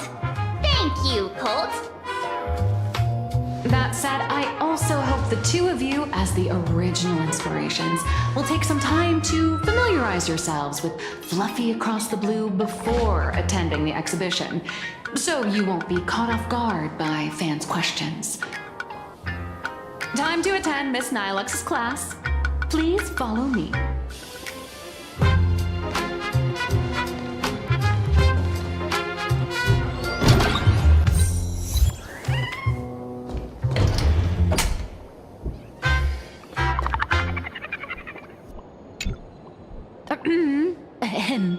Miss Nilux's mini class is officially in session. If you have any questions, feel free to ask at any time. Miss Cold, why did you pick the Astral Express as the theme for your comic? Well, I'm all about realism, but sadly, my previous works like Acheron's Godslay, Galaxy Ranger Saga, and dozens of others all got cancelled. If you hadn't beaten Iron Tomb and boosted its popularity, this one would have been cancelled too. Let's not ask sad questions, all right? Sorry. All right, pay attention. The cute little critter in the center of the image is Baseball Raccoon, the main character of Fluffy Across the Blue. Just recently, March Bunny and Woof Woof Dawn found him in a trash can. At that moment, a terrifying monster is causing havoc on the space station. It tries to spit fire at Baseball Raccoon, but the flames don't burn through the trash can. Instead, it sets the trash on fire, and the stench knocks the monster out. Miss Cold, why is he the protagonist? Readers today value immersion, and a character who has no memory of their past is, of course, the best choice. I don't know anything about my past either, so why didn't you pick me? Even though Little Raccoon joined the Express the latest, he's left behind so many stories across different worlds that there are even rumors in the Lawfus prison about him beating up alien life forms. With material this crazy, not making it the main character? I might disagree, but AHA absolutely wouldn't.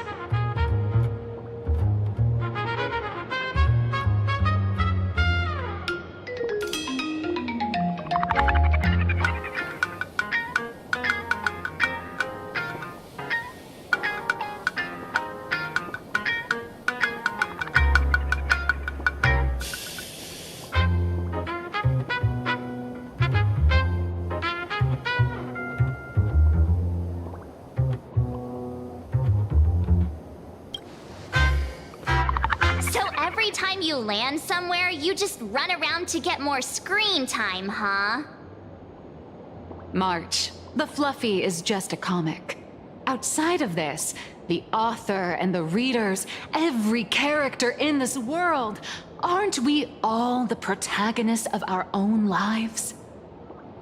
That sounds so passionate, Miss Cold. I totally get it now.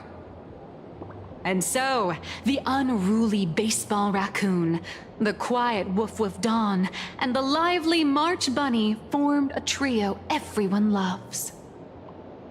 Actually, I have a question too.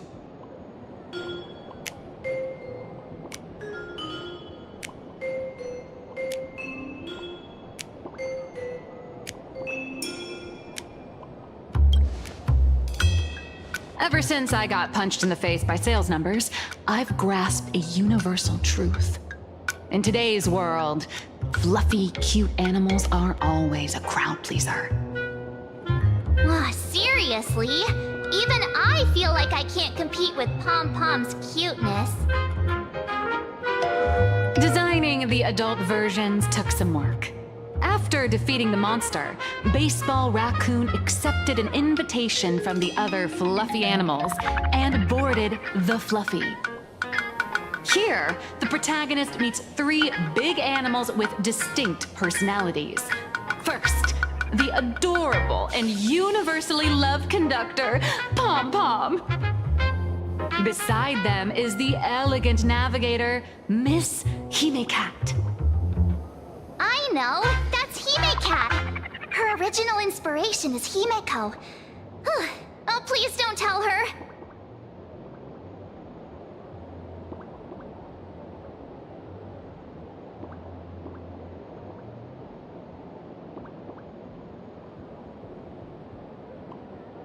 And the big brown dog on the other side, see?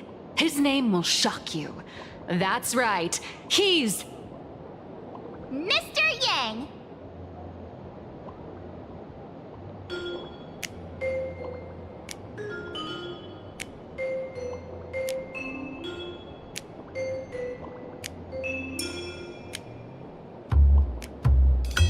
just Mr. Yang. Your taste in naming is indeed extraordinary. Anyway, the 6 fluffy little creatures boarded the Fluffy Express and set off on their journey. As for the plot, it's pretty much the same as what you've all experienced, just with a bit of artistic tweaking to suit Planarcadia's audience.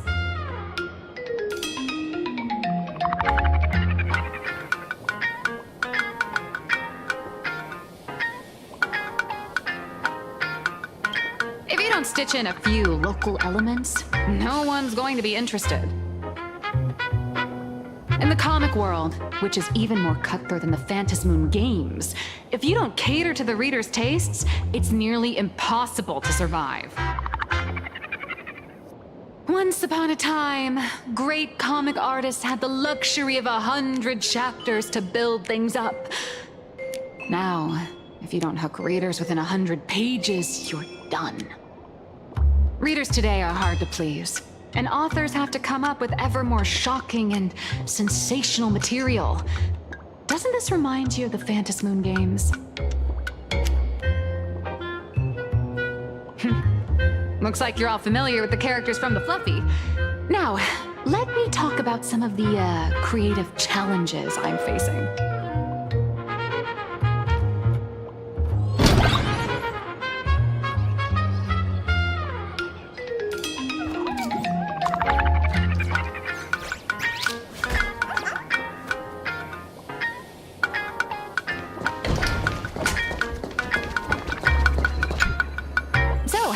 What do you see on the Fluffy stands?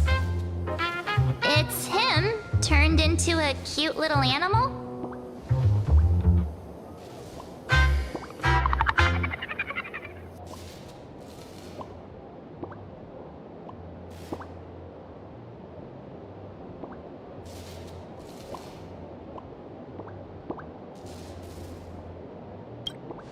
Yes, this is the character, and you're the inspiration behind him. But even for someone as interesting as you, there are many backstories that readers don't care about, don't want to know, or don't feel obliged to understand. A comic artist's job is to capture the most interesting parts and present them to the readers. The cute and clever one is March Bunny. The unruly but reliable one is Baseball Raccoon.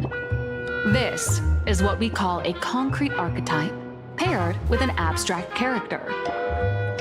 And the abstract side of a character will only be further simplified in the eyes of the readers.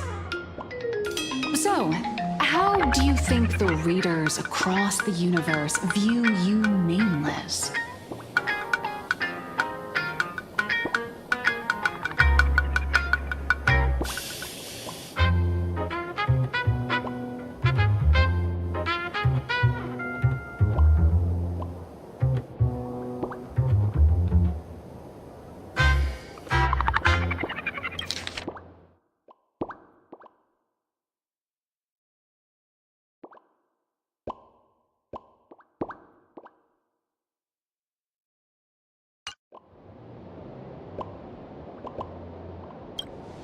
Don't underestimate your influence.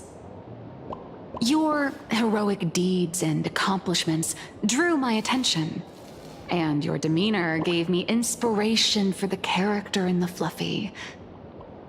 But while the hero identity boosts the character's popularity, it also becomes a limitation.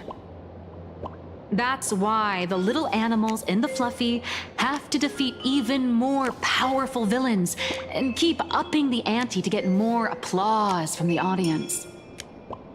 In turn, the reader's perceptions and expectations constrain the character's growth. If he acts out of line, the popularity will crash. If he can't come up with new ideas or grow stronger, the audience will soon lose interest in the comic. Unfortunately, the creation of Fluffy Across the Blue is now stuck at this very awkward bottleneck. Honestly, after drawing comics for so long, I've pretty much run out of ideas. Hundreds of amber eras ago, people would laugh out loud just from seeing a cat do a backflip. Now, to get the same kind of enthusiastic reaction, you'd probably need to have that cat fight a Mechatron in a one-on-one showdown in Perlux Tower. Although the fluffy specials are selling like crazy, doing side stories without progressing the main plot isn't a long-term solution. Ever since all the gossip memo keepers I hired got wiped out in Amphorius, my source of intel's been drying up fast. But if someone from the Astral Express could quietly feed me a few juicy insider secrets from the Phantasmoon games, imagine the reader's reaction when the next chapter drops. Whoa! Does Blurry QR Cult have a time machine or what? Oh, that'd totally save the Fluffy's future sales. After all, my little Furbo crew already works for you. Just have them slip me a copy of the Phantasmoon Games press release. Let's call it buying your exclusive adaptation rights. We'll do a 50-50 split.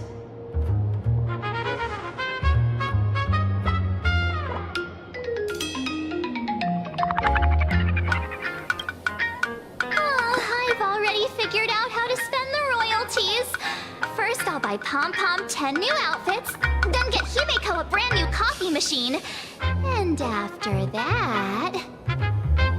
All right, since we've got the profit split sorted, looks like my creative block won't last much longer.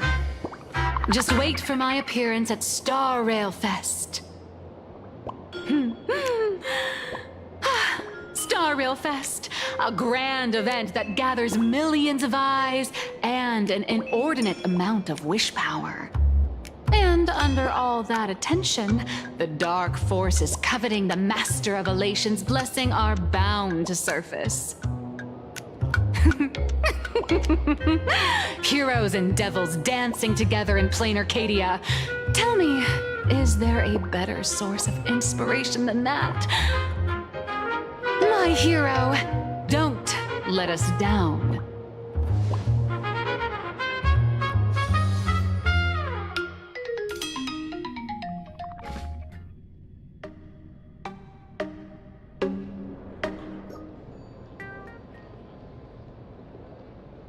A supplicant is the master of wish power, but wish power can also become the shackles that bind the supplicant, forcing them to fulfill its desires.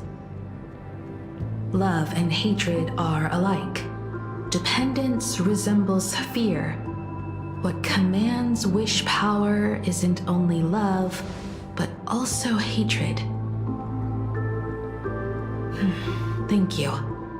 These notes will really be a big help to him. Good. I'm so glad to be of help. For generations, many members of our family have attempted to enter the Phantasmoon Games, hoping to rely on the Aeon's immense power to lift the curse afflicting the Graphia bloodline. Some came close to the mask, but could only watch as history passed them by. Others wore it, only to fail in the end. That was until 400 years ago, when your great-great-grandfather Hero won the Phantasmoon Games and successfully gained an audience with Aha. But the family's curse was not broken. In his notes he wrote, "Just as the god of destruction cannot cradle a bouquet, so too is the god of elation powerless against a curse. Such is the cycle of cause and effect." Father, are you wondering what it was that healed me? I know you're keeping something from me. But I don't care what cured you 15 years ago.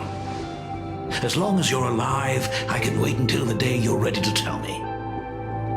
Still, as a father, there are things I must say, even if you don't want to hear them. As an artist, I'm fascinated by fleeting lives. How they struggle, they suffer, and in doing so, reveal a brilliance worthy of time's memory. But, as a father, I can't stand by and watch my daughter walk into tragedy. I bless you to be a hero, to welcome the same end as Akivili. Those are words I could never speak. The road ahead is shrouded by uncertainty, and that's why someone must take the first step to trailblaze a path others can follow.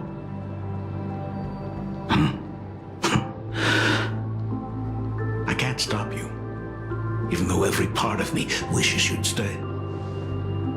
But this is your choice, my daughter's choice. All I can do is stand by you quietly and pray you come back safely. Do you still remember the bedtime story I used to tell? They say there was once a princess in the sky. Day and night she painted in her celestial garden, untouched by the joys and sorrows of the mortal world. One night, a thunderous sound echoed from her painting. Curious, she stepped inside. Through seas of flowers, across mountains, until she reached the world's edge. There stood an ancient tower, so tall it pierced the heavens, so vast it seemed to hold the universe itself. Climbing the endless staircase, the princess reached the summit, and from there she saw the world beyond her garden. In the distance, she heard cries, the voices of people burning in raging fire. From that tower of infinity descended the world painter to walk the mortal realm. With a single stroke of her brush, she brought forth 1,000 imaginae, turning the tide against destruction. To go where there are cries, to go where there are flames. That is the meaning of Murata. But beyond the family name, my interpretation of our ancestor's name, Graphia, is also the hope I place in you. Himiko, whatever choice you make, if this is truly what you want, then go. Use those steps blazed upon trails to paint the world as you see it. Thank you, Dad.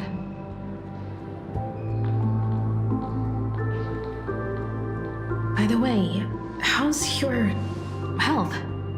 You haven't picked up any bad habits like smoking or drinking while I was away, have you? As the Dean of Graphia Academy, I still have to set a good example for my students. It's just, my tendinitis keeps acting up. My herniated disc is getting worse.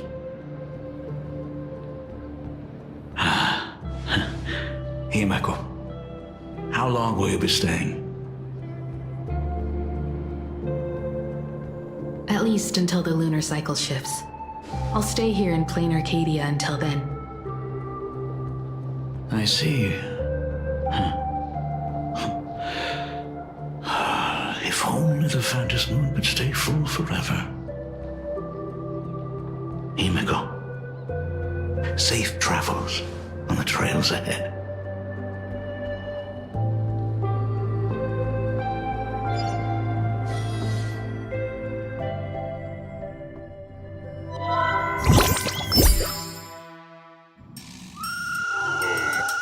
Hello, everyone! Welcome to Foolish TV's special news segment, Arcadian Morning Report. I'm your host, Goofy. Hi, everyone! I'm your host, Snowy! The Star Rail Fest exhibition venue funded by Pearl X Corp and constructed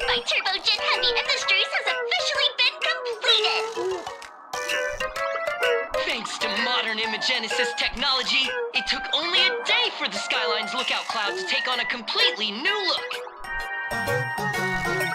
Starting today, the Lookout Cloud line is officially opening up its stuff for the Star Rail Fest exhibition areas. The exhibition areas opening on day 1 include the Bellavog area, Siajolafu area, and Penacony area, showcasing the legendary adventures of the Astral Express. The Aquarius area, which is currently under construction, will open in due course. For this event, Perlux cordially invites several crew members of the Astral Express to visit and be interviewed, including the Trailblazer, who recently joined the Phantom Moon Games as a supplicant. That is certainly something to look forward to. I heard Perlux has also invited Blurry QR Cole, the author of Fluffy Across the Blue, for a signing session. It'll be the first time the author reveals their true face in public.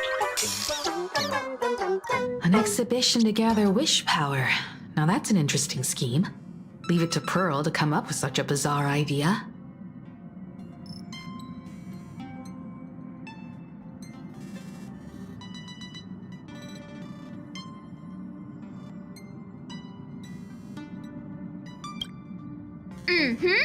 Pearl is also mobilizing Perlux's resources to promote us. When I talked with Pearl, I shared with her the idea of becoming a sail, advancing and retreating together. This collaboration could truly bring out the best of our respective strengths. Sometimes I wonder if Jade invited us here with the intention of giving her colleagues a winning edge in the Phantom Moon Games. For Pearl, this Ionic game is probably also a good opportunity to observe and study the way we operate. Though, compared to our usual opponents, this Intellitron executive is a surprisingly rational decision maker. Her proposal for cooperation seems more trustworthy than most. It's not rationality that concerns me. It's the irrational factors. Exactly. News of the Dovebrook bloodbath has already blown up online. The Department of Aberration Defense tried to clamp down on the rumors, but plenty of people are still linking it to the Herald of Death from 15 years ago. With such a large crowd gathering there, this exhibition could very well become a target for the new Herald of Death. Pearl must have contingency plans for situations like this, right?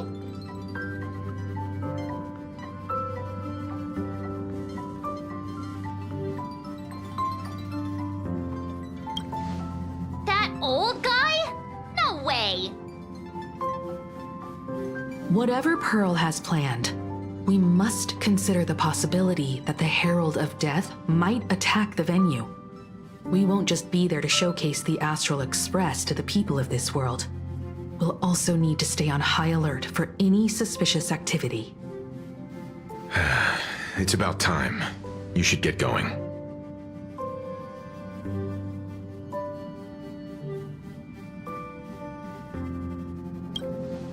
Someone's got to stay behind on the express to keep the conductor company and be ready for any emergencies that pop up. You guys have fun out there, but stay safe. Contact me right away if anything comes up.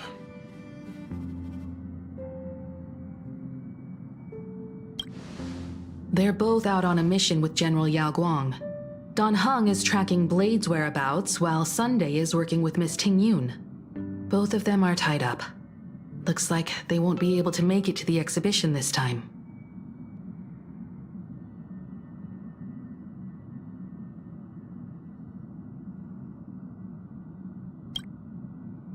Looks like the heavy burden of documenting our travels falls on yours truly once again. I'll make sure to snap tons of pics so I can tell you guys all about the exhibition when we get back. Star Rail Fest, here we come!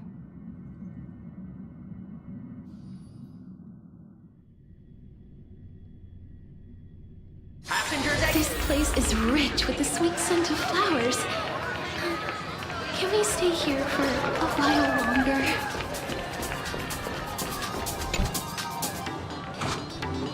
passengers heading to Star Rail Fest, please prepare to board. Oh, if it isn't the heroes of the Astral Express!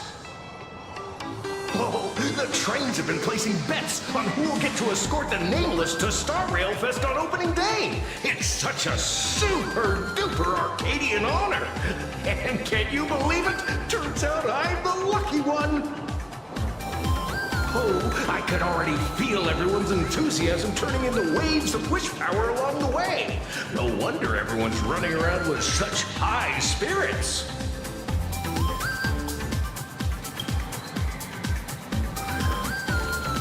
Ding, ding, dong, dong. The express is about to depart. Heroes, please stay seated and hold on tight.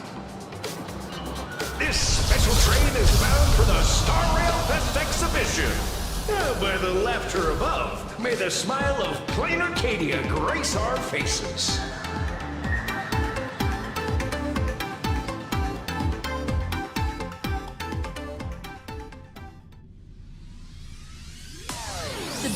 Thank you for riding with us today. May the laughter watch over you, and please enjoy your journey.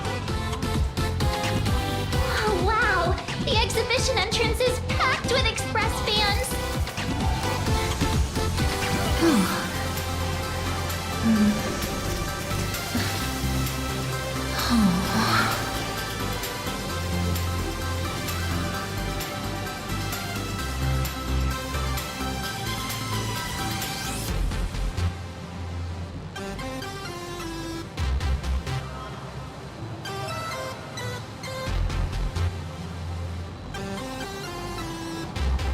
Hurry up! Hurry up!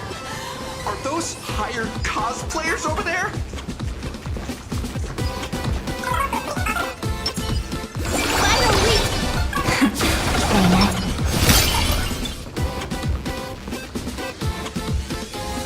Chat! I've made it in safely!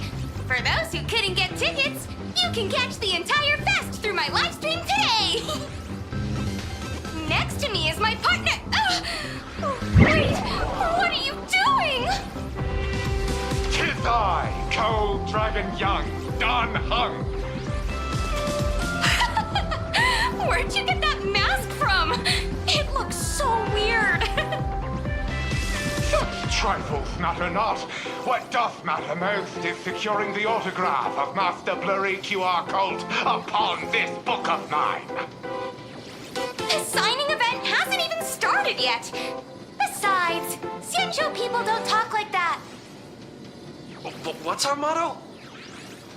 Stars we soar! The Express is our home!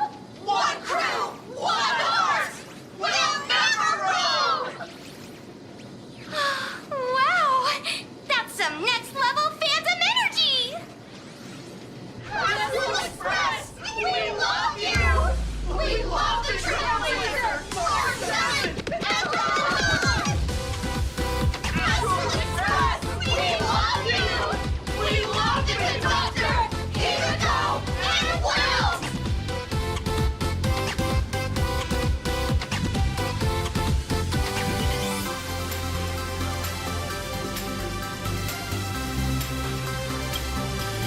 Shh, this isn't Amphorius, you know. Watch what you say. The family's got ears everywhere. It's best if we keep quiet about Mr. Sunday while we're out in public. Wanna take a photo together, Himeko? No, thanks. I'd take tense negotiations with Pearl over getting mocked by my own fans any day. Who'd have thought there'd be social situations that even Himeko's afraid of? If Don Hung and Mr. Yang were here, I can't even imagine the looks on their faces. What a sight. Truly.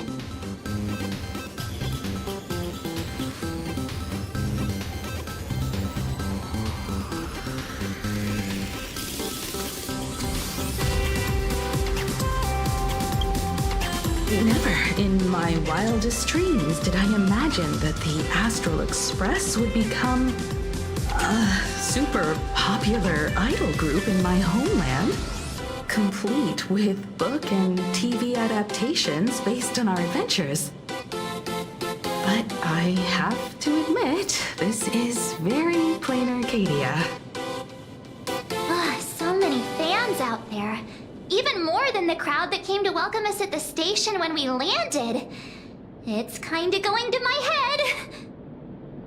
Oh, hold on. That's not good. We need to be on high alert.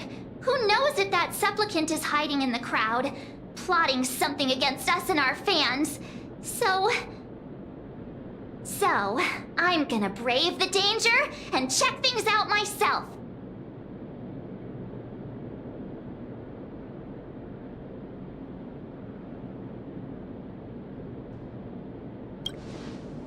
You bet! Let's do this! Don't wander off too far, though. We still have official business later. Speeches and other activities that we need to show up for. Got it. We'll just hang around here.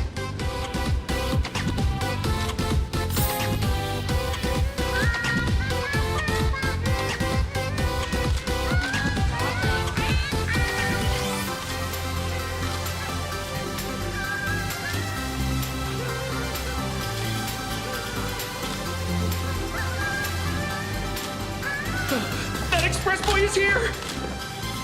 Hi! The Trailblazer. Sorry to bother you. We're with Full Wish TV. It's our lucky day running into you here. Do you have a moment? Mind doing a short interview with us? It won't take long. Our audience is absolutely dying to hear about the new supplicant in town and your adventures aboard the Astral Express.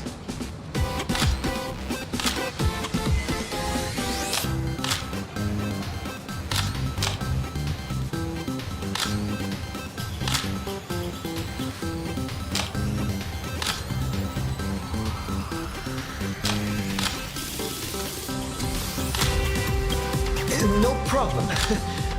But let's keep the interview brief, since the organizers might have other plans for us.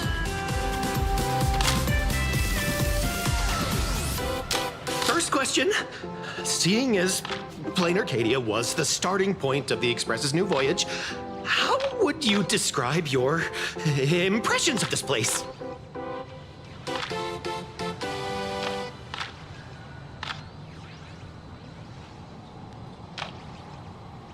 Planarcadia has left quite an impression on me. An ancient world that somehow feels so modern, so vibrant and colorful. Everyone's chasing the latest trends, looking for fun. I'd say this place is more like a never-ending carnival. Interesting! Throughout the history of the Phantom Moon Games, it's been extremely rare to have such a renowned cosmic figure as yourself participating. As the Astral Express's supplicant, what kind of changes do you hope to bring to this world in these games?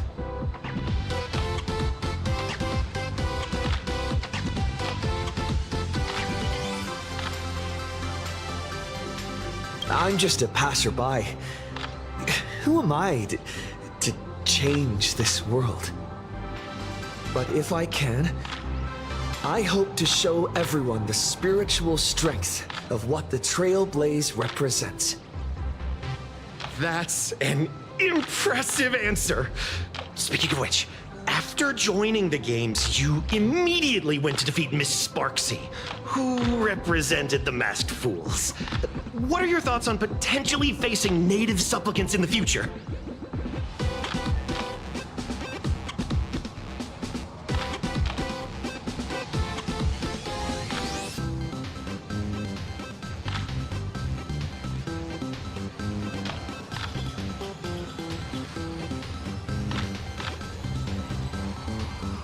Sparksy gets her kicks through chaos and madness. That kind of out-of-control elation is way too dangerous. As for the other native supplicants, as long as they don't make the games dangerous, I'd rather cooperate with them than defeat them through violence. Speaking of local supplicants, we've noticed that Star Rail Fest is Perlux Corp's way of rolling out the red carpet for the Express. There are rumors that the IPC is also sponsoring the Express. So, I have to ask, are you representing the Express or the IPC in these games?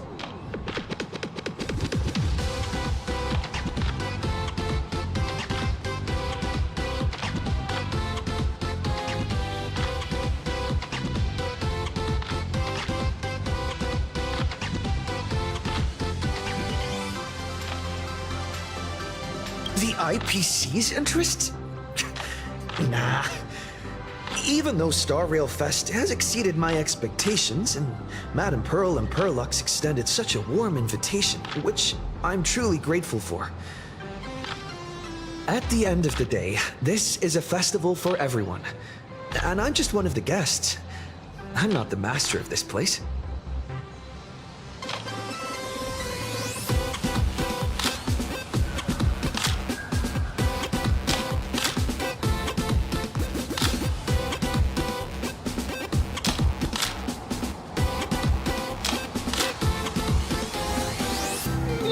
Thank you for your valuable time. We won't keep you from your plans at the exhibition any longer. What a pretentious answer. No worries. This material will do just fine.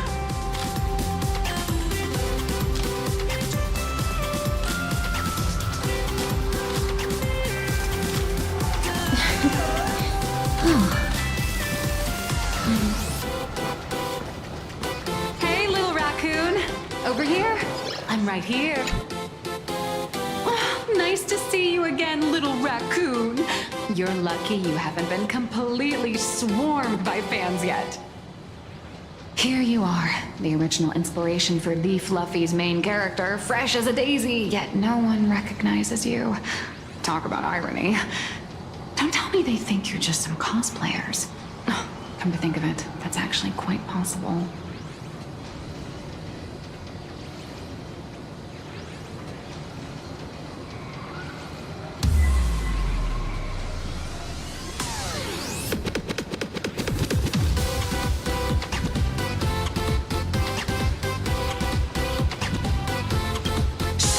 Keep your voice down.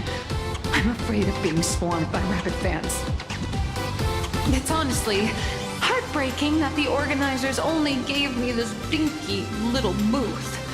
I was hoping for something more prominent, like a spot on the main stage or something.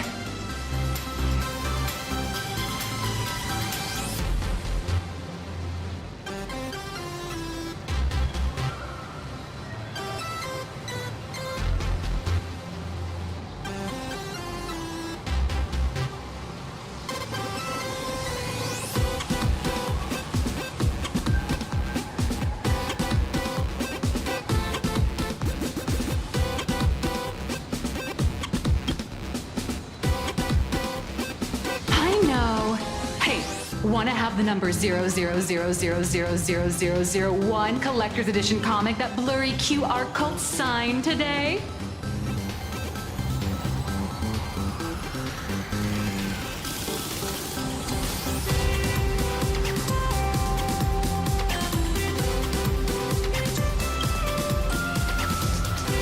Ever heard of wishful thinking? Besides, what's wrong with selling a ton of copies? You're getting royalties too, you know. Hold up. What's this extra thing? Light sticks. The organizers gave me thousands of them and told me to hand one out to each fan who gets a book signed. They really know how to push someone around. I wanted to give them a piece of my mind. Am I not the world-renowned author of Fluffy Across the Blue, the great blurry QR cult? Who exactly do they think I am? Chopped liver?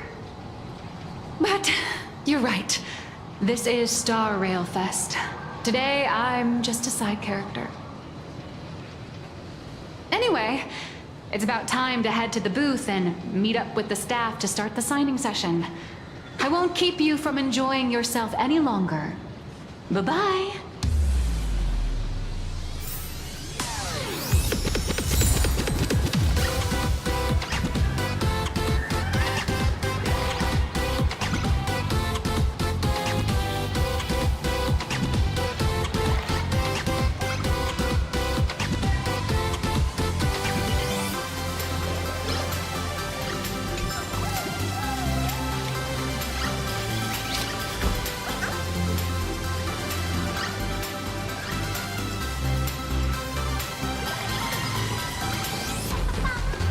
I can't tell you who sits next to me.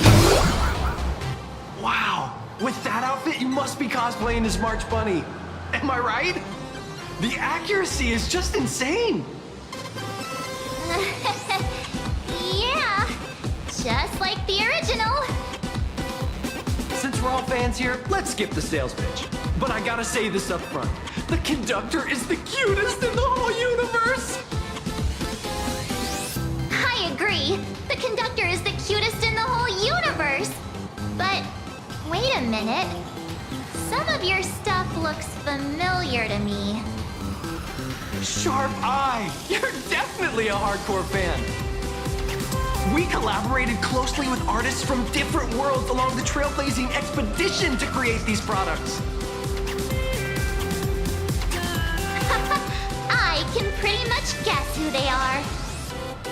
I may not be that talented or have the artistic skills of a master, but I've written some articles and gained a bit of popularity in the fan community, so while I'm here at the booth, I thought I might as well do some self-promotion.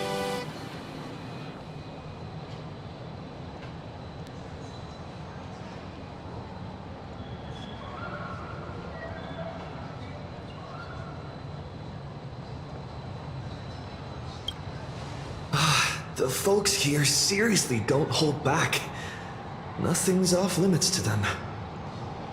Buy one item, get a free novel! It's a venue-exclusive deal! First come, first served. Better act fast, or you might regret it forever! When the fluffy figurines hit the shelves the other day, this mysterious old guy snatched them all up, saying something about using them as art references for students. He loaded up a whole cart like he was stocking inventory. Even the scalpers were no match for him, I'd say. Not long after he left, a girl with bunny ears came to buy figurines too. She was clearly a collector, buying complete sets of everything. Then she discovered that in every collection she wanted, there was one Hemacat missing. That old man bought all the Hemacats! Oh, that's horrifying. I can't let this happen to me. I have to make the best use of my wallet while things are still in stock.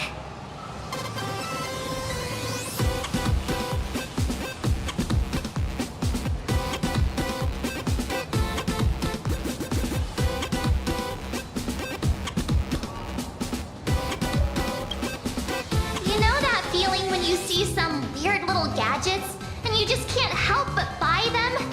And before you know it, your whole room is full of stuff, so you have to secretly hide them under your best friend's big bed. Aw, this is not good. My wallet is trembling. My pocket money is crying out in pain. I need to battle against my own instincts for a bit. Go look around without me for a while. I'll come find you once I'm done with this battle. Just don't wander too far, okay?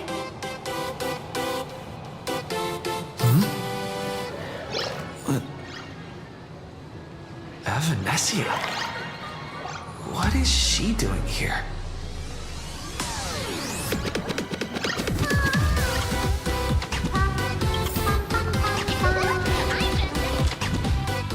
Target confirmed. Mine's ready. Toast on the face. Avanessia, right out!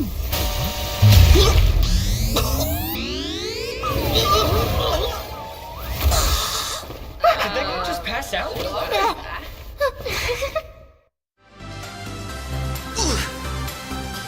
I'm so sorry. Are you alright?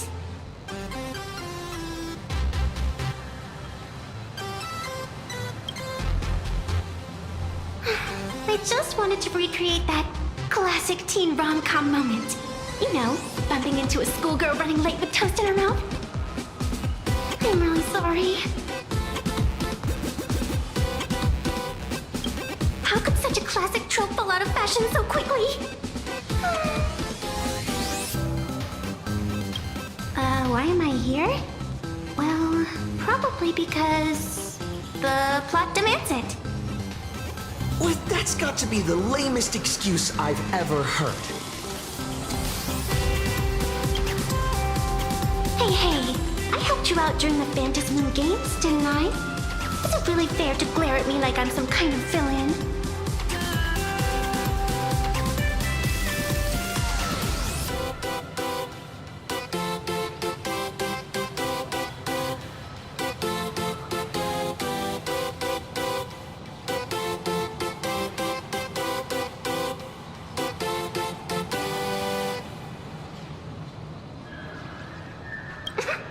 I watched your whole fight at Graphia Academy. I'm more than happy to befriend those who are destined to be part of these games, as long as they can show me their wish.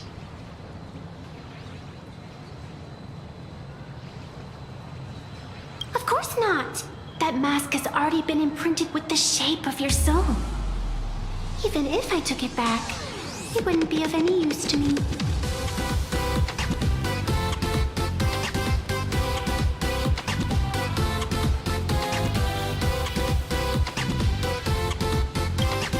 Friend of mine once taught me how to draw. And as it turns out, I'm a natural. If you call those lousy doodles you made when drawing the mask talent. I'd always wondered if something I imaginated could actually fool the Phantom Moon's eyes. See? This temporary ticket I gave you shows great promise. Proof that my artistic skills have leveled up. Speaking of which, shouldn't you show me some gratitude?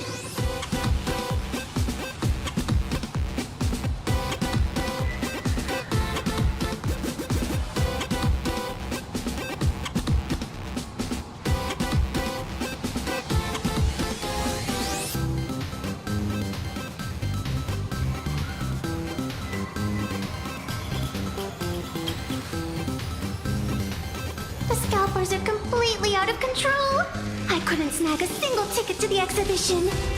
Could you sneak me in?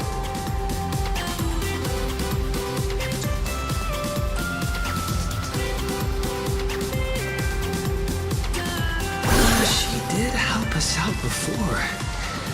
But as a dignified nameless, how could I do something as helping someone sneak in without a ticket? After all she's done for us, you're gonna be stingy about a tiny favor?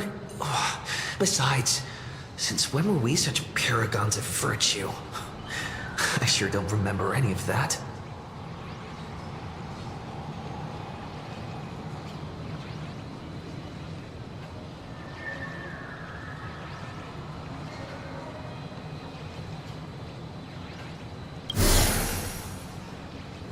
Huh? Didn't expect you to be so principled. Guess I'll have to use this trick.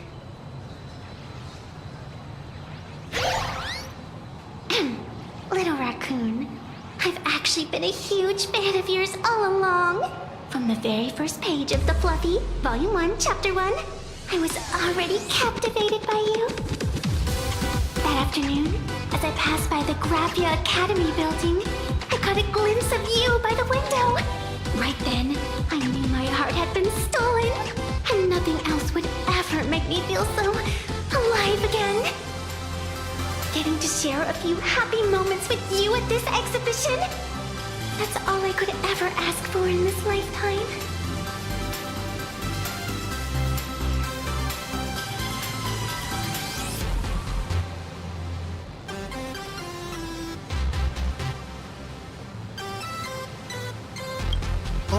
All right, I'll do it.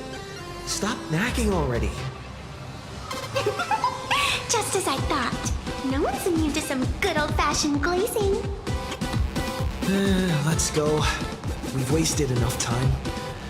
I need to meet up with my friends first. 3, 2, 1. Maybe I should. Make a trio! Stay together forever!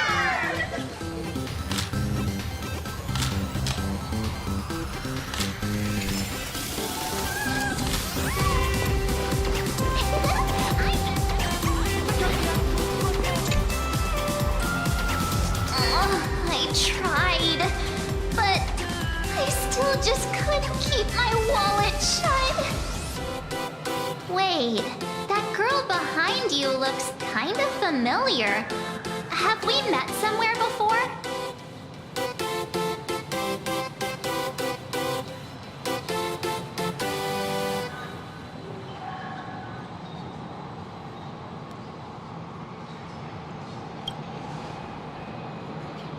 I feel like you're throwing shade at me.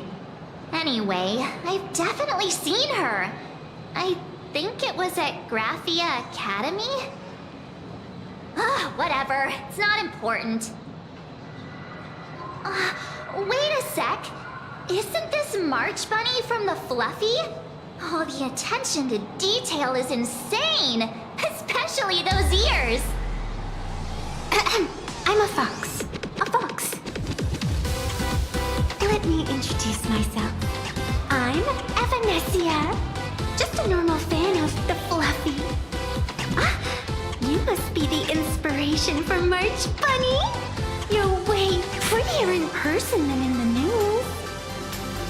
March Bunny, I've actually been a huge fan of yours all along. From the very first page of Volume 1, Chapter 1, I was already captivated by you.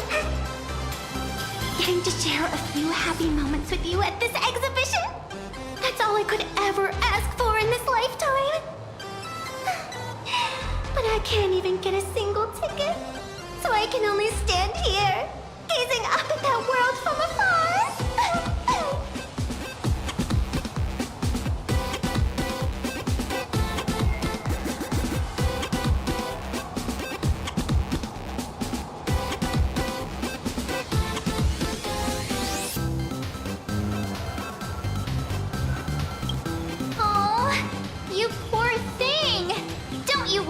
I will definitely make your wish come true.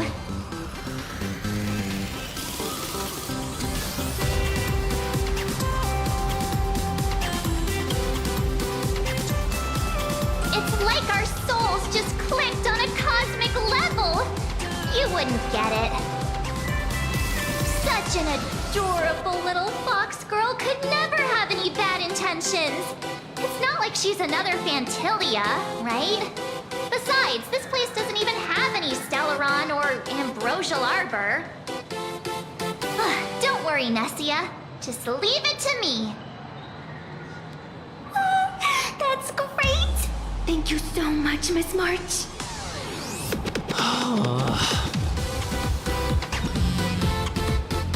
Himeko just messaged me. It's about time to head in now.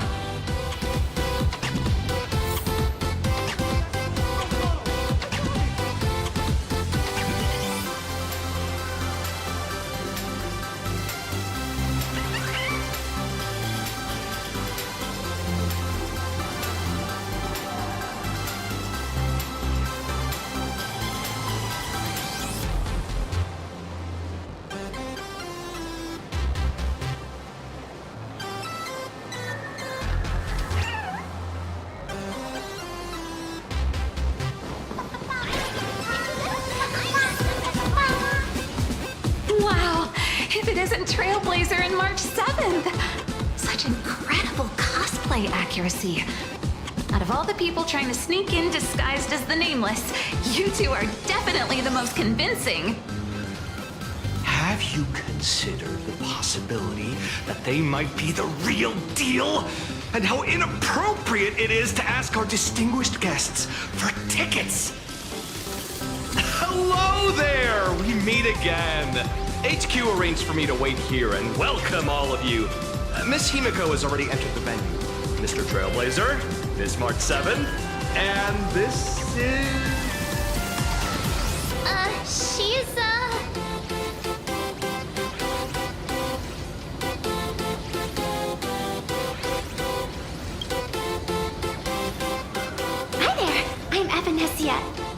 evanescent spirit of the Astral Express. Huh?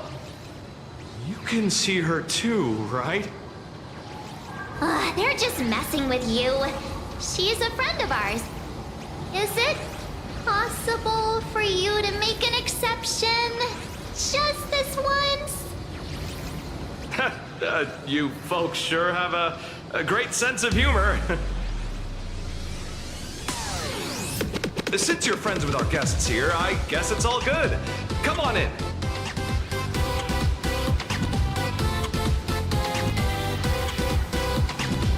Ladies and gentlemen, the guests from the Astral Express are about to make their entrance. Get ready to make some noise!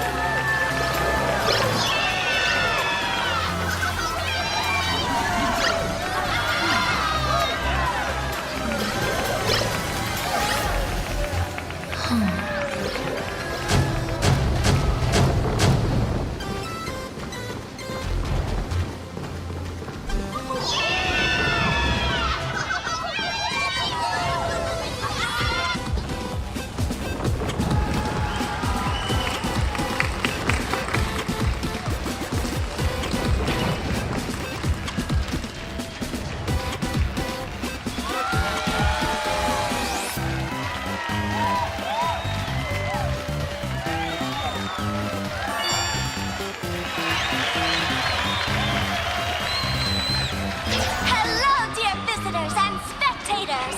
Before we officially kick off the Star Rail Fest exhibition, I'd like to thank our host, Pearl Entertainment, as well as extend our gratitude to Blue Industries, Turbogen Heavy Industries, and Full Wish TV for their collaborative support. The exhibition area is now open, will transport you straight into the Astral Express's incredible journey across the sea of stars. And right now, ladies and gentlemen, you're standing in none other than Bellowbog!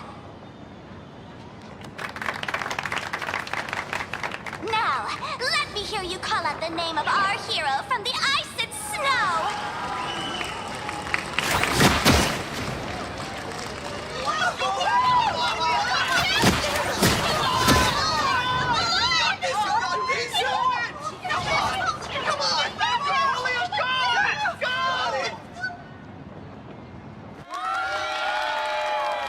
When I grow up, I want to be the Supreme Guardian and turn into a frost giant to fight those rampaging super ancient weapons.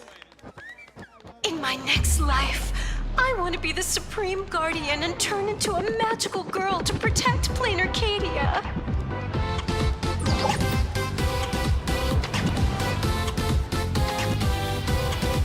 Wait, this isn't right. Why is everyone supporting Cocolia?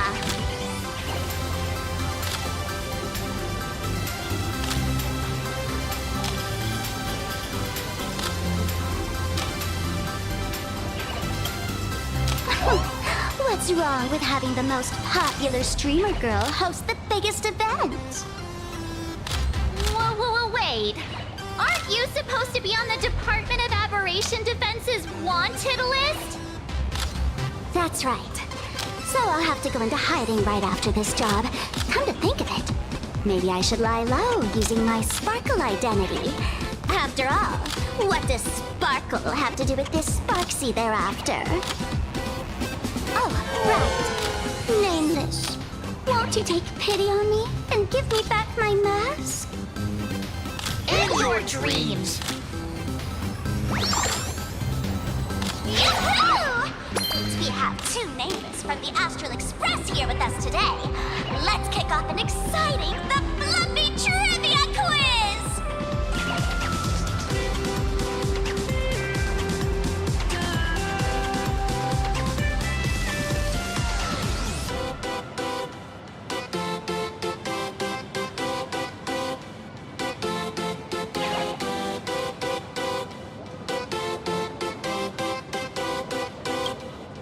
Here's your question. In the final chapter of the Fluffy's Bellabog arc, the Supreme Guardian's Bond, what did Cocolia summon to fight by her side? Oh, the guardian wand that could transform her into an ice giant? Ding ding! That's correct! Well, well, looks like this young lady here is quite the devoted reader of the Fluffy, answering even faster than the Nameless.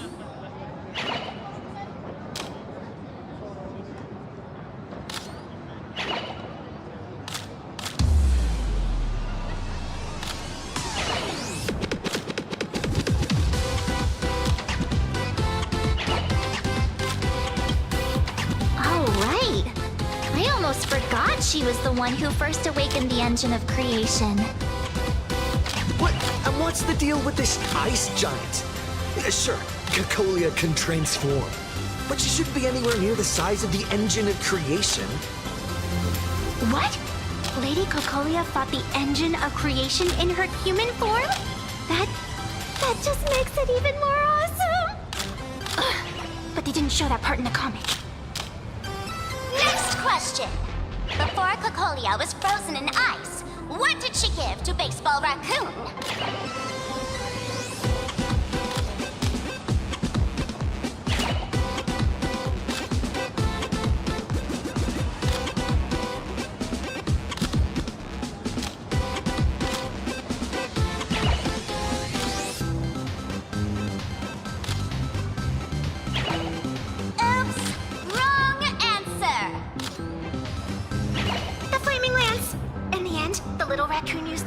Channel everyone's light to Cocolia, restoring her power so she could descend in her wildfire form.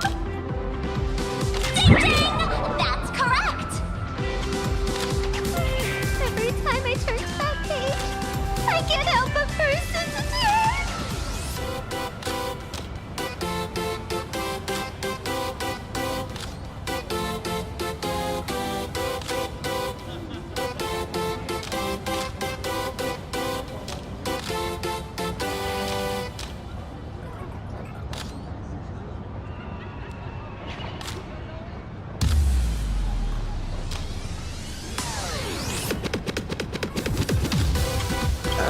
Actually, I inherited this flaming lance from the previous Supreme Guardians when I got stabbed right through the heart. What are you talking about? In Belobog's final battle, wasn't it like this? Despite her grievous wounds, the Supreme Guardian transformed herself into a frost giant for the sake of the people of the Winterlands, joining forces with the Nameless to counter the destruction engine that was about to flatten Belobog. So the Fluffy storyline follows the official Belobogian narrative? Wait, is that not how things went? Could you at least spill a little? Just a little?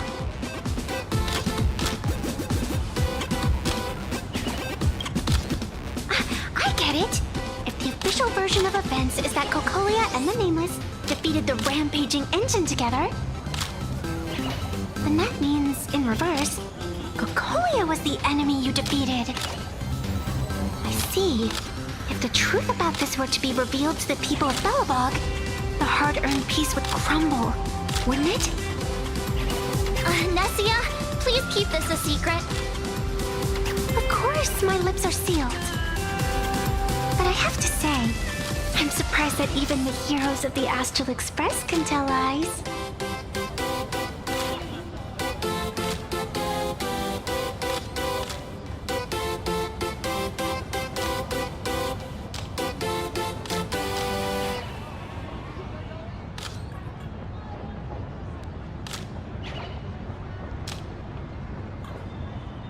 They say lies don't last forever. And while Belobog's future may be built on the lie, I hope it can endure for a long, long time. Because those people are all my friends. Thank you for telling me about this.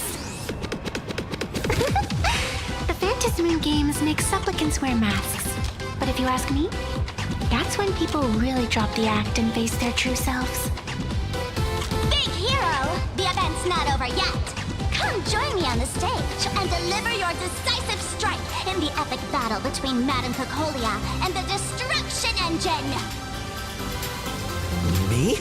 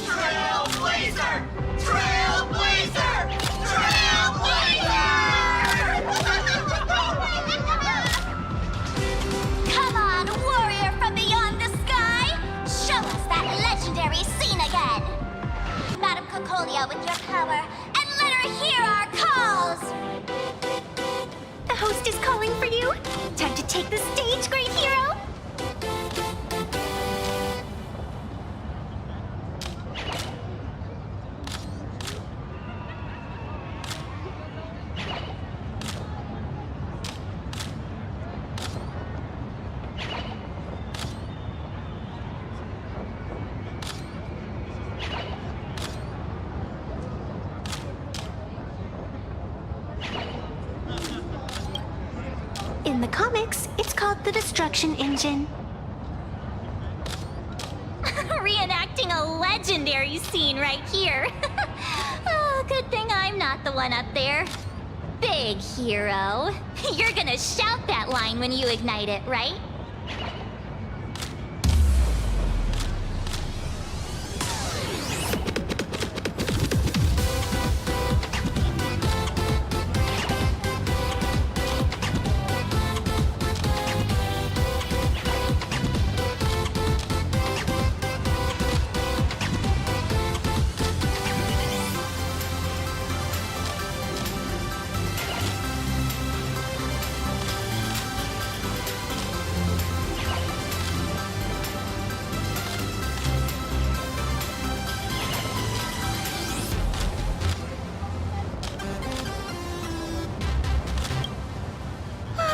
Of course it's Flaming Lance forward! You've got to shout it really loud! Flaming Lance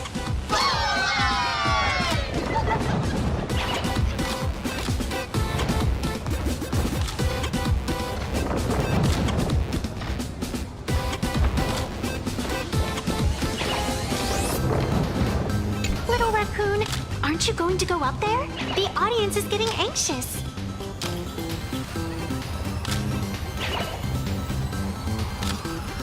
Nameless! Where's our Nameless? Let's all give the Trailblazer another huge round of applause and welcome them to the stage!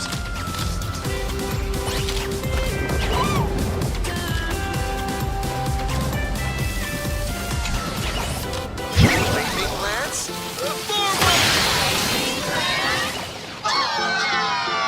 The sphere tip has been ignited. Kids and grown-ups alike, raise your glow sticks high and let's show our support for Cocolia, shall we? You got this,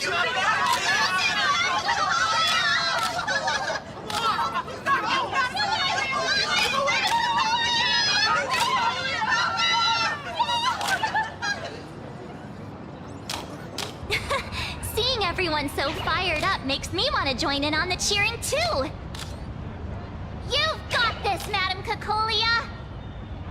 Don't give up, Madam Cocolia!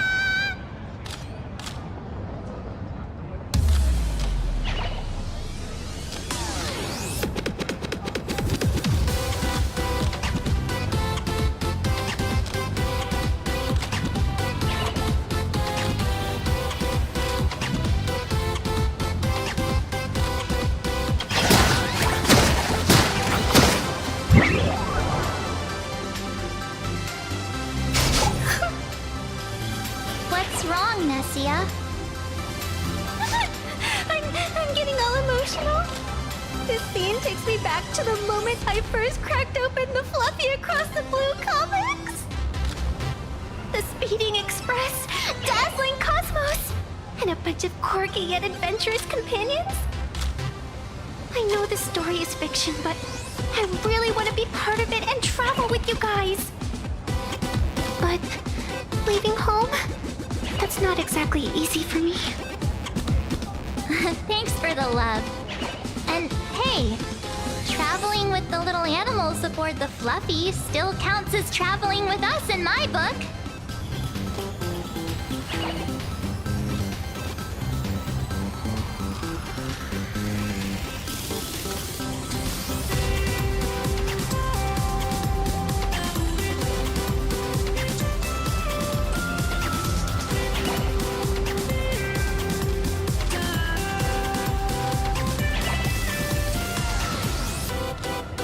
Thank you for the love. Being able to connect with friends like you through stories is probably the most precious part of this journey. Well said. Shall we head to the next exhibition area then? All right, let's get moving.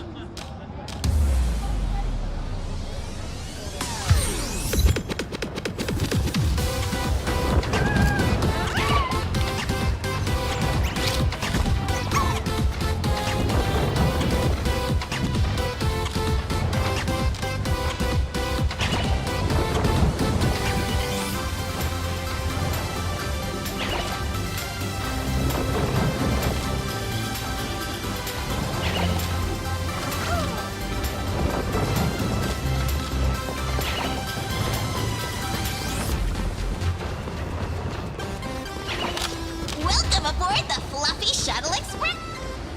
Welcome aboard the Fluffy Shuttle Express. Are you ready to head to our next stop, the Xianzhou Lafu exhibition area? I have to say, Herlux really put care into organizing this exhibition. I wonder what attractions await us in the Xianzhou Lafu exhibition area.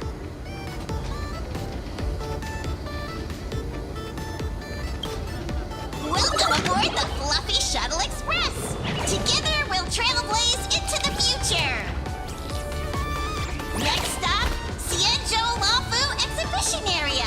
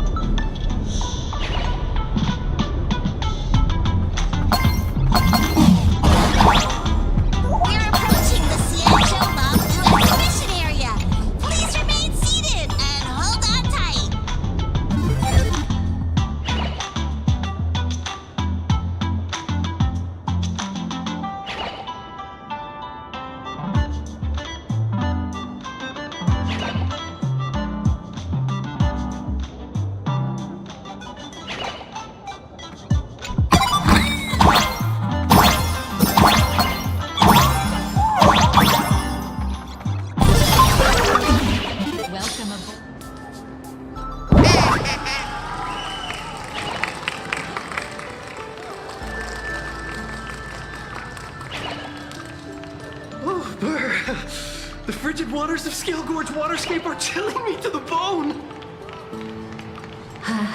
Why is there so much water in the exhibition area? Did a pipe burst or something? I bet this is some cutting-edge immersive theater performance.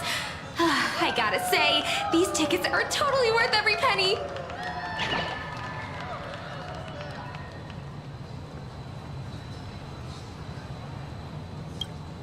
Based on what we saw in the Bellabog area, the Fluffy's adventure on the Xianzhou should be...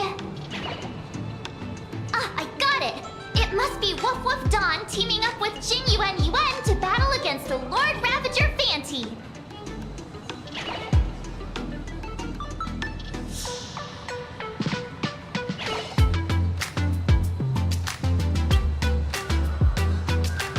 I'm so jealous that you guys still get to experience the joy of seeing the Fluffy for the first time.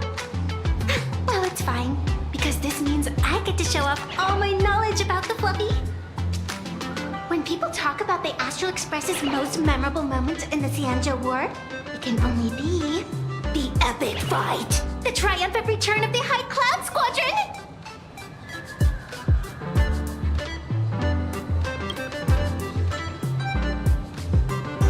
When people say squadron, they mean a bunch of superheroes teaming up.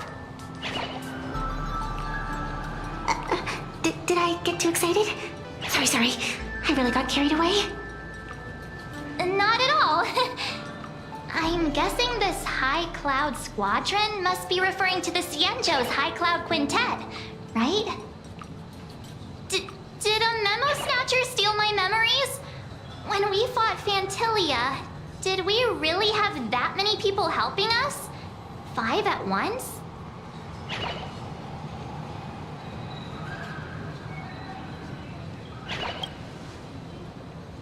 Oh, I can't take it anymore.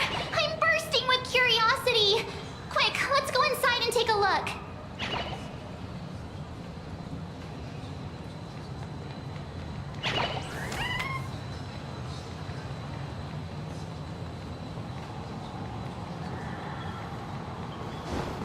The Express family What next is a Cienjo outfit?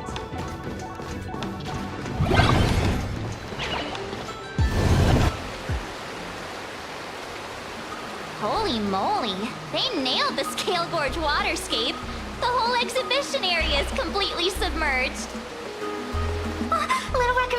Little raccoon, I want to see that thing.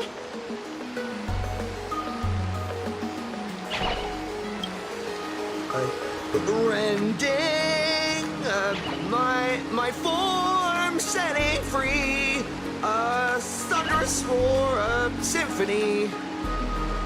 Aw, hold it right there. Please do me a favor and stop that. Nessia means that thing. With a flick of the hand, the ancient sea splits apart.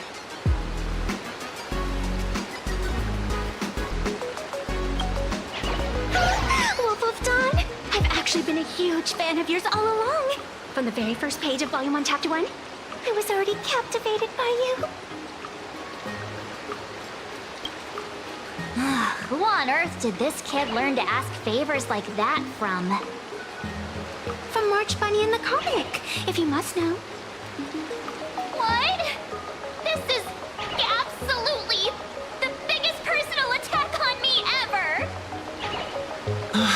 Never mind. I'll go ask someone about what's going on.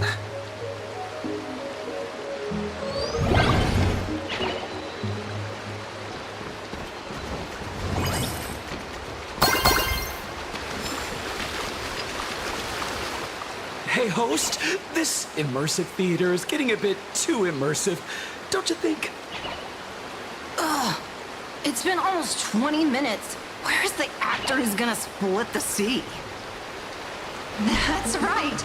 The script for this exhibition stage play was written under the guidance of the Cienjo's legendary literary master, Mr. Cien. We guarantee you'll get an authentic recreation of the Express's most iconic moments.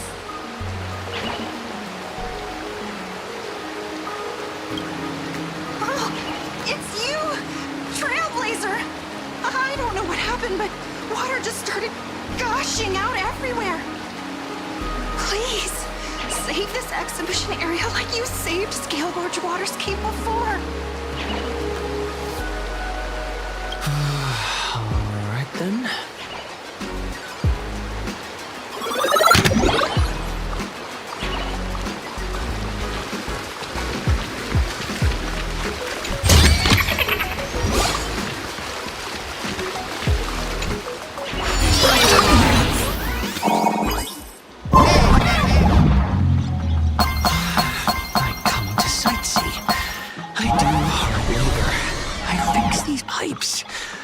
All for the audience.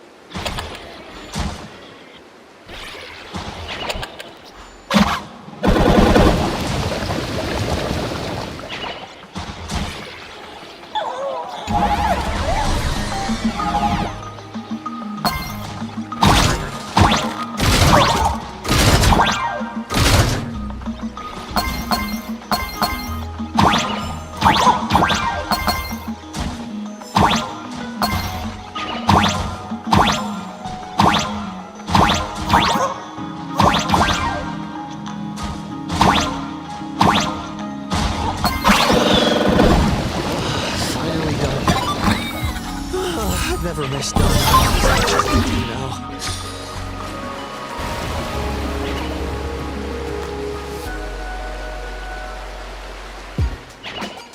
Welcome, dear visitors and spectators.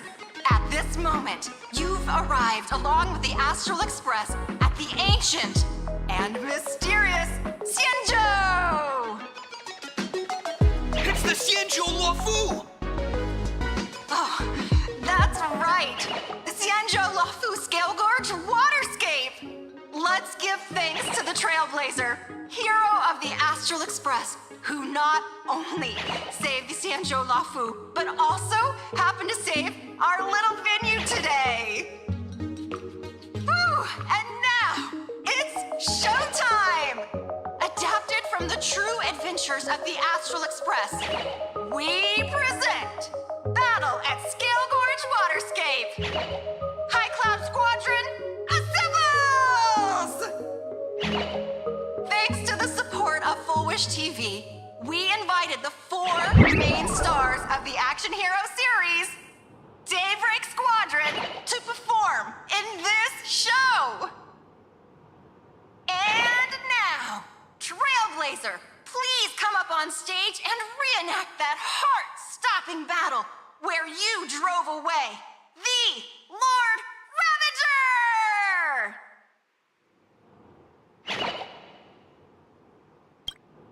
Ha! We meet again, the Nameless. I don't think that's necessary. Aren't we supposed to be the heroes of the Xianzhou? Why do the Xianzhou's heroes need to rely on others to save their land?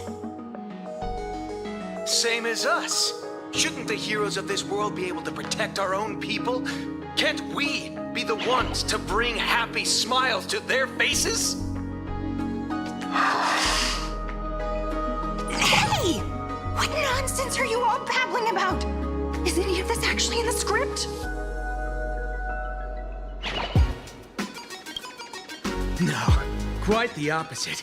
Star Rail Fest is the perfect opportunity!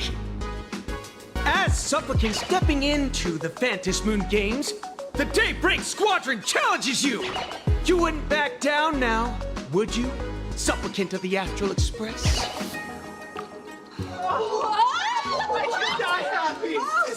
This is amazing!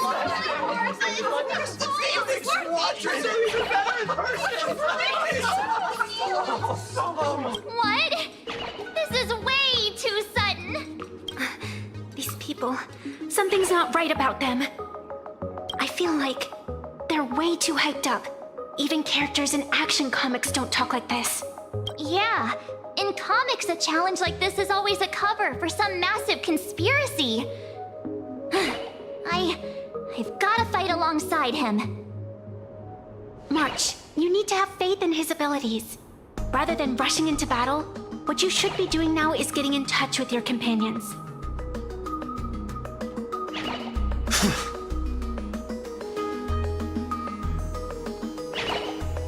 I thought the outcome of our clash at Perlux Tower was pretty clear. Boss, do we really have to do this? Gray, we've been putting on a show for long enough. Wasn't becoming a real hero what you've always wanted? We'll tear the legend of this outsider to shreds right here under the spotlight! Then everyone will see who the real heroes are! The ones who can truly protect their smiles! I accept your challenge, but do we really have to fight here? This is exactly the stage we've been waiting for! Let's do this!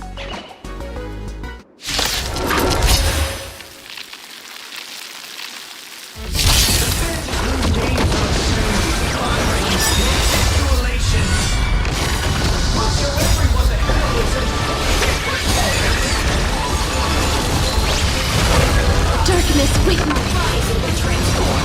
Absolutely despise.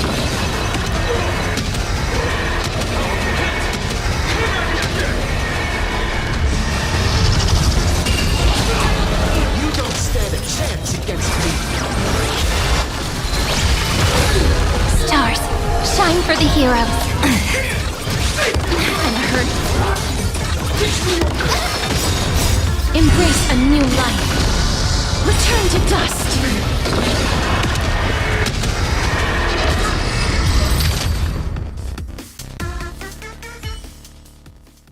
Have you calmed down now? Can we talk? Once a supplicant's challenge begins, it won't stop until one side falls. Don't get it wrong. This is just a prelude to the real showdown, witnessed by the Phantom Moon!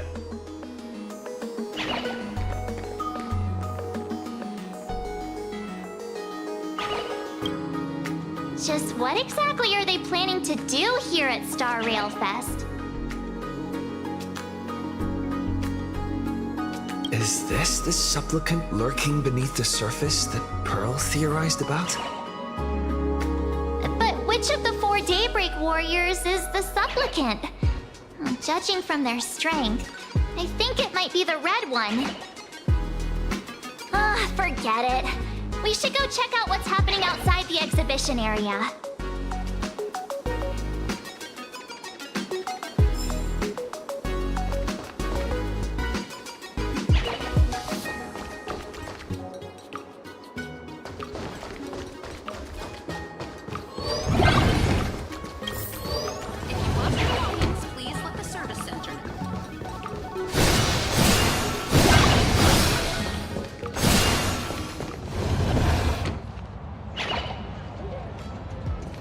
Interrupting a show for no reason. But to be honest, I wasn't dying to watch that High Cloud Squadron Assembles play anyway. So, don't tell me this whole Xianzhou story is also something Blurry made up? Funny. Can't say I'm surprised at all.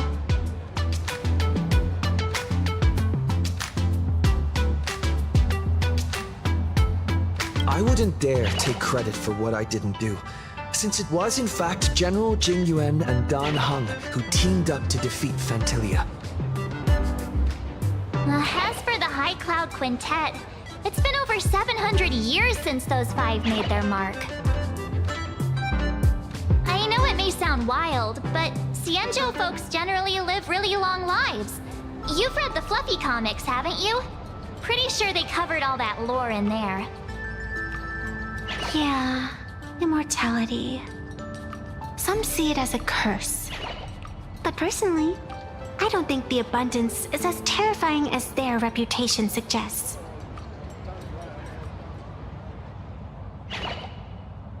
I almost forgot we're not in the Xianzhou anymore.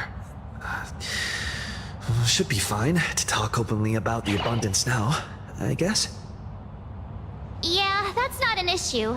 But the Xianzhou's attitude towards the abundance isn't totally baseless. We've clashed with the Borisin, fought against the Mara Struck. Just imagine if we hadn't won that battle against Fantilia back then. The universe would have ended up with an immortal, indestructible Lord Ravager. Actually, I think the abundance and elation make quite a good match. After all, only with infinite life can one pursue infinite joy. In my opinion, those who are alive have the right to choose death, but they also have the right to choose to live on. After all, there's always something out there that makes tomorrow worth waking up to. Wow. Getting all philosophical on me now. When this kid gets serious like that, I swear you can practically see the wrinkles forming. Since we're talking about waking up, shouldn't we head over to the Penacony exhibition area next? Huh. You want to keep exploring? We need to be a bit more careful now, don't you think? I mean, the Daybreak Squadron already came gunning for us. Who knows if there are other supplicants lurking around, just waiting to make their move. Oh, come on, March. Don't be such a worrywart. Didn't our little raccoon take out those guys in no time at all? Such reassuring words. Little raccoon, I've actually been a huge fan of yours all along. All right. Don't push it. Here we come, Penacony! Exhibition area!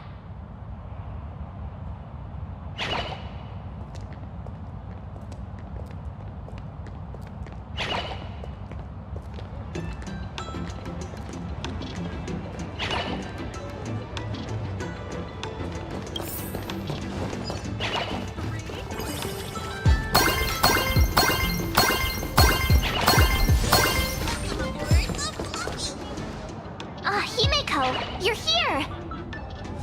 Are you two all right? Wilt told me to watch the live stream, and I saw the Daybreak Squadron challenging him. You did well. I bet their intention was to stir up their supporters' wish power through the challenge. If you had hurt them recklessly, it might have pushed many supporters straight into their arms. Oh, and you are? Oh, nice to see you again. Express Navigator, Miss Himeko. Pardon my poor memory, but have we met before? Of course. I've seen you in the news more than once. It's such an honor to meet you. This is Evanescia. I think she's a student from Graphia Academy. We ran into her at this expo, and she's a huge fan of both the Fluffy and the Express. Huh? So that girl you saw in the Phantasmoon courtyard, it was her? Wait a second. She made you a mask? So you're telling me Nessia isn't just a normal girl? Who exactly is she?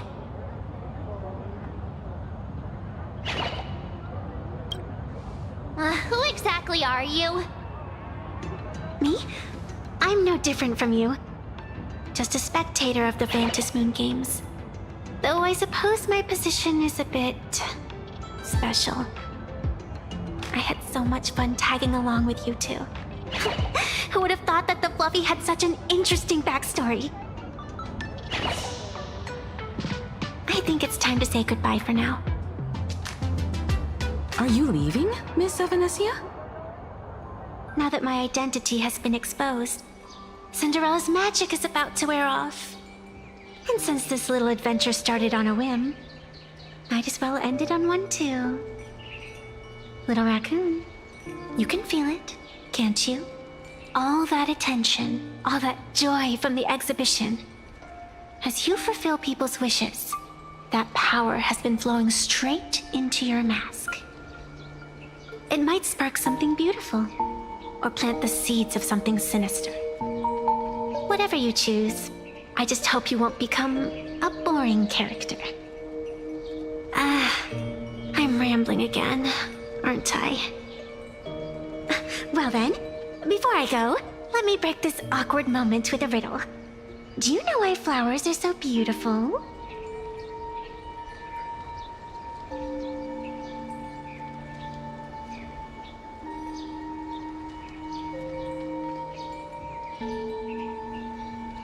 You're quite the romantic, aren't you? But I have to say, wrong answer. Because flowers are always so fleeting. You left your own special effects behind. She's gone. Unexpected people and unexpected things always make an appearance in the Phantasmoon games. Although, Miss Evanescia claims to be just a spectator. As someone who can create masks and allow others to become supplicants, there's no way she's just some ordinary girl. I just don't know what to make of everything happening to you.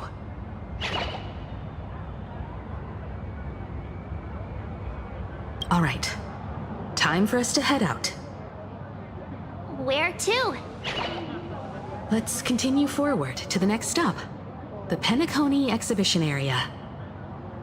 I have a feeling that the Daybreak Squadron's challenge isn't over yet. As the stars of this exhibition, if you left just to avoid conflict, all the spectators might think you chickened out and fled. Darn it! This whole Daybreak Squadron business has got me on edge. Somehow I can't shake the feeling we're being watched. Here's some good news. At least we aren't completely without help. Pearl's people are on their way to the Penacony exhibition area to join up with us.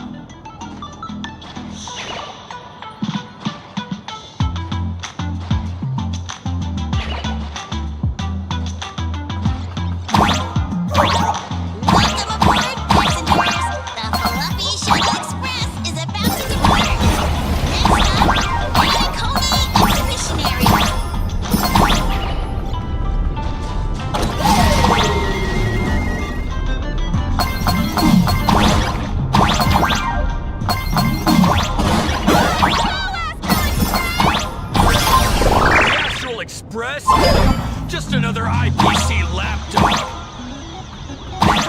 For Planarcadia! Let's go, Daybreak Squadron!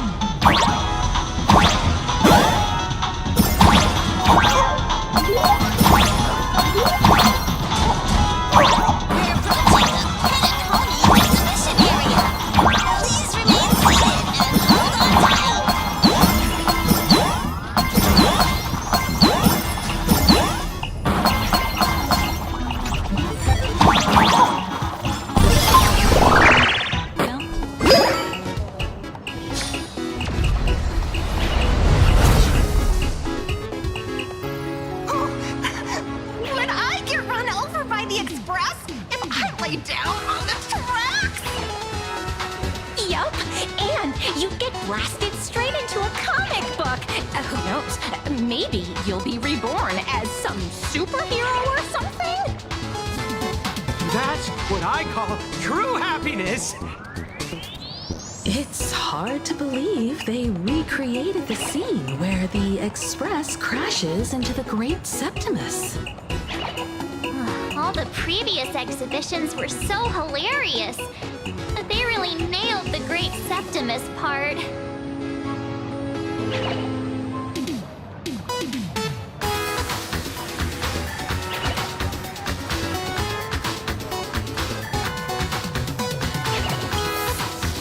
That's just mean. So where's the person Pearl sent? Huh? Who's calling?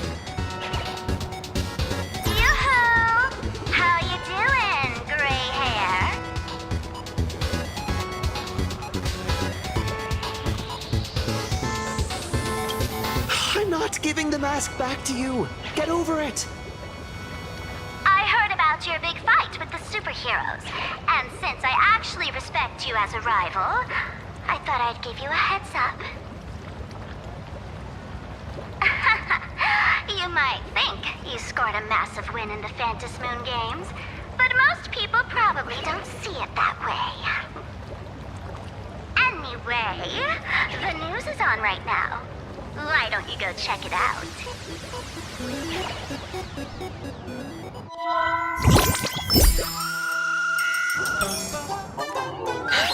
Just moments ago, an extremely violent incident broke out at the ongoing Star Rail Fest exhibition venue. The Astral Express supplicant Trailblazer brazenly launched a brutal attack on the beloved local heroes, the Daybreak Squadron. The scene descended into total chaos. Oh my! This is terrifying! Didn't this nameless just defeat Sparksy and save Grappy Academy? Was that victory still not enough? Could he, like the defeated Sparksy, now be a threat to everyone's safety? How chilling! In the video footage from the scene, the Trailblazer claimed his act was to demonstrate the so-called Astral Express to this world. You don't stand a chance against me. Is this what he calls the Trailblaze? Using brute force and violence to strike down the guardians of this Arcadia and trample over our own heroes? Was it a sudden violent outburst? Or was this the moment his true heartless nature finally came to light? Foolish TV will continue to follow this shocking incident. Stay tuned and don't go away. It's all over the internet now. Some say you're a violent maniac. Others think you're behind the Bloodbath and Deathbook, that you're the second herald of death. Let's see. How are you feeling right about now?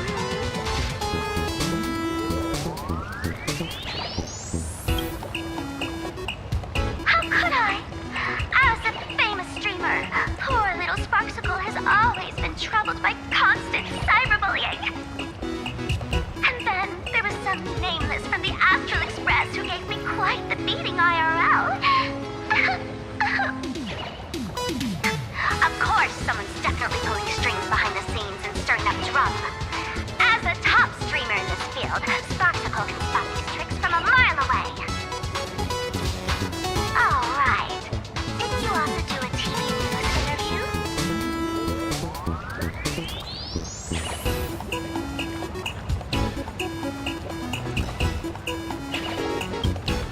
Yoo-hoo! You bet! Here, let me send you the interview video. I won't go any further, but since you managed to defeat Miss Sparkle... No, I mean Miss Sparksy. I don't want to see you embarrass yourself in front of those clowns. Good luck. See you around. Hi! Trailblazer. Sorry to bother you. We're with Foolish TV. It's our lucky day running into you here. Do you have a moment? Keep it brief. I've got plans later. First question. Seeing as Planarcadia was the starting point of the Express's new voyage, how would you describe your impressions of this place? Planarcadia. Everyone's chasing the latest trends, looking for fun. Interesting! Throughout the history of the Fantasmoon games, it's been extremely rare to have such a renowned cosmic figure as yourself participating. As the Astral Express's supplicant, what kind of changes do you hope to bring to this world in these games? Show everyone the strength of the Trailblazer to change this world. That's an impressive answer. Speaking of which, after joining the games, you immediately went to defeat Miss Sparksy, who represented the Masked Fools. What are your thoughts on potentially facing native supplicants in the future? The other native supplicants, way too dangerous. I'd rather defeat them through violence. Speaking of local supplicants, we've noticed that Star Rail Fest is Perlux Corp's way of rolling out the red carpet for the Express.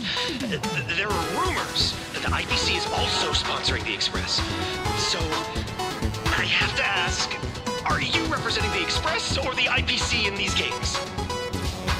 At the end of the day, this is a festival for the IPC's interests. Madame Pearl and Perlux extended such a warm invitation. I'm not one of the guests. I'm the master of this place. Wait, what? This is totally a malicious edit to frame him! How shameless.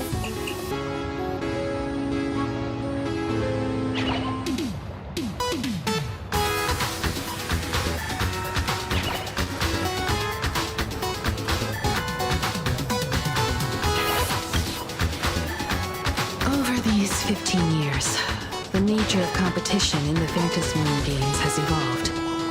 The Daybreak Squadron's taunts were just smoke and mirrors.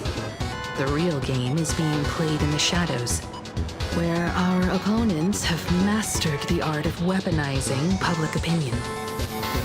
Come to think of it, it's only natural. After all, The true stars of the games were never the supplicants on stage, but rather the audience, whose gazes they command. Indeed. The audience is all fired up, waiting to see you work your magic, kid. But you know what? I bet what they really want to see, deep down, is the Daybreak Squadron taking the Astral Express down a peg or two. Oh, well, if it isn't the folks from the Astral Express. Fancy meeting you again. This storm online is several times more intense than the day you stopped Sparksycon. Miss Kuchiba, you've seen all this fake news too, right?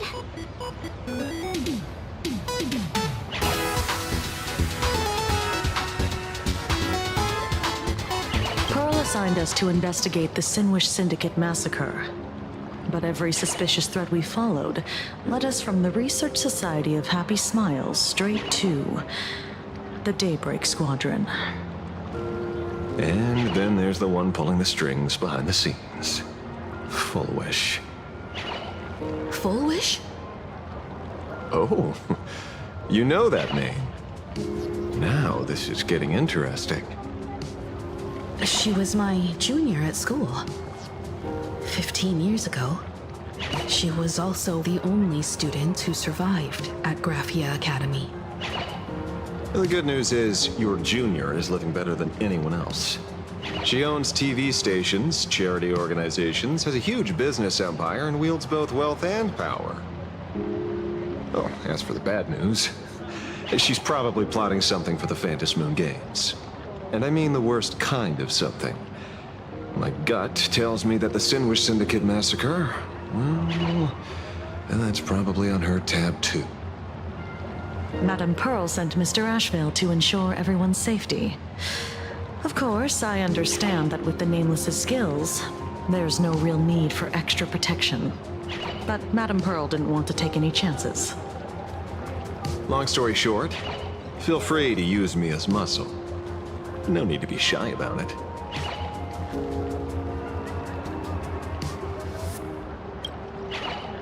So, are we still heading to the top of Pom Pom Tower? We should keep moving forward. If my guess is right, the Daybreak Squadron will launch their second attack there. I forget about any fantasies of fairness and harmony. From this moment on, the Phantasmoon Games could follow in the footsteps of what happened 15 years ago. Once this battle turns bloody, fear will seep through the screen and become some supplicant's wish power. See, that's the problem with modern society. Good news stays home, while bad news spreads like wildfire.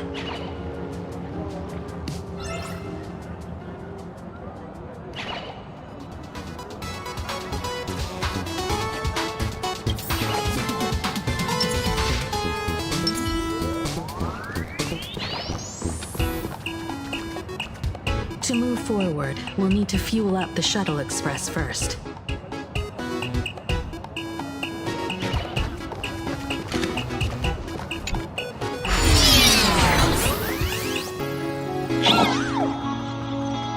Come on, let's fuel up the Express!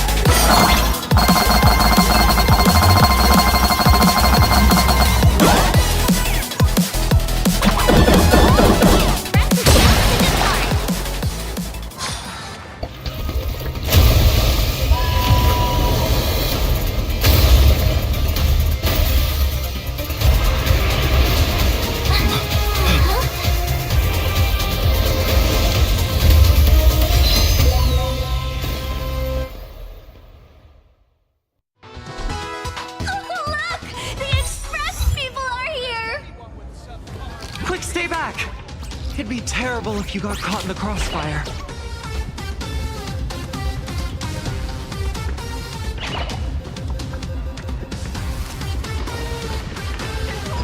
Astral Express!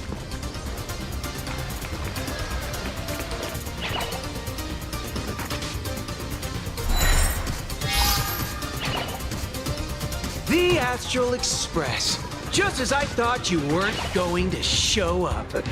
Oh, you brought help? And it's an old friend. Been a while, old man.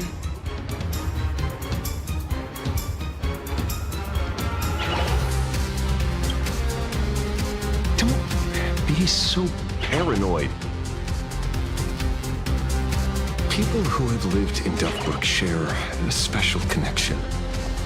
Since you're treating me as an old friend, I don't want to act like some high and mighty adult telling you what you should and shouldn't do. But let me tell you this.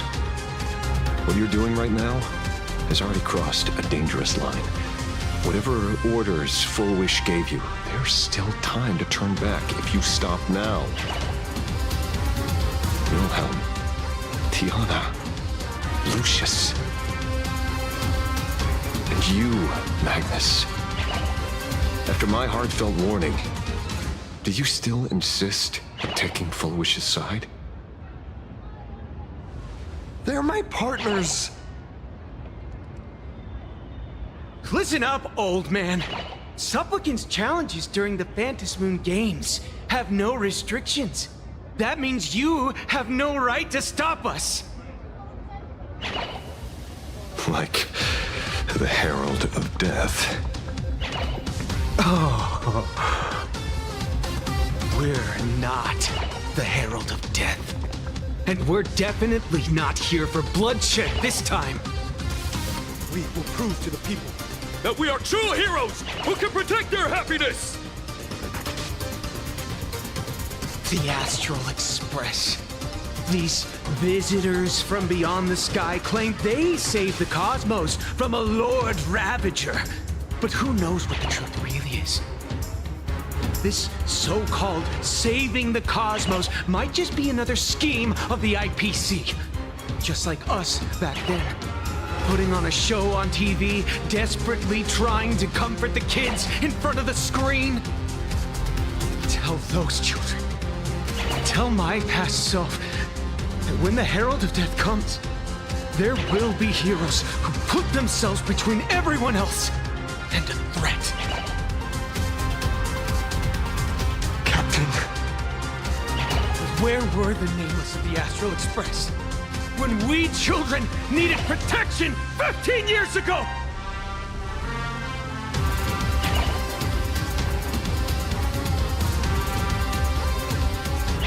Ray, don't be fooled by these flashy, cosmic heroes. The Astral Express doesn't care about our happiness at all. They come and go like all tourists. No, they're even more heartless than tourists. Because they're here to trample on the elation ceremony and steal the Arcadian people's attention! They replaced our fantasies of heroes with their own image. All to satisfy their vanity called the Trailblazing Spirit. Tell me, have you ever, even for a moment, felt what it's like to tremble on blood-soaked ground at dusk?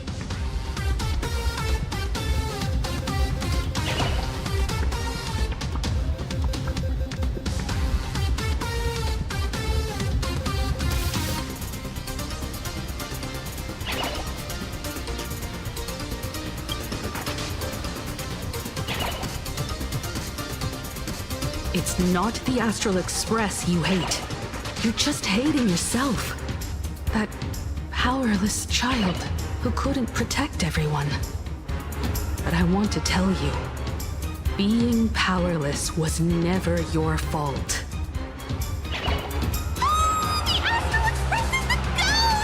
The Astral Express is #1 in the universe! yapping! Tear them to shreds! Beat them to a pulp! I want a bloodbath! Daybreak Squadron! Beat these alien punks to the ground! Shut up! All of you, shut up! As a kid, it wasn't my fault that I was powerless. But we, the orphans of the bloodstained games, won't remain that way forever. We've undergone the happiness surgery transformation. We've overcome our weak former selves and become Daybreak Warriors. We've grown stronger. Strange. Even though our suffering was erased, why was I so scared just now? And why were there tears? Brother, that's only because... this pain has been here all along. It's time to overcome it! It's time to use the power of happiness to defeat it once and for all! Well said! Then let's finish what needs to be done. Let's reclaim from these outsiders the image of heroes that the people of Ahatopia hold dear. What about you, Magnus? Sorry, Mr. Ashvale, but a hero never betrays his companions. We are the Daybreak Squadron, 4 warriors of one heart, united to protect the world. I won't let down my companions, or those who believe in us. We are the true heroes. Look at the statue of the conductor. It's just an empty shell. Even Perlux Corp, with countless resources at their disposal, can't breathe life into it. But we can. Let me prove it to you.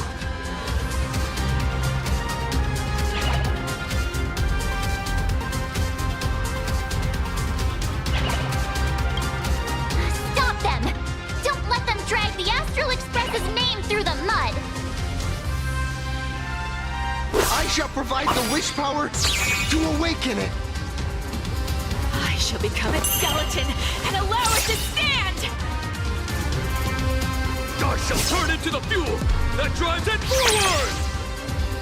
I shall become the core that makes the engine sing the song of eternal joy!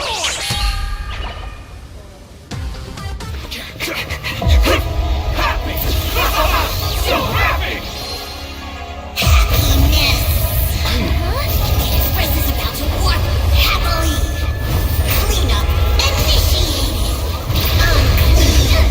Eliminate. Everyone will be happy.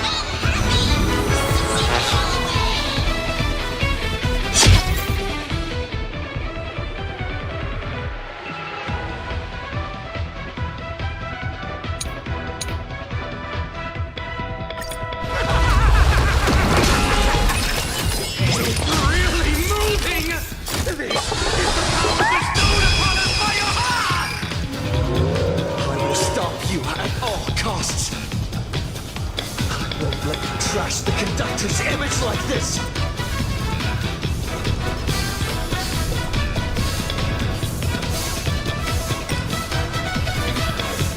Don't worry.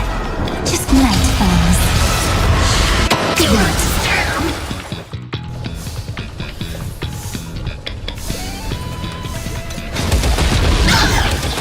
You're lost.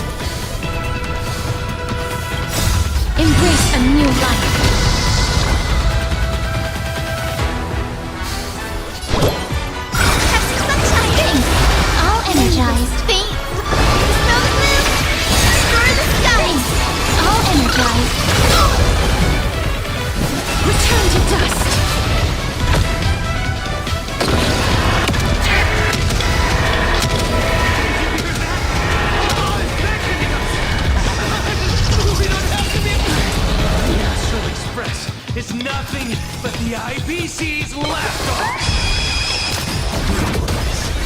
We've already dealt with it. Won't mind handling a few more. What did you say? Stars, shine for the heroes. Stop messing around. Your time to shine. Memories waiting to be woken up by a shooting star. Remember me with love. May life and death sprout new buds.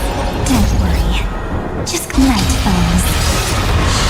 Good night. Embrace a new life. Don't blink. Your time. Watch over the Evernight. May this snow blue restore the sky. Peace time, friends. I'll be there. Please cherish this time. Darkness weakness.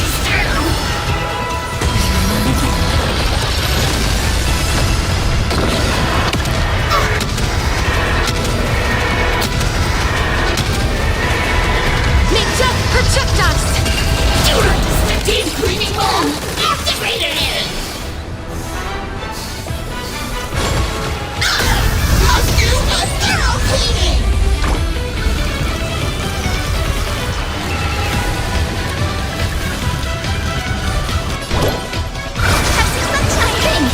I'll energize. Won't stop working! That hurts! Insufficient cleaning power!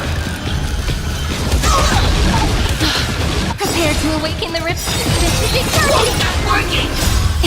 Don't blink.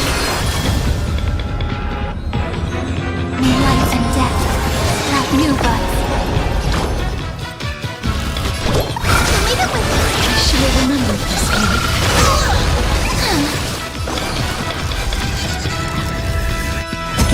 Again. Life and sun. To protect the Arcadia! Filth, pain, so much! Eliminate pain! Everyone, smile!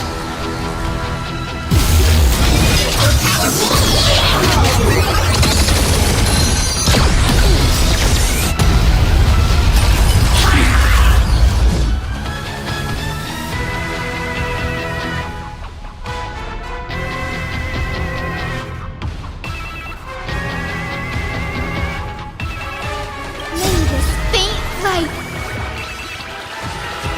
Snow blue, restore the sky. I should have remembered this one. Embrace a new life. Return to dust.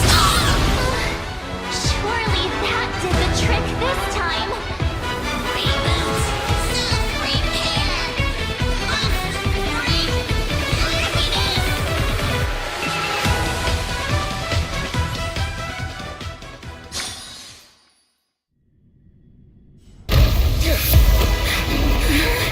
With everyone, we'll be happy!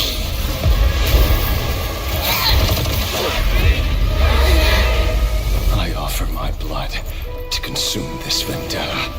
I offer my heart to shoot down this injustice.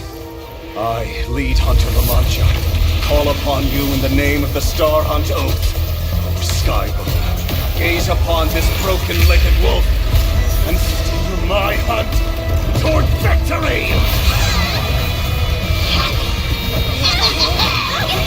So happy! Now arriving at Terminal Station, land of smearing gods! Welcome back into the gods' embrace! Shh. Quiet now. It's time for bed.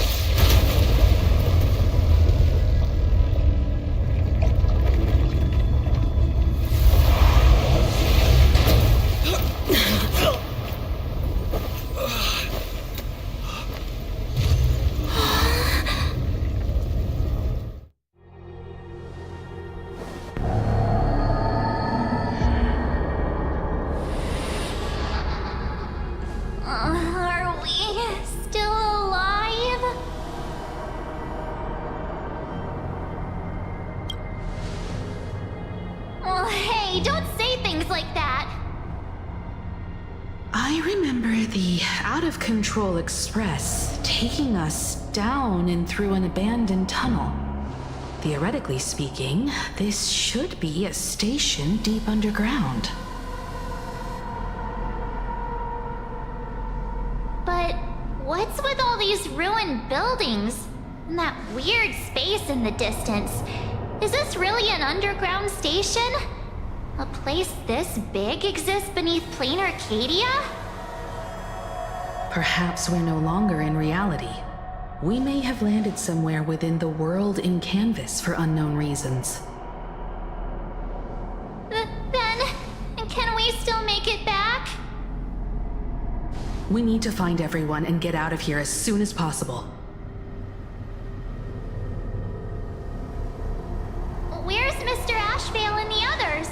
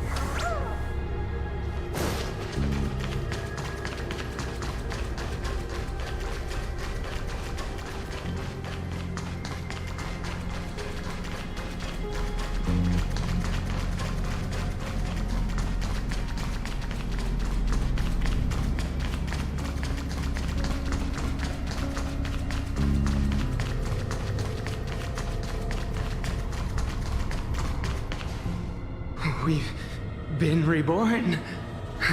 See? I knew we weren't like those Sin-Wish Syndicate trash. You're right, Red. We're heroes. We are justice. We are the undying happiness! If you are justice, then forgive me for playing the necessary evil. Everyone, please! This has to stop! If this goes on, you'll all... Just smile. Embrace the everlasting bliss and true happiness. I beg you, please, listen to me. It's not too late. We can still go back to the Department of Aberration Defense with Miss Kuchiba and explain everything. It's no use. They are just creatures that can only react to joy now. All shall be blessed with happiness. All shall live forever. So smile and laugh. And let our laughter infect all of Planarcadia. My senior, Mr. Ashvale, I'm begging you. Please tell them that it's not too late.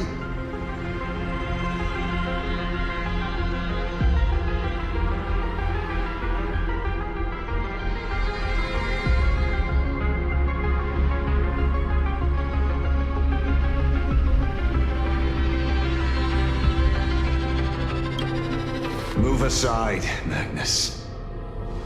Please, just give me another minute. You know they're good people. It's best if you just move aside. A true hero never abandons his friends. If I try to kill them now, will you stop me? Or will you turn a blind eye? I get where you're coming from, but they've made their choices and so have I. After all, are they really better off like this?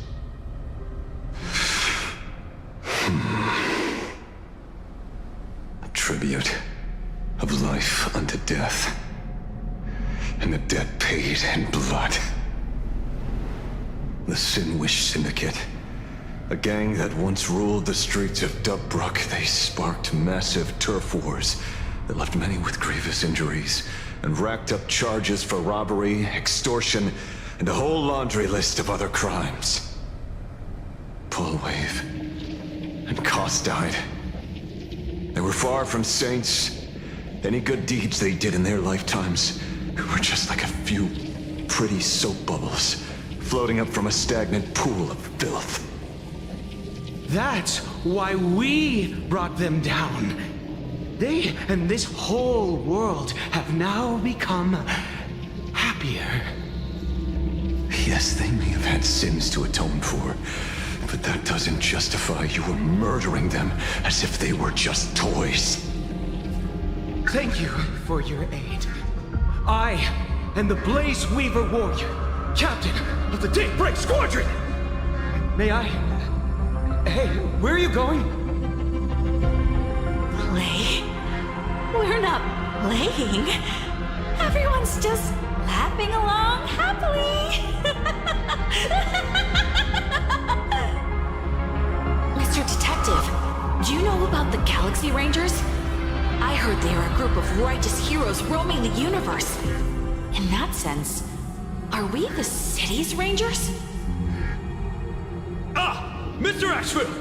Could you do us a favor?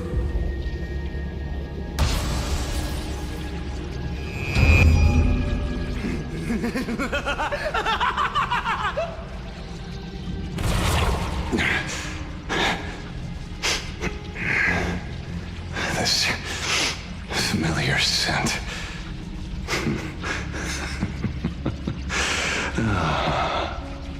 I see. What have you done? Remember what happened today, Magnus.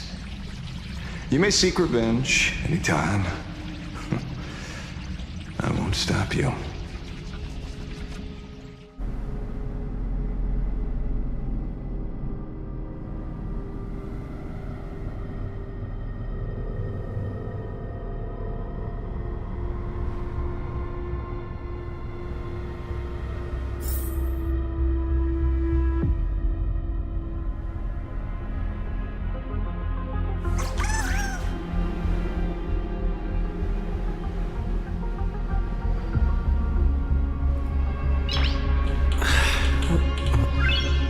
Nice.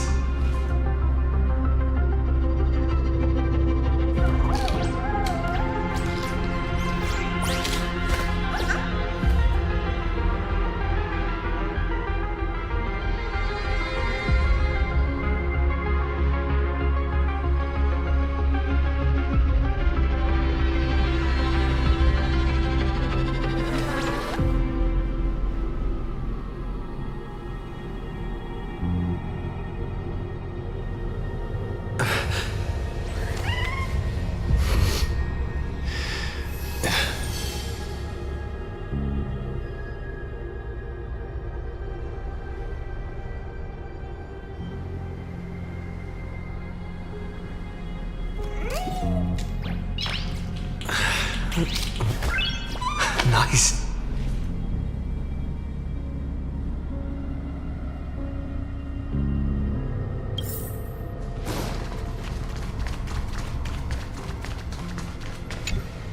Glad to see that you're all made of tough stuff. I was just fretting over failing my chaperone duties. La Mancha, leader of the Galaxy Rangers. I've heard about you, but only in legends past.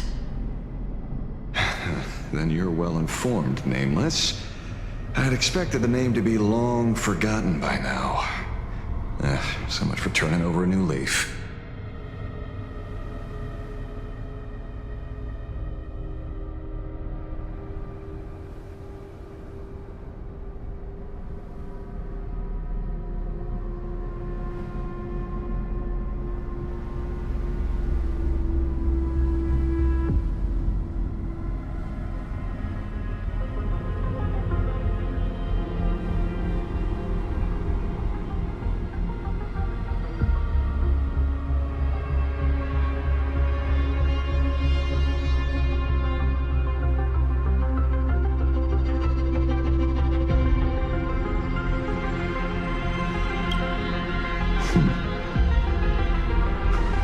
You mean the esteemed Silver Gun Shura and dazzling ninja hero? Of course not. I retired a long time ago. Out of the Rangers I know who are still alive, one sees me as a traitor. The other is prey. Just so we're clear, I want you all to forget the name you just heard. Right here and now, in this world called Planarcadia, I am just Detective Ashvale. Instead of obsessing over my identity, or pitying the 3 dead criminals, I advise you to work on a way out of this place first. I've long heard rumors about unsavory things hidden deep beneath the Arcadia. It's strange how the people here can sleep so soundly. The train broadcast called this place the land of sneering gods. I don't think I've ever seen this station on a map. Are we going to be trapped here forever? Mr. Ashvale, despite being at such a bizarre location, you've been oddly confident and unconcerned over your safety since the very beginning. Do you truly know nothing about this place? I'm afraid that's classified information. Besides, well, I'm simply doing what any professional private investigator would do. Trust my employer. It's time to show us the trinket Pearl gave you, kid.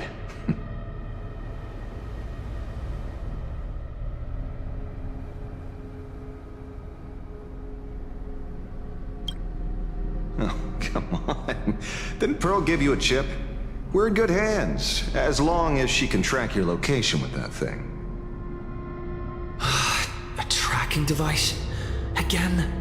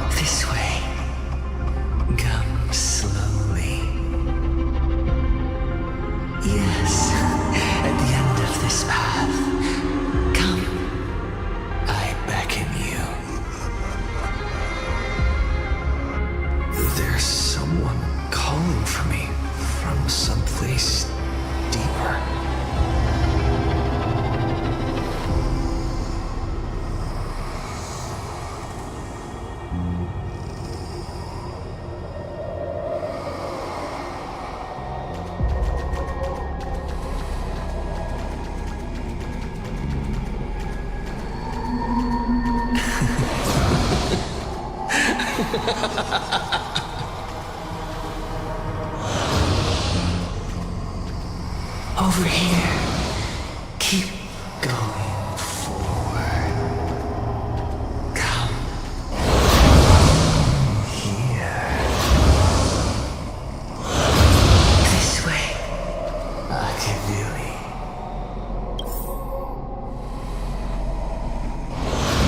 Come. Embrace this wondrous world. Come to my side.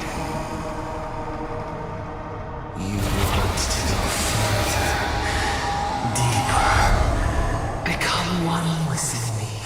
The joy, positive feedback, sweet synaptic flickers on the cortex.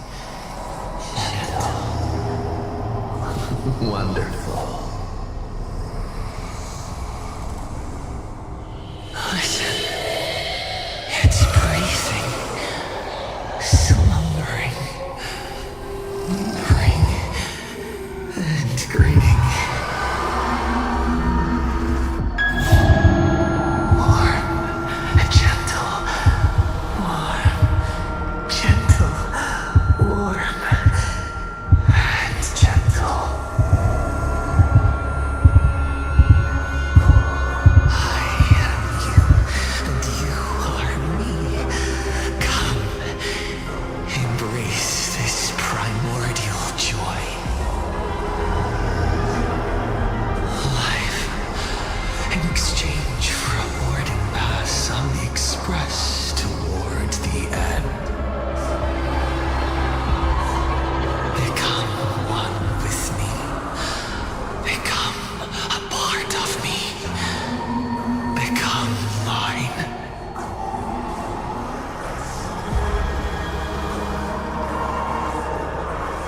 Let's go deeper. I want to go over there.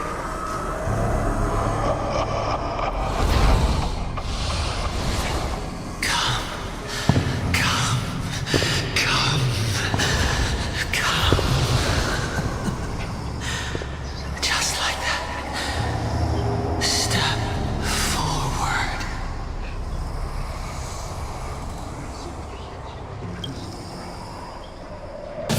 That's far enough, kid. My golden principle while working on cases in this world is to keep my curiosity in check and not get involved with matters beyond the case itself, especially things that already look considerably dangerous. However, the thing that slumbers in the deep here does look awfully familiar.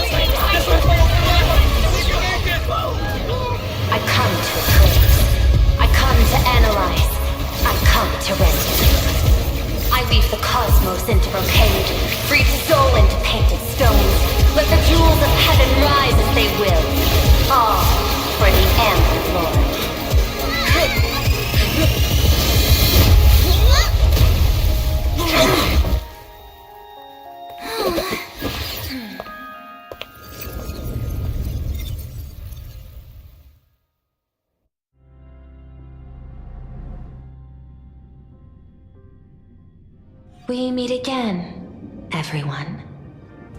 Fortunately, his lucky chip helped me locate you. Please accept my sincerest apologies for not intervening in time and putting all of you in danger.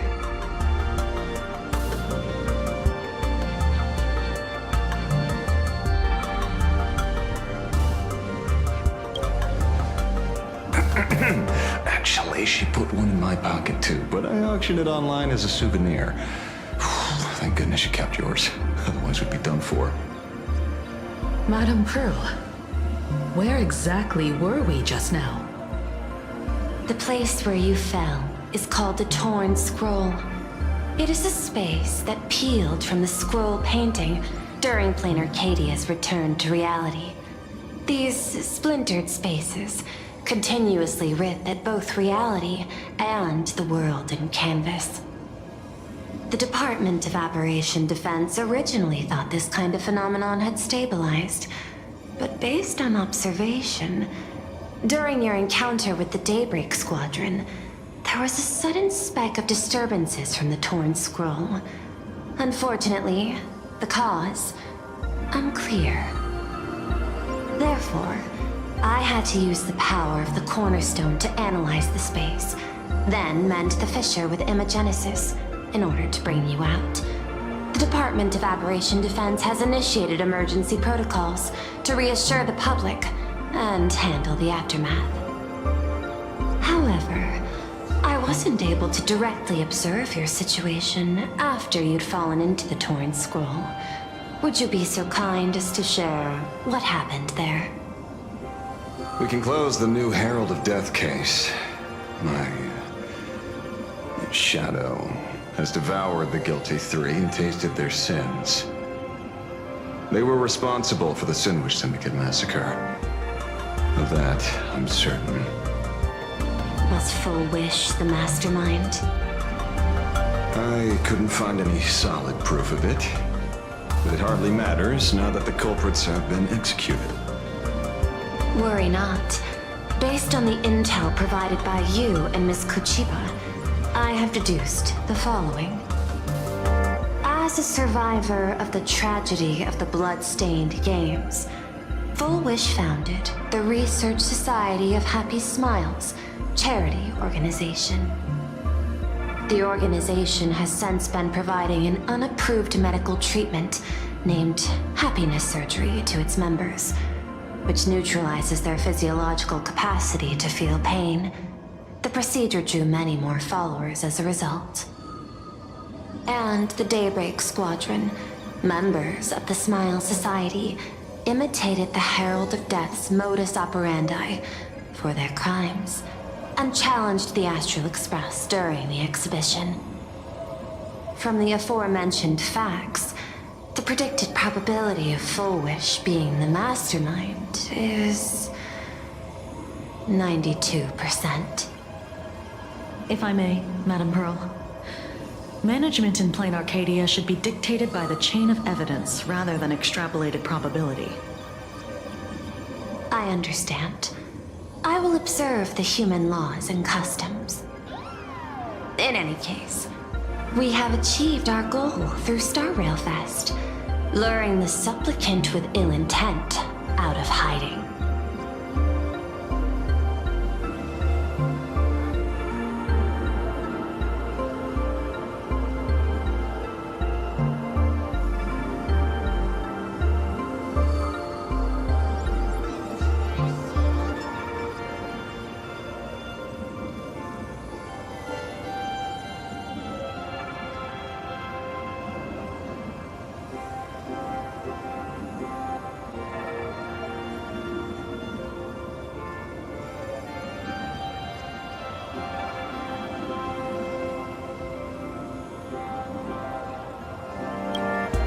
You've all fought and worked hard. Please, allow me to apologize again.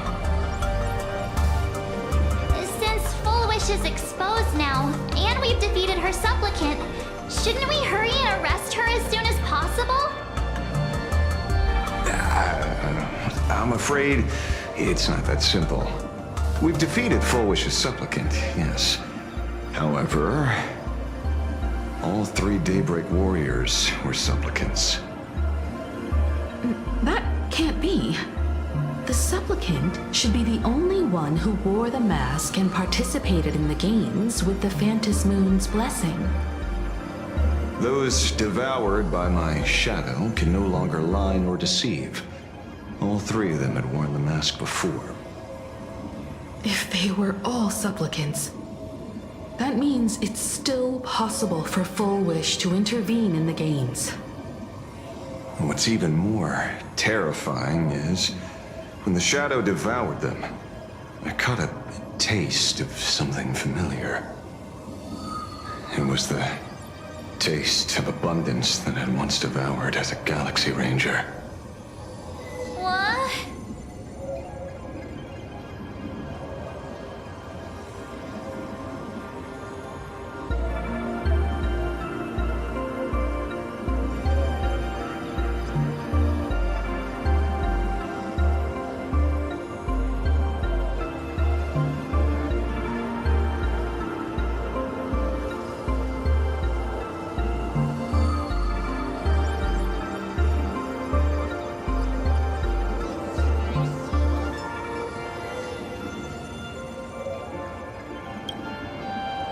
That's something that happened a long, long time ago.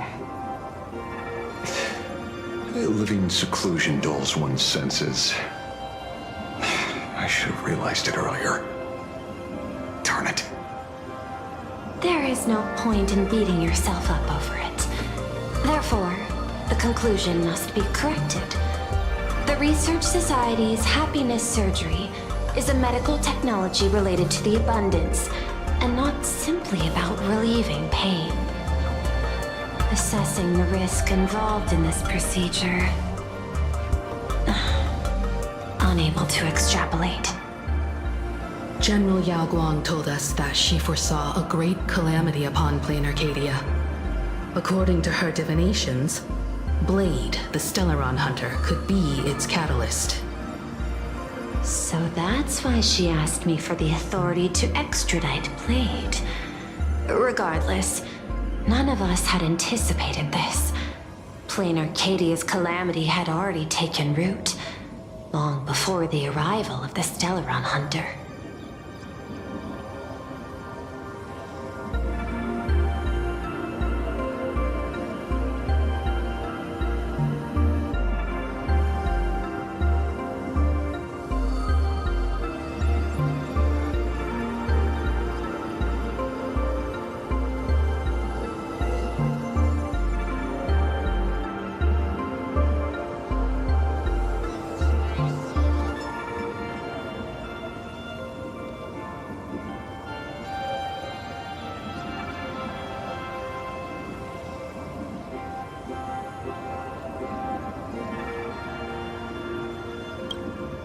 Does she want revenge against the long-dead Herald of Death?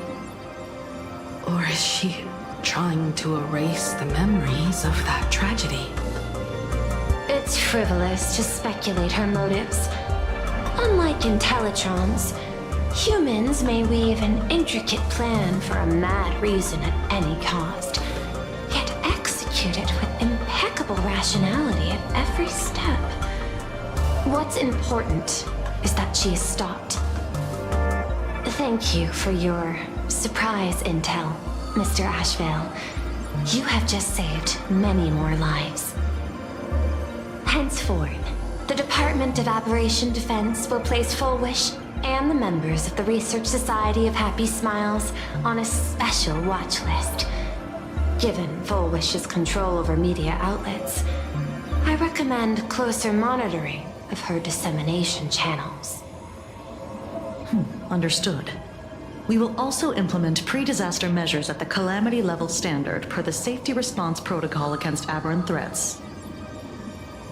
Fullwish is not working alone. For normal people to be able to get an abundance transformation, that implies far more sinister supporters behind the scenes.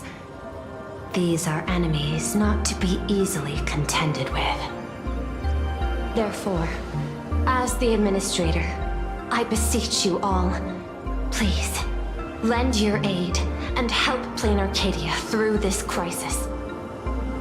This has escalated beyond mere rivalry for the Ionic game. Fullwish's conspiracy has crossed the line. This situation's 100 times more dire than the Herald of Death incident 15 years ago.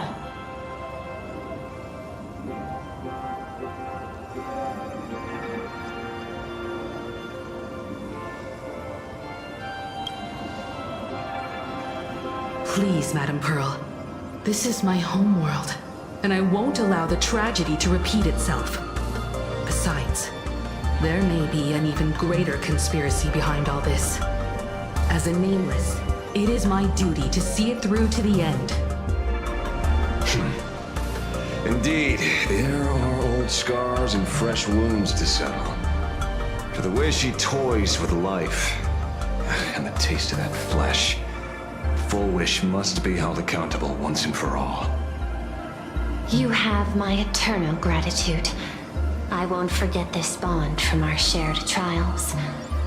Now then, I shall prepare an action plan, as well as share relevant information with General Yao Guang.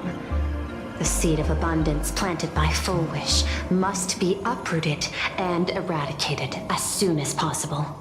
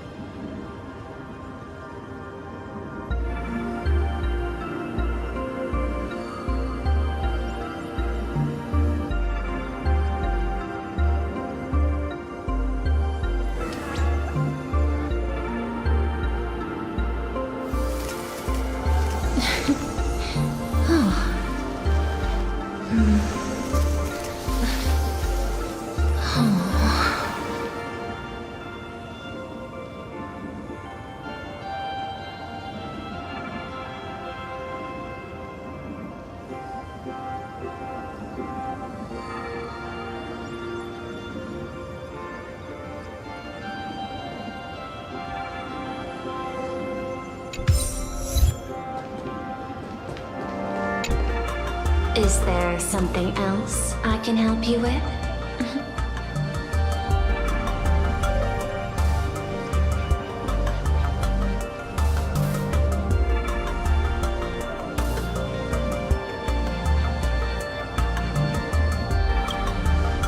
I understand.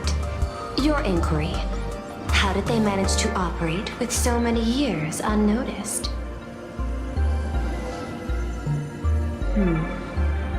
I had put them on a temporary watch list before, due to significant decreases in crime rates in certain regions. But now, we finally know how they achieved such a miracle.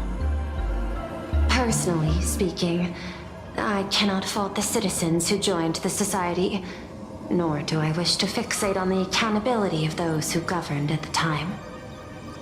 After all, for the corporation, the Smile Society is a tool for maintaining stability, and the members are simply following the human instinct to avoid suffering. You've been to Penacony. You should know. There, the family's members lull guests to sleep with power of the harmony and soothe their pain. From a human ethics point of view, it is well within people's rights to avert pain in moderation.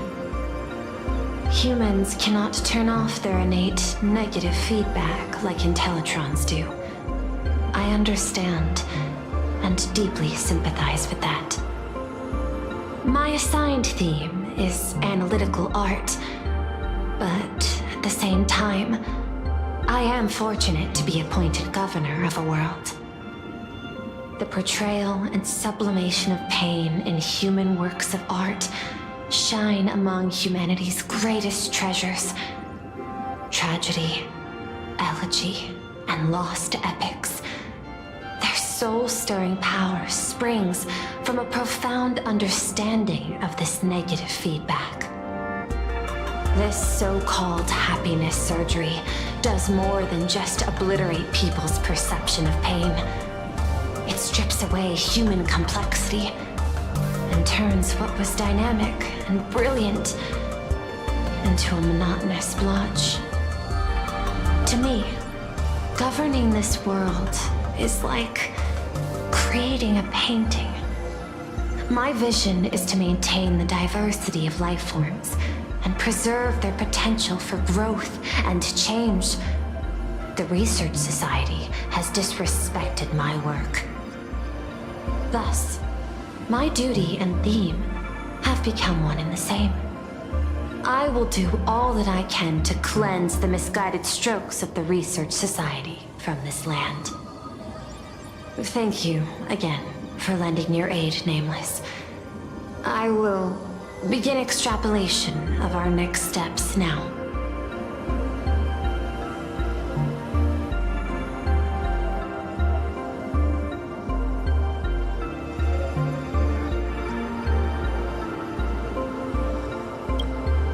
I hope you all get some proper rest before moving out again.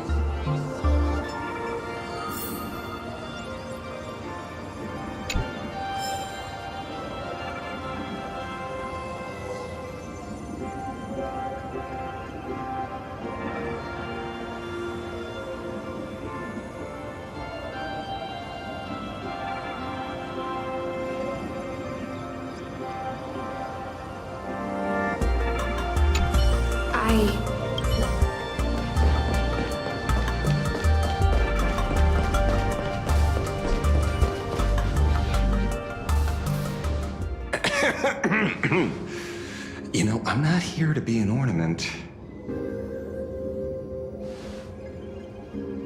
Assessment. You have something to ask me, Mr. Ashvale. Well, lately, I've been on an extremely lucky streak. Be it Full Wish or Magnus, the elites practically gained sentience and came to me one by one. Luck is also an important part of one's toolkit. Wouldn't you agree? I'm beginning to think you're the one behind it all. You tasked me to investigate the Society and protect the Astral Express, which all led to me unleashing my shadow on those people. Just so you can confirm your hypothesis. You had everything planned out since the beginning, hadn't you? If I answer yes, would it wound your ego? Perhaps. Yes. I paved the way for your investigation, leading you straight to the suspects. Through you, I confirmed my suspicions about the Research Society. However, the question of abundance transformation remains a thorny issue for me. Fortunately, there's a ranger who specializes in confronting such abominations, having lived in long seclusion within Planarcadia. But you know, that shadow sealed inside my arm can be very dangerous. Simply removing the nail can cause it to stir and resonate with the fragment and fissure. Had I not kept it under control at that time, the fight would have ended with all of us buried in that bottomless abyss.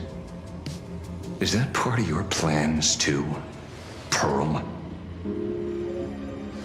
Humans fear the worst, but to the Intellitrons, such fears are merely irrational deterrents. Wasn't the mask of elation I gave you enough to pin down the shadow? That gift you found through the guidance of the Express Navigator, Star Seer, I see. That very shadow that devoured the Swarm and Lord Ravager Zulo 10 amber eras ago. That very shadow that devoured Shuth, the emanator of abundance, hundreds of years ago. You won the bet. You sure know a lot about this. Please, allow me to correct you. My ethical parameters prohibit engagement in probabilistic gambits.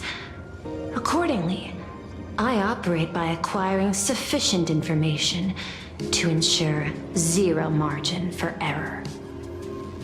Then again, you are the species that brought art into existence as a form of expression. That seed of creation exists even in the most ignorant of humans' minds. And for that, I love and admire you. Whether you believe it or not, I will honor our initial agreement, Mr. La Mancha. At the moment of victory in the Phantasmoon Games, I will free you from all sufferings and fulfill your wish. To let a Galaxy Ranger die peacefully in his bed.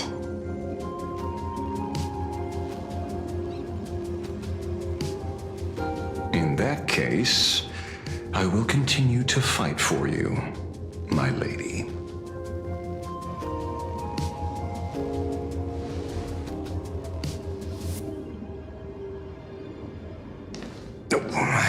Right. You mentioned several times wanting to replicate the works of Graphia. I don't know much about art. But I was considering that, despite the lack of artistic quality in your strokes when sealing those fissures today, to the people of this world, your creation is just as important as the works of Graphia. Not a single innocent soul was lost on this day because of your protection. Looking back to the ancestral painter of the Cinderth Age, do you truly think she cared about the artistic value of each stroke when she created world and canvas?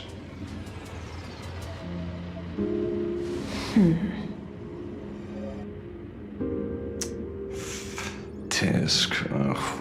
But what do I know? These are just crude observations from an amateur, so pay them no mind. I'll be on my way.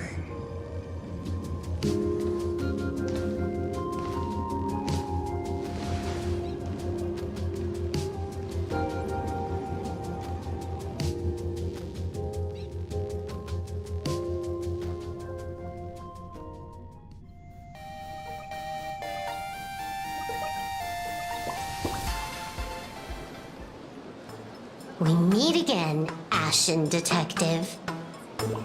It's hard to believe that I came back for you, especially after learning that you wanted to sell me out to Pearl. We gotta thank nature's gift. The 6.1 billion credits reward has appeared again. Fortunately, I bypassed you and struck a deal with that Intellitron instead. Regrettably, my current bounty stands at 0. Do you always turn your customers over to the police? How impressively short-sighted. No wonder your clientele is so small. Speaking of short-sightedness, no one rivals the Stellaron Hunters, aka Destiny's slaves, isn't it? You are all fated to march toward the finality, and nothing can stop you. On the contrary, there are many paths for us, as long as that person can see. In other words, he can't see the trajectory of your destiny in this world during this mission? Take a guess. I've heard about what befell Euphorius. A war among the eons is now inevitable. Whether it's the IPC or the Express, they are fighting for an uncertain future. And in the world where the elation is the center of attention, there will eventually be more than one eon interfering. Even a Destiny slave would not be able to see the path ahead. Keep guessing. We're getting pretty close. Enough of your games. I'd say it's not too late to rename the planet Adlevin. It's still too early to despair, old man. I came prepared, but I could use a helping hand. 30 million credits. Pay or die. Come on, give your friend a discount, will ya?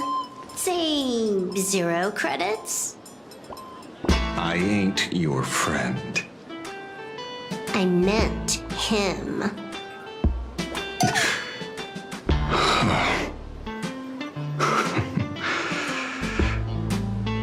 It's been a while, Yingshi. It's been too long, Mr. La Mancha.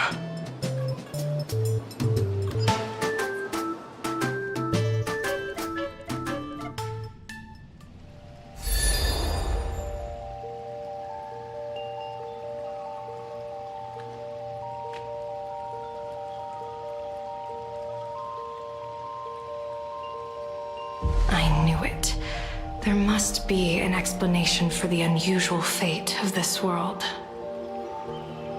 Though I lost sight of the sparrow, I discovered a mysterious tree. I finally found the heart of the Phantasmoon games, thanks to this little birdie. Mr. Sunday, do you sense me? There's no reaction from the bird. What's wrong with it? Hello? Is anyone there? Can I get somebody here? No one's here. No one. That's a lie. I saw a pretty girl hiding right here through the bird's eyes. Who are you? That's none of your business. None of your business. If that's how it's going to be, then I'm done playing nice here. If my eyes weren't playing tricks on me, the ancient tree here must be the ambrosial arbor of abundance, yes? Little girl, are you going to keep playing hide and seek, or will you come out and have a proper conversation with me?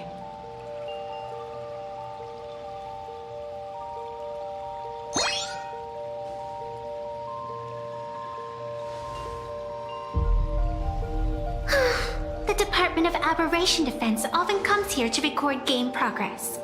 And now my movements have been exposed to complete outsiders. I suppose it's time to leave. You sound unpleasant to talk to, but since you have eyes keen enough to tell what I am at a glance, I'll have a short chat with you. I will answer 3 questions, so ask away. Once you have your answers, I'm going to show you the door.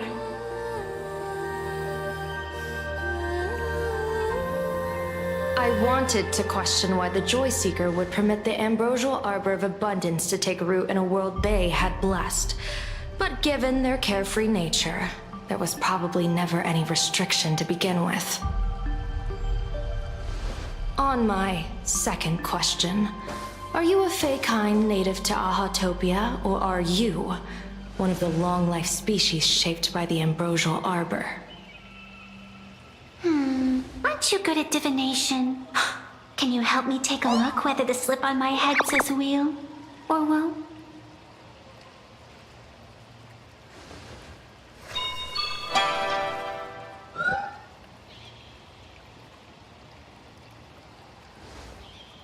There's nothing on your head except your ears. And that itself is the answer. I am the arbitrator who determines the outcome of the Phantom Moon Games. I am the raging waves of joy and the living pulse of this world. Diviner of the Xianzhou, the weal and woe you behold are but a single petal fallen from my hand. It blooms with the morning and withers by evening, reducing to dust in a fleeting moment. My true form is the Panarch Elwood, the embodiment of instant and eternity.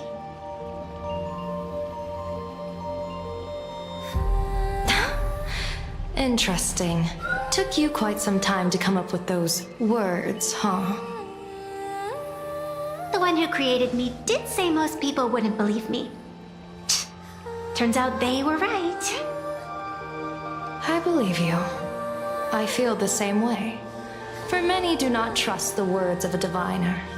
Besides, no weal or woe has befallen you, which means your fate cannot be determined like that of ordinary mortals. You're not the first one I've met with this condition since my arrival here. You're left with one question.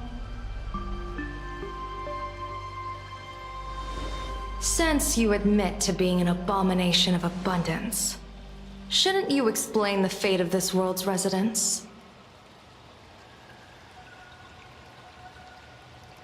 Unless they are your doing? If your answer fails to convince me, it may be too late by the time I summon the Lux Arrow from the sky with the rainbow. Chill out! You shouldn't make jokes like this. I'm not as skilled at divination as you are. When you suddenly speak of the great wheel or woe and interrogate me, I get confused too. After all, isn't every rule and every variable of the Phantom Moon Games dictated by the impulse of some god? As for the brewing storm, let's settle down and discuss whether the turmoil once again is the result of the laughter's mischief.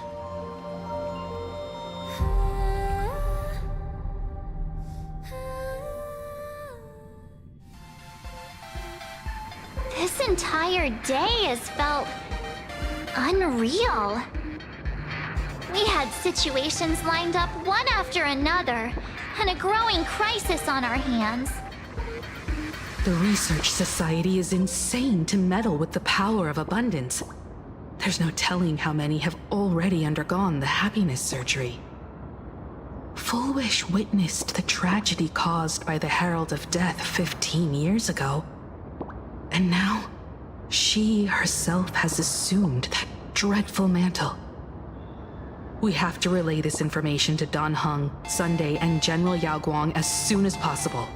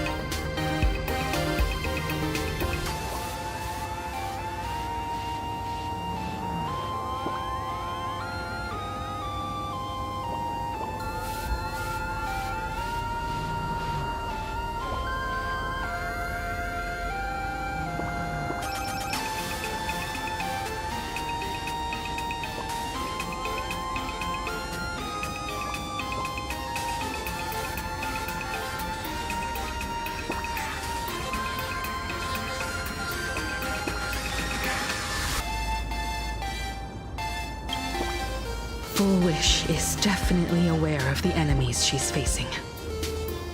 That is why we must win an audience with Aha. At the very least, we need to stop Full Wish from winning the game. Yeah. The thought of the Research Society of Happy Smiles going through with their plan gives me the chills. It's been a long day, and all of you must be very tired. Take this chance to get some proper rest. I'll go meet Weld back on the Express. March? What about you? The best way to recharge is to waste time. So, I'm staying outside for some fresh air. Sounds good. I was thinking of heading to the streets for a walk.